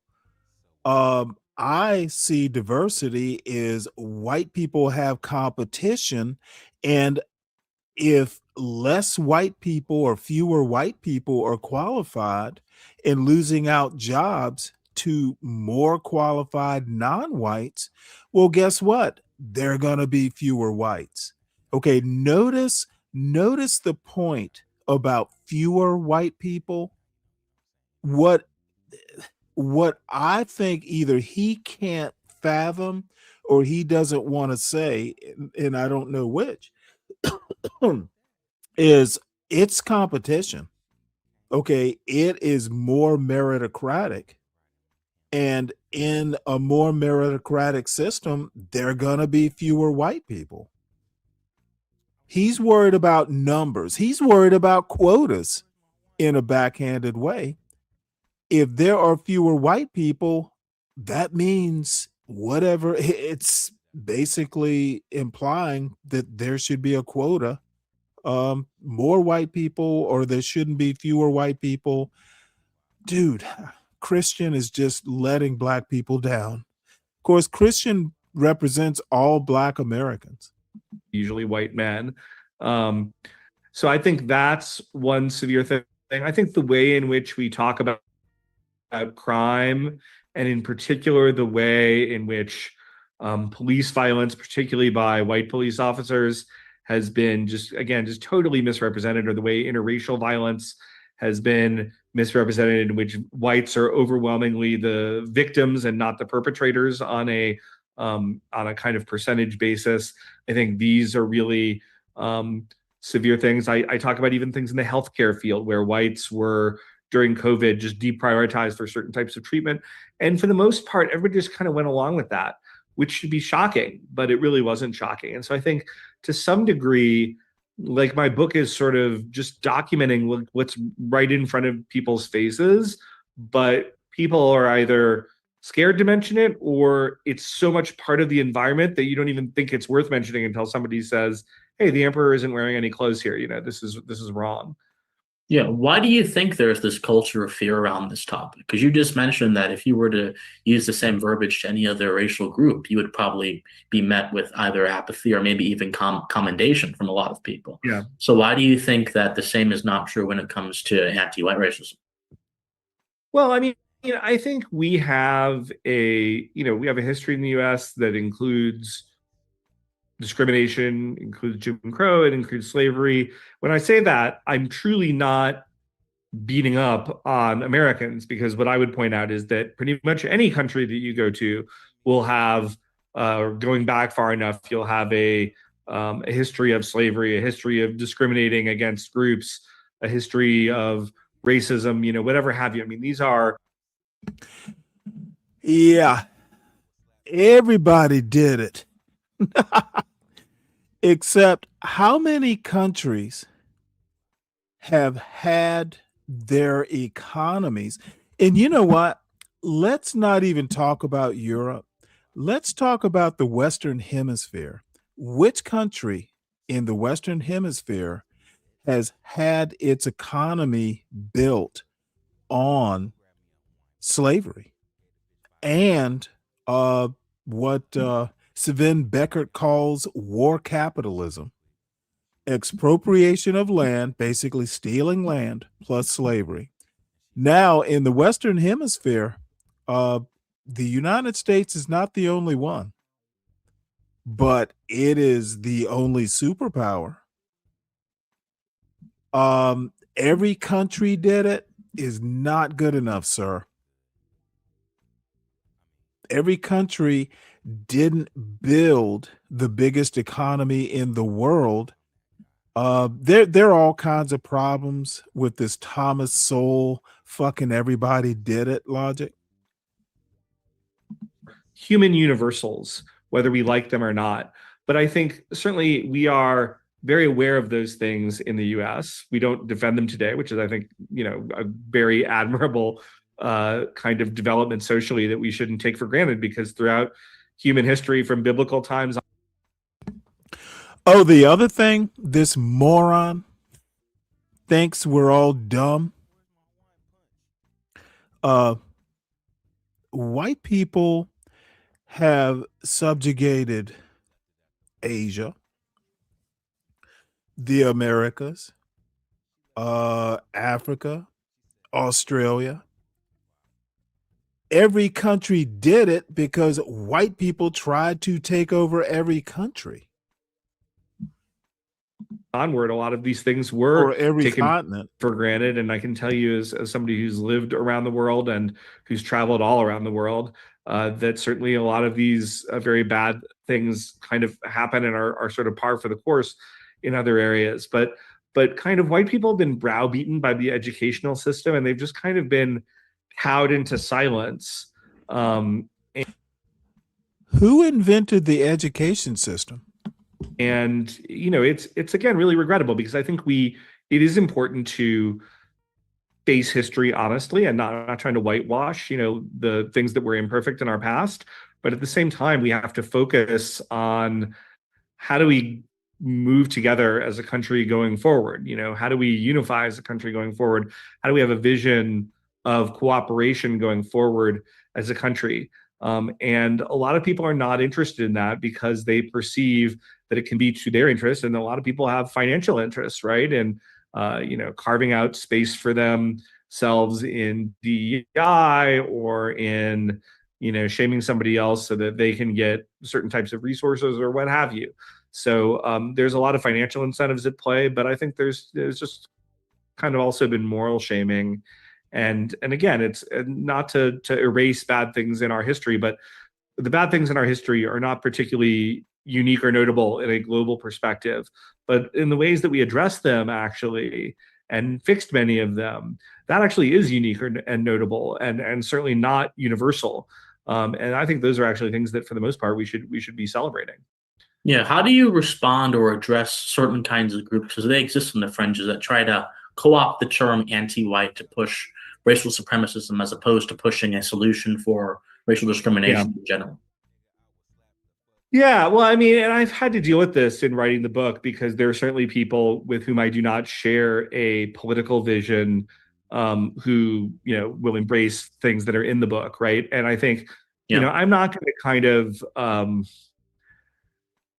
going to go punch those guys, because they get punched enough, and I sort of feel like they're, for the most part, pretty overt racial supremacists are pretty marginal, frankly, to the discourse. And the only time we actually really see them is when usually the left is kind of using them and elevating them far beyond their importance to kind of go hit the mainstream right in some way and sort of conflate those two things. But what I'd say is just ultimately, I take as a given that we are a multi-ethnic society, and that's not going to change. And so the question is, how do we go together and move forward? And we're not going to do that on the basis of racial supremacism.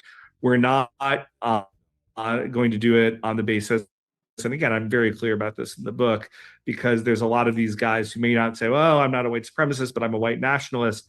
But then when you kind of try to pin them down, okay, well, how do you get from where we are to here? Suddenly they kind of start hemming and hawing, because there's really no way to do that. So I sort of take where we are as a given, and I'm most kind of interested in how do we move forward as a nation to unify around a history that we can all be, for the most part, proud of. And ultimately, I think a lot of the racial supremacists or the white nationalists or whatnot, they'll be very noisy, but they're going to be marginal to the debate. That's just the reality. They don't have a program that is going to command majority support in the United States. I mean, that's just the reality. Yeah. And so how exactly do we move forward, regardless of race or ideology, to, get beyond this problem of racism and racial discrimination on any basis? How do we, as Americans, fight back against our institutions pushing this kind of stuff on us? Well, the kind of simple answer is the sort of Justice Roberts in an earlier affirmative action case where he wrote, I mean, I'm roughly paraphrasing, he said, the way to stop discriminating on the basis of race is to stop discriminating on the basis of race, and just to kind of do it that way. I think the other thing that you just get rid of racial preference laws. I think that would accomplish a lot.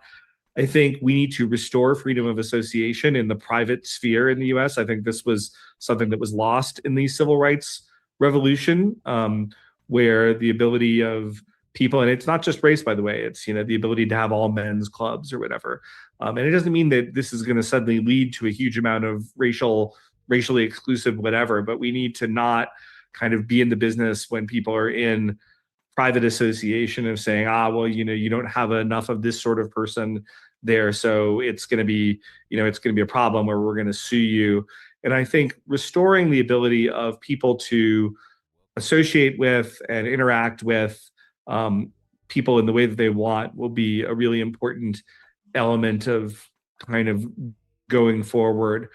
So I think in general, frankly, getting the government out of the perfecting humanity business and getting them in the business of making that the government is not discriminating against people by race. I mean, I think that's where we want to go, and we just need to go there with a light touch and realize, look, we're not in the 1940s, let alone the 1850s right now in the United States.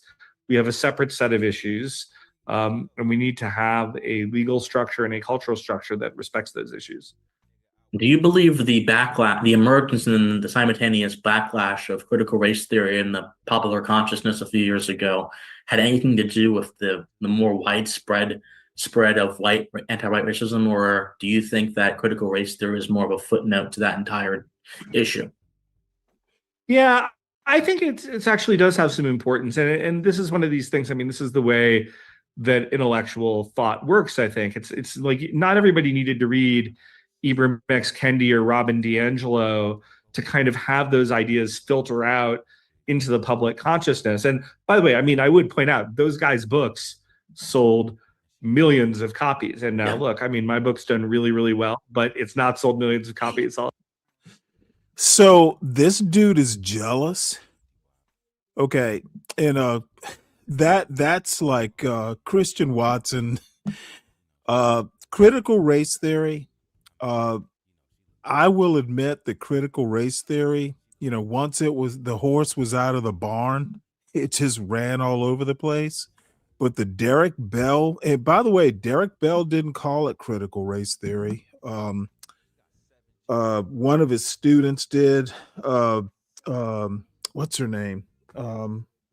Crenshaw. I can't remember her first name.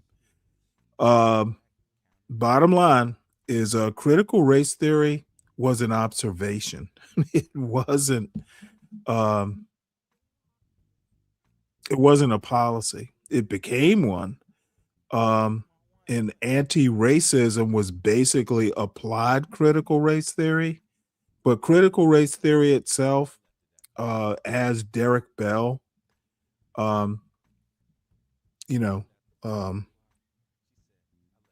came up with it, perfectly fine and very valid as a critical or a lens. I will tell you that. So, I mean, I think the kind of views of people who wanted to push what I would just call racism are certainly still a little more popular than people like me who are saying, hey, let's not actually push racism against white people or any other group.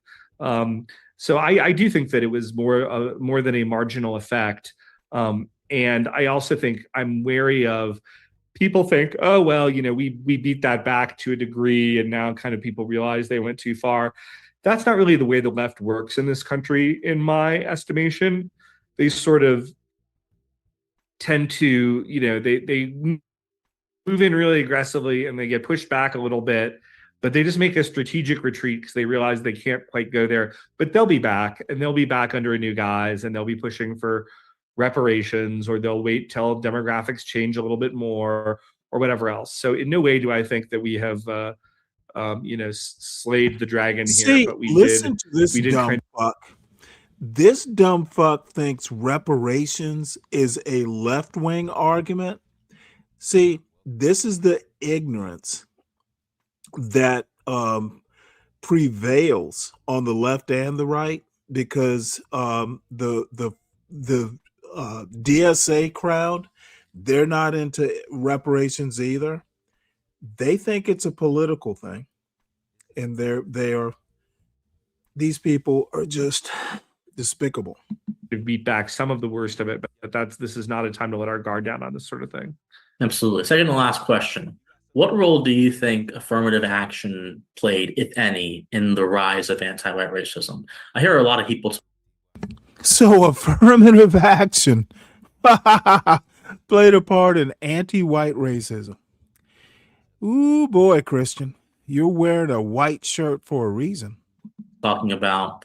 And there's no dirt. There's no black on that white shirt. That's for sure. I bet he made it after Christian Watson is done with this interview.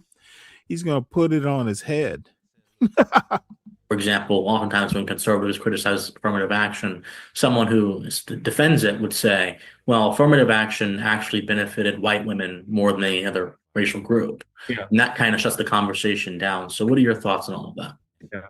Well, I think at certain times, white women did benefit from affirmative action, but I think affirmative action, I think, has played a huge role, racial affirmative action in some of this. White And I women think aren't one of the white. really poisonous things, by the way, that people don't realize about having a affirmative action policy is it allows you to do the following, and this happens all the time. I mean, universally. So you've got 100 places and you've got 10,000 applicants for something, let's say, and you're going to give out 100 awards. And you say, you know what, I'm reserving 15 of those for Blacks and Hispanics, okay? And then, you know, it ends up you give them, and then some white person who might have higher qualifications, at least on paper for that, looks and they say, well, you know, I'm really angry because I can see I have higher qualifications than this guy, and he got it and I didn't. What they're kind of missing from that, which they're right, by the way, is that actually they wouldn't have gotten it anyway. There would have been some other white guy or Asian guy or, you know, whatever, who was even more qualified from them. So not only does it kind of... See, once again, because he is a second-rate intelligence, awards are... Who gives a fuck? Awards aren't... Qualifications are not like the only factor in awarding. It's an award. Okay, awards are basically about how much you have contributed to the team, how valuable people, you know what? Let's use a better word than value. How much people esteem you. How valuable are you in people's estimation? You might not be the most qualified, but you might be the most esteemed. Again, people don't understand words. They don't understand culture. This dude is a waste case. And he went to Yale and Harvard, but goddamn, he is the poster boy for dude. He probably got in. He was either a legacy or he played hockey or something. Increase the actual discrimination, but even more, it increases a perception of discrimination. And by the way, if I'm the hiring manager and I really, you know, if I want to say something to this person who's in this position, I say, yeah, you know, we had to give it to this Hispanic guy because that's like what my boss was saying. And it's a way of kind of pushing it off. Now, the reality could be, and in fact, usually is, you wouldn't have gotten the thing anyway, even if it had been done with no racial preference in mind. So not only does it have the kind of damage of actually racially discriminating, but way, way more people who were not even actually victims of racial discrimination at all feel like they're victims of racial discrimination in that type of a process. And so it increases the amount of resentment that's there hugely. So I think it's a huge problem, and we just really need to get away from doing it at all. I mean, this is just one of the simplest and most important things that we can do.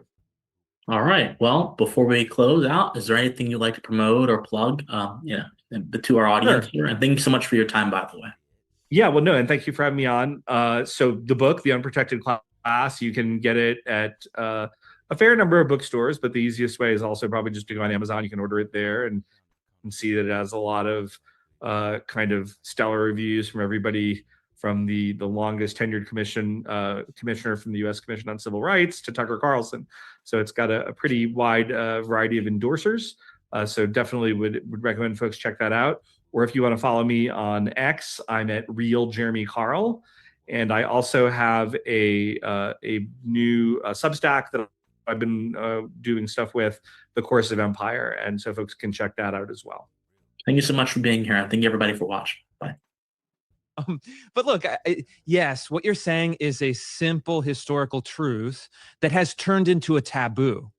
And that's really what's important when you think about Jeremy Carl's book and then this conflict and this Yeah, these Christopher Rufo and whoever this what's his name? Lomaz? Lomez. I think I'm done with this for the night. And let's see, show notes. Tomorrow I will hopefully cover the State of the Union address and the Democratic response.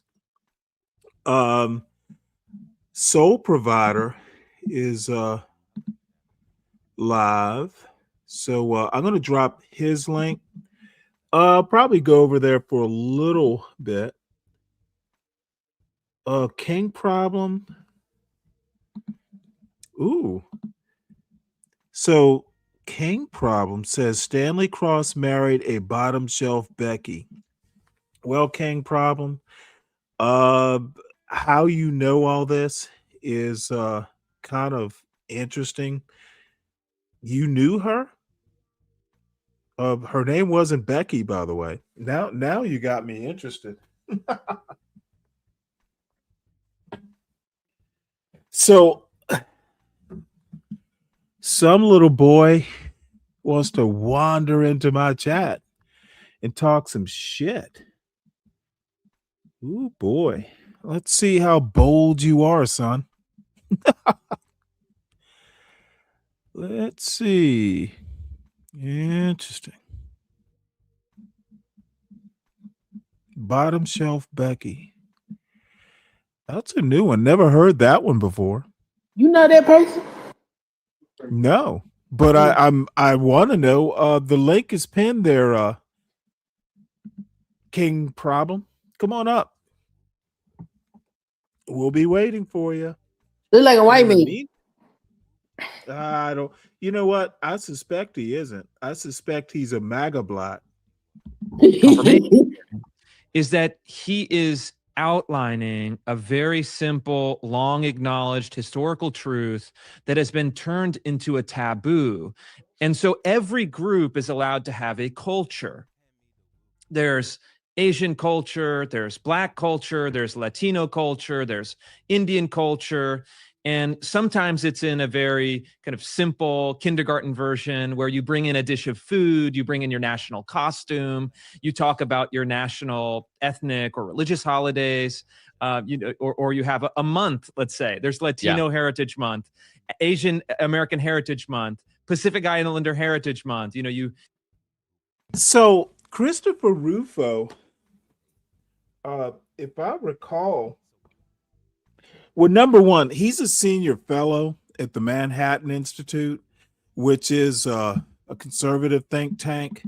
Glenn Lowry used to be a part of it before they bounced his ass. And I could get into why they did. But listen to this. This is Christopher Rufo, who was a major influence in the first Trump administration. He's the one who basically demonized CRT. He literally is that man. He basically, he and Ron DeSantis are real close. The whole thing about New School in Florida and the way they want to redo the Florida public, the public schools, but then, the public universities as well. They want to, right now, Florida is a test case for basically conservatizing major universities. They've got FSU and University of Florida as flagships, but there's some other pretty good universities down in Florida. They are basically trying to make a conservative model for the rest of the country. So Christopher Rufo, supposedly a major conservative intellectual, but what is he talking about? Asian influence, Black influence, Hispanic. what they don't understand is those are all racial groups. They're not ethnicities. If you go and talk to an Asian, they will just kind of look at you weird. How many types of Asians are there?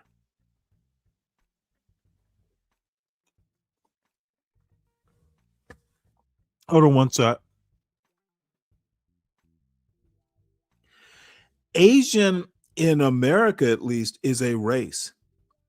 If you want to hear someone talk about, there's a hierarchy within the Asians.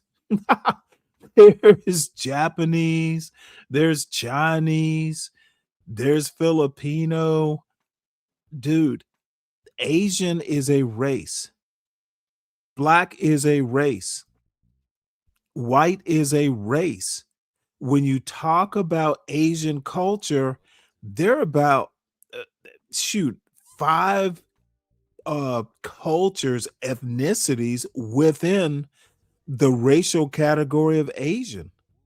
But this dude is like supposedly a conservative intellectual. He's talking about race. He's bringing a racial knife to an ethnic gunfight, and he would get shot down. That's why that's why people like Christopher Rufo never go. They don't do debates. It's a problem. And I was hoping King Problem would come up. Is he still in the chat, or did he tuck tail? Let's see here. Oh, he's still there. Here, let me send him a personal invitation.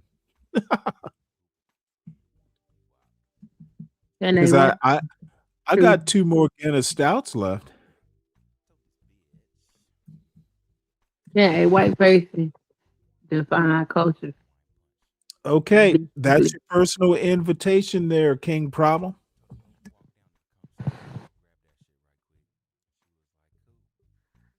And in the meantime, I guess we can listen to more Christopher Rufo.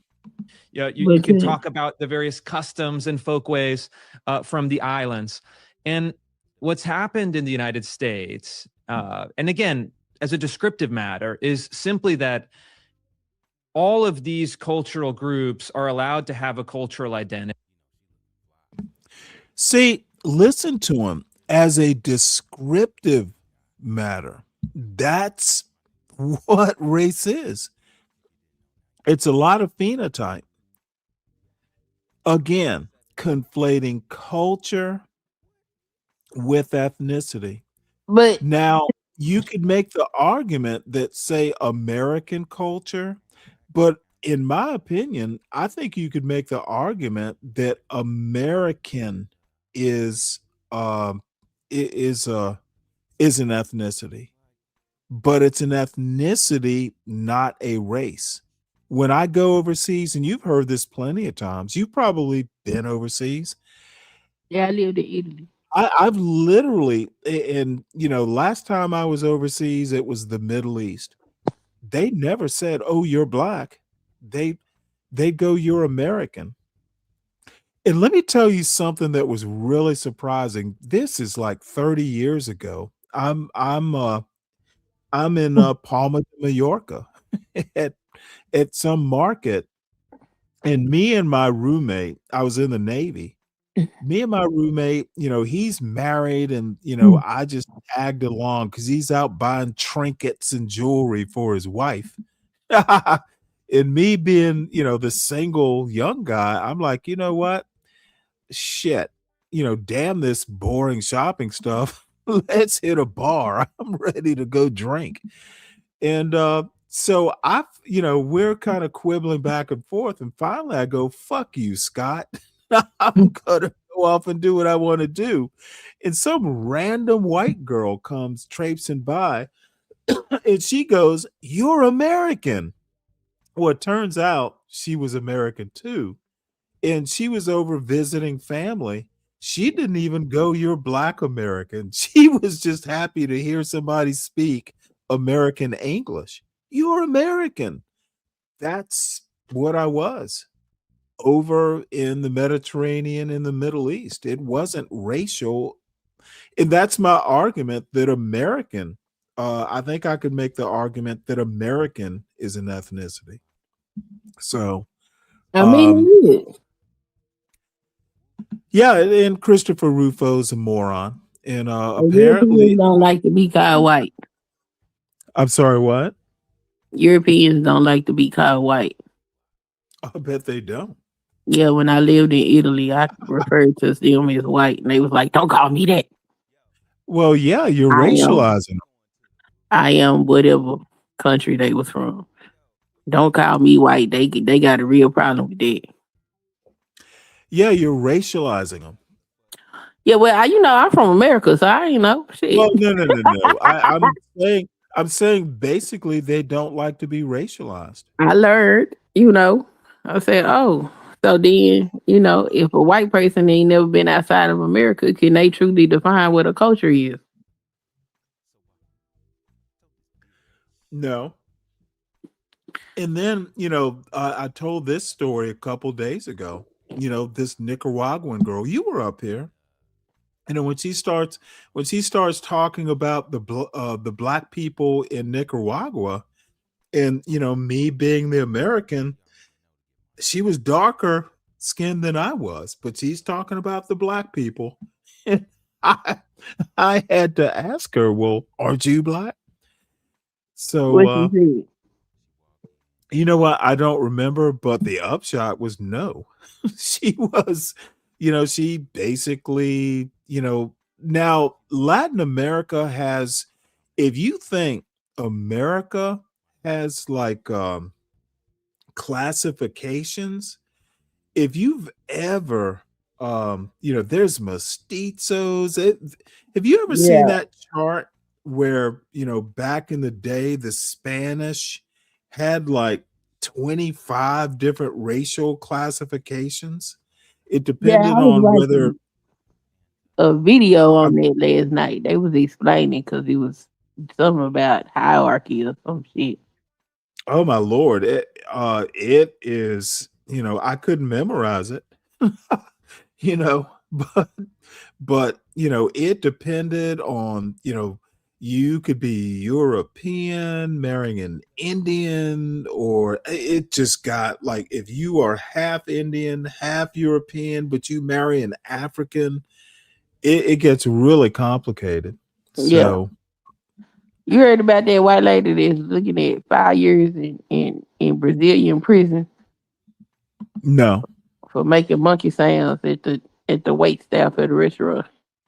No.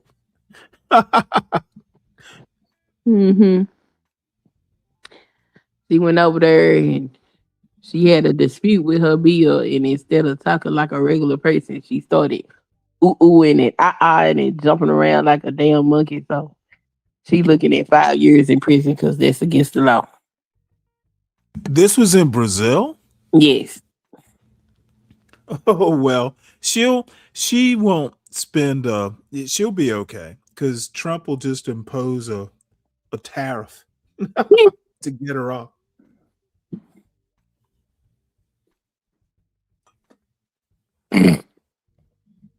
But isn't CRT a graduate level law course? Yes, but not. It used to be exclusive, but no, it's escaped. I mean, there's a whole philosophy of race, like in the philosophy departments. It seeped into graduate level education. It metastasized, and that's what I meant by CRT was a legal realism sort of deal, and then it escaped. It's like a virus that escaped into the wild. I thought it was weird that they And because it would have been too subtle to actually put out, but when they say CRT is being taught in school, they mean that textbooks were influenced by it. They're not teaching CRT, to kids, but some of the textbooks and stuff like that, some of the lessons, talking about outcomes. That's really what they mean. The law, or the Constitution even, was race neutral, except you knew what they were, who they were talking about. The 3/5 clause talks about people in service. It doesn't say blacks or Africans. It says people in service. So there's influence. And if you say it's influenced, that doesn't hold the same weight as they're teaching it to our kids. They don't teach you. And that's fine. They won. Trump's in office, but I get to spend the next 2 or 3 years going, I told you so. So, it's going to be content for years to come. It happened all over the world. Slavery did happen all over the world, but there's only one superpower, one nuclear power that had its economy built. And arguably, there are a couple other, France and England, and maybe Germany, but no, France and England, in America. Those Yeah, are the I was three that like, you stick go out. tell their teacher that chattel slavery was different than the global institution of slavery. Mm, And then she found a video to show the class to teach them what slavery was like in America. Well, you have to be careful with the chattel slavery part. I think the Caribbean, their form of slavery was even worse.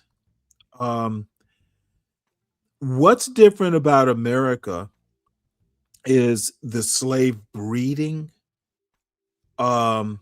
If you read, I had no clue. I talked about Nagon, who's like MOT's, partner. He recommended a book, and I'm still like, I'm 20% through it now, but I had no clue. I wish I'd read it like 10 years ago. If I thought America was singular in the way slavery built this country, I can double down on it now because I have a hell of a lot more facts. Slavery in the United States was very unique. And it's not just the chattel part, it's the breeding, but the economics of it. I mean, slavery in the United States was an economic engine, like Yeah, it was. economic engine. Mm-hmm. When they say white people built the country, well, they rode black people's backs.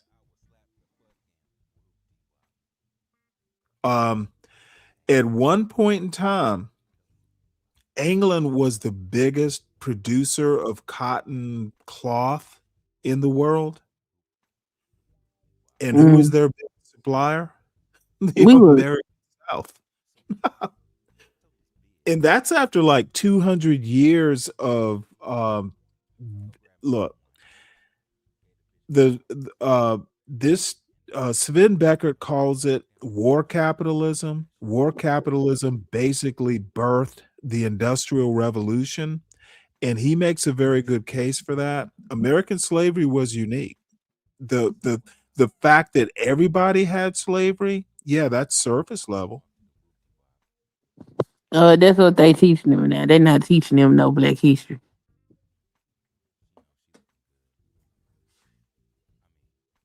Mm.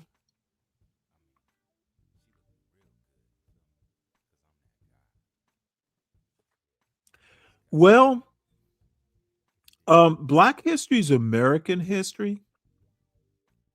But what I'm saying is if you're not basically teaching the histories integrated, then you're probably not teaching American history well. And I will say that at least when I was growing up, the teachers probably didn't know American history well. Well, they whitewashing the little bit that they do tell them. Well, imagine when I was growing up. You know, I if it's mean, whitewashed now, when I was growing up, it we at was least learned some things. They ain't teaching them shit. well, they're Nothing. not teaching them math or much of anything. And it just so happened that my mother, I learned probably more at least the black part of American history from my mother, and I just got lucky. You know, I can go home now and there's a my mother was such a reader that we did an addition to the house, and my father built a built-in bookshelf that's fucking huge. It was in He built a bookshelf into the addition just for my mother. Yeah. That's how much of a reader she was, and that bookshelf is still there. Every time I go home, you know, which is every couple months, I go right to that bookshelf and pick out one of her books to read. Cool. That's how I grew up. You know, Black history, like W.E.B. Du Bois, I didn't learn that shit in school. No. my mother, my mother had his books in the bookshelf. Yes. Same with my children. I just check in with them to see what they teaching them at that damn school. And then the girl came and told me that crazy stuff. I said, girl, what? This is insane. Well, and then my I mean, I son was think, like, you know, we ain't learn nothing about it at all. I say, that's crazy. And he in high school. yeah, um, history's not well taught, but I will have to also do the reality check that there's only so much time in high school. I mean, she came in here and told me about the Japanese internment camps in the United States. So they teaching them something. They just ain't teaching no black history. Well, do they teach slavery? No, they told them kids that it was they basically made it sound like indentured servitude.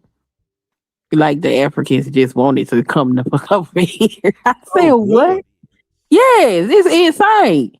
Did they call it I've heard it called uh involuntary immigration or something like that. Yeah, some Which is crazy. what indentured servitude was in a lot of cases. You know, they would, you know, back in like, you know, 1607, you know, if you were in England in the poorhouse, they go, well, you know what? You can go to the poorhouse or you can go to America. So that's forced immigration. But the thing is the difference between slavery after 1661 or 62, indentured servitude was never lifetime. Now, there's a caveat to that. If you escaped a bunch of times, you could actually you know, I don't know, you'd have to commit some crime or, you know, keep escaping and breaking contracts. At some point, you could be sentenced to lifetime indenture, but it was automatic if you were an African slave. It was like from birth. Um, it, you know, with indenture, you know, it wasn't something that was at birth. You would have to just piss off a bunch of white people. And, you know, if you were white and you kept breaking contracts, and you know how white people are with their contracts, breach of contract can, you know, the punishment can be severe.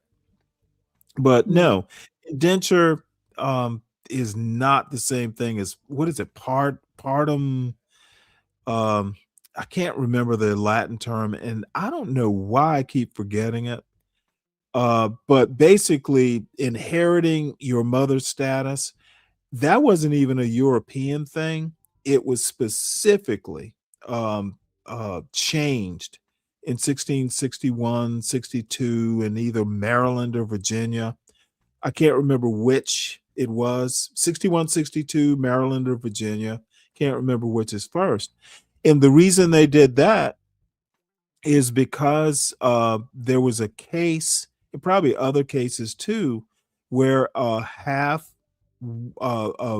girl whose father was white, whose mother was African, and she sued to inherit her father's status. And they changed the laws kind of based on that sort of situation.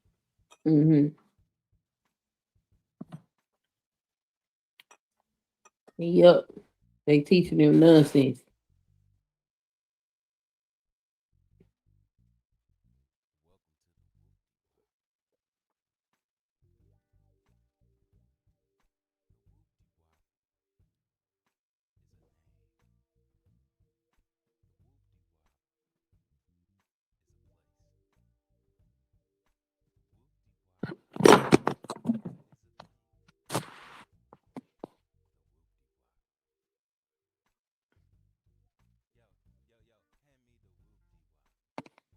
You okay?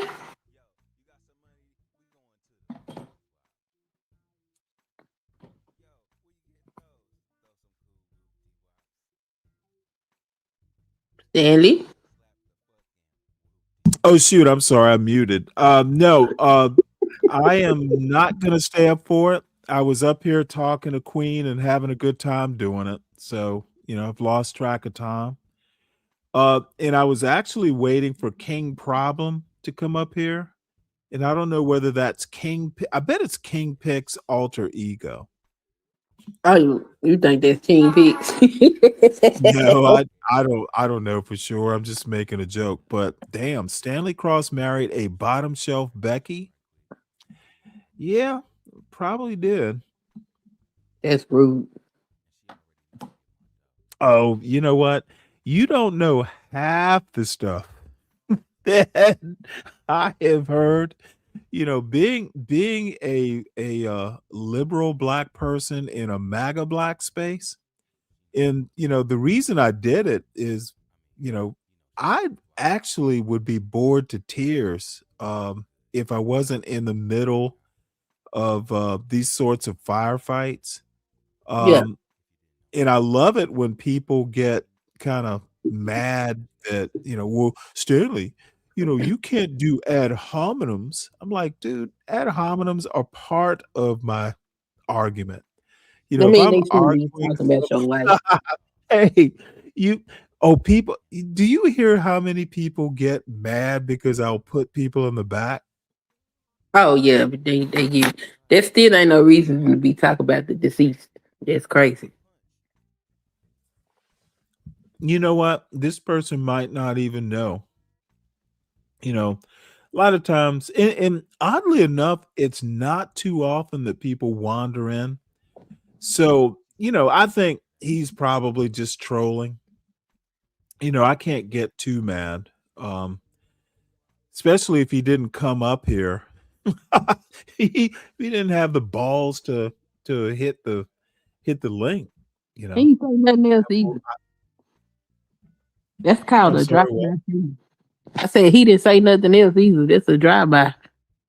Well, I think I think he got timed out by Ola. Oh, Which is fine. I mean, Ola, and if I have a problem with a person, I'll ask someone to do it, or I'll just do it myself. yeah. But I know what Ola's thinking. Hey, we don't need any of that. But I kind of, if it gets too much, I'll comment on it. But as much as I troll, I better be able to take as good as I give. So, a good troll is worth his or her weight in gold. And some people, there are at least two people I can think of that I'm like, you trolling bastard. And shit, they have wrenches now because they either grew on me or they were actually really funny. Yeah. So, two of my biggest trolls have wrenches. I mean, a good troll is okay. Some other ones I don't like.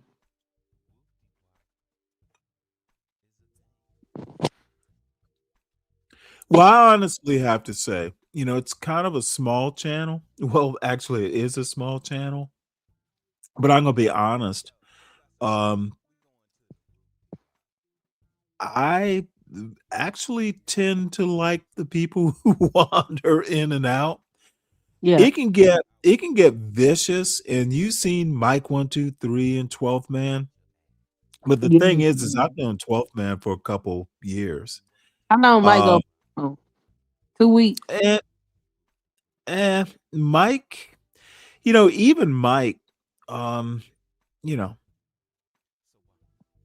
tide comes in, the tide goes out. That's kind of how one day he'll wander in and, we'll be friends again. He'll be back on their foolishness. Or not. I don't think he can do anything but foolishness. I don't think he can help it. Oh no. I think we are his shoulder to cry on sometimes. But that's okay. So I'm gonna wrap this up because I do have to eat dinner at some point. What you eating? Let me drop leftovers. I have leftover marinara, leftover pasta, which has been sitting in the refrigerator in one of those plastic quart container things. And the catfish while you doing this show. Oh no. The catfish, I bought some, but I gotta eat these leftovers. I still have like a slice of pizza from the other day. Not a slice. Oh yeah, the sourdough crust. The pizza you made. Okay. Oh yeah. I don't buy pizza. I make it. So you got pizza and pasta? Pizza, pasta. Yeah, probably won't pull out bread. The marinara. I still have some hamburger and hot breakfast sausage. I don't buy Italian sausage. I usually just get the hot Jimmy Dean, mix them together, and add some Italian spices to it. That's usually good enough. So it'll be kind of pasta, marinara, homemade, and meatballs. Hey, that's dinner. Yeah, it'll have to be.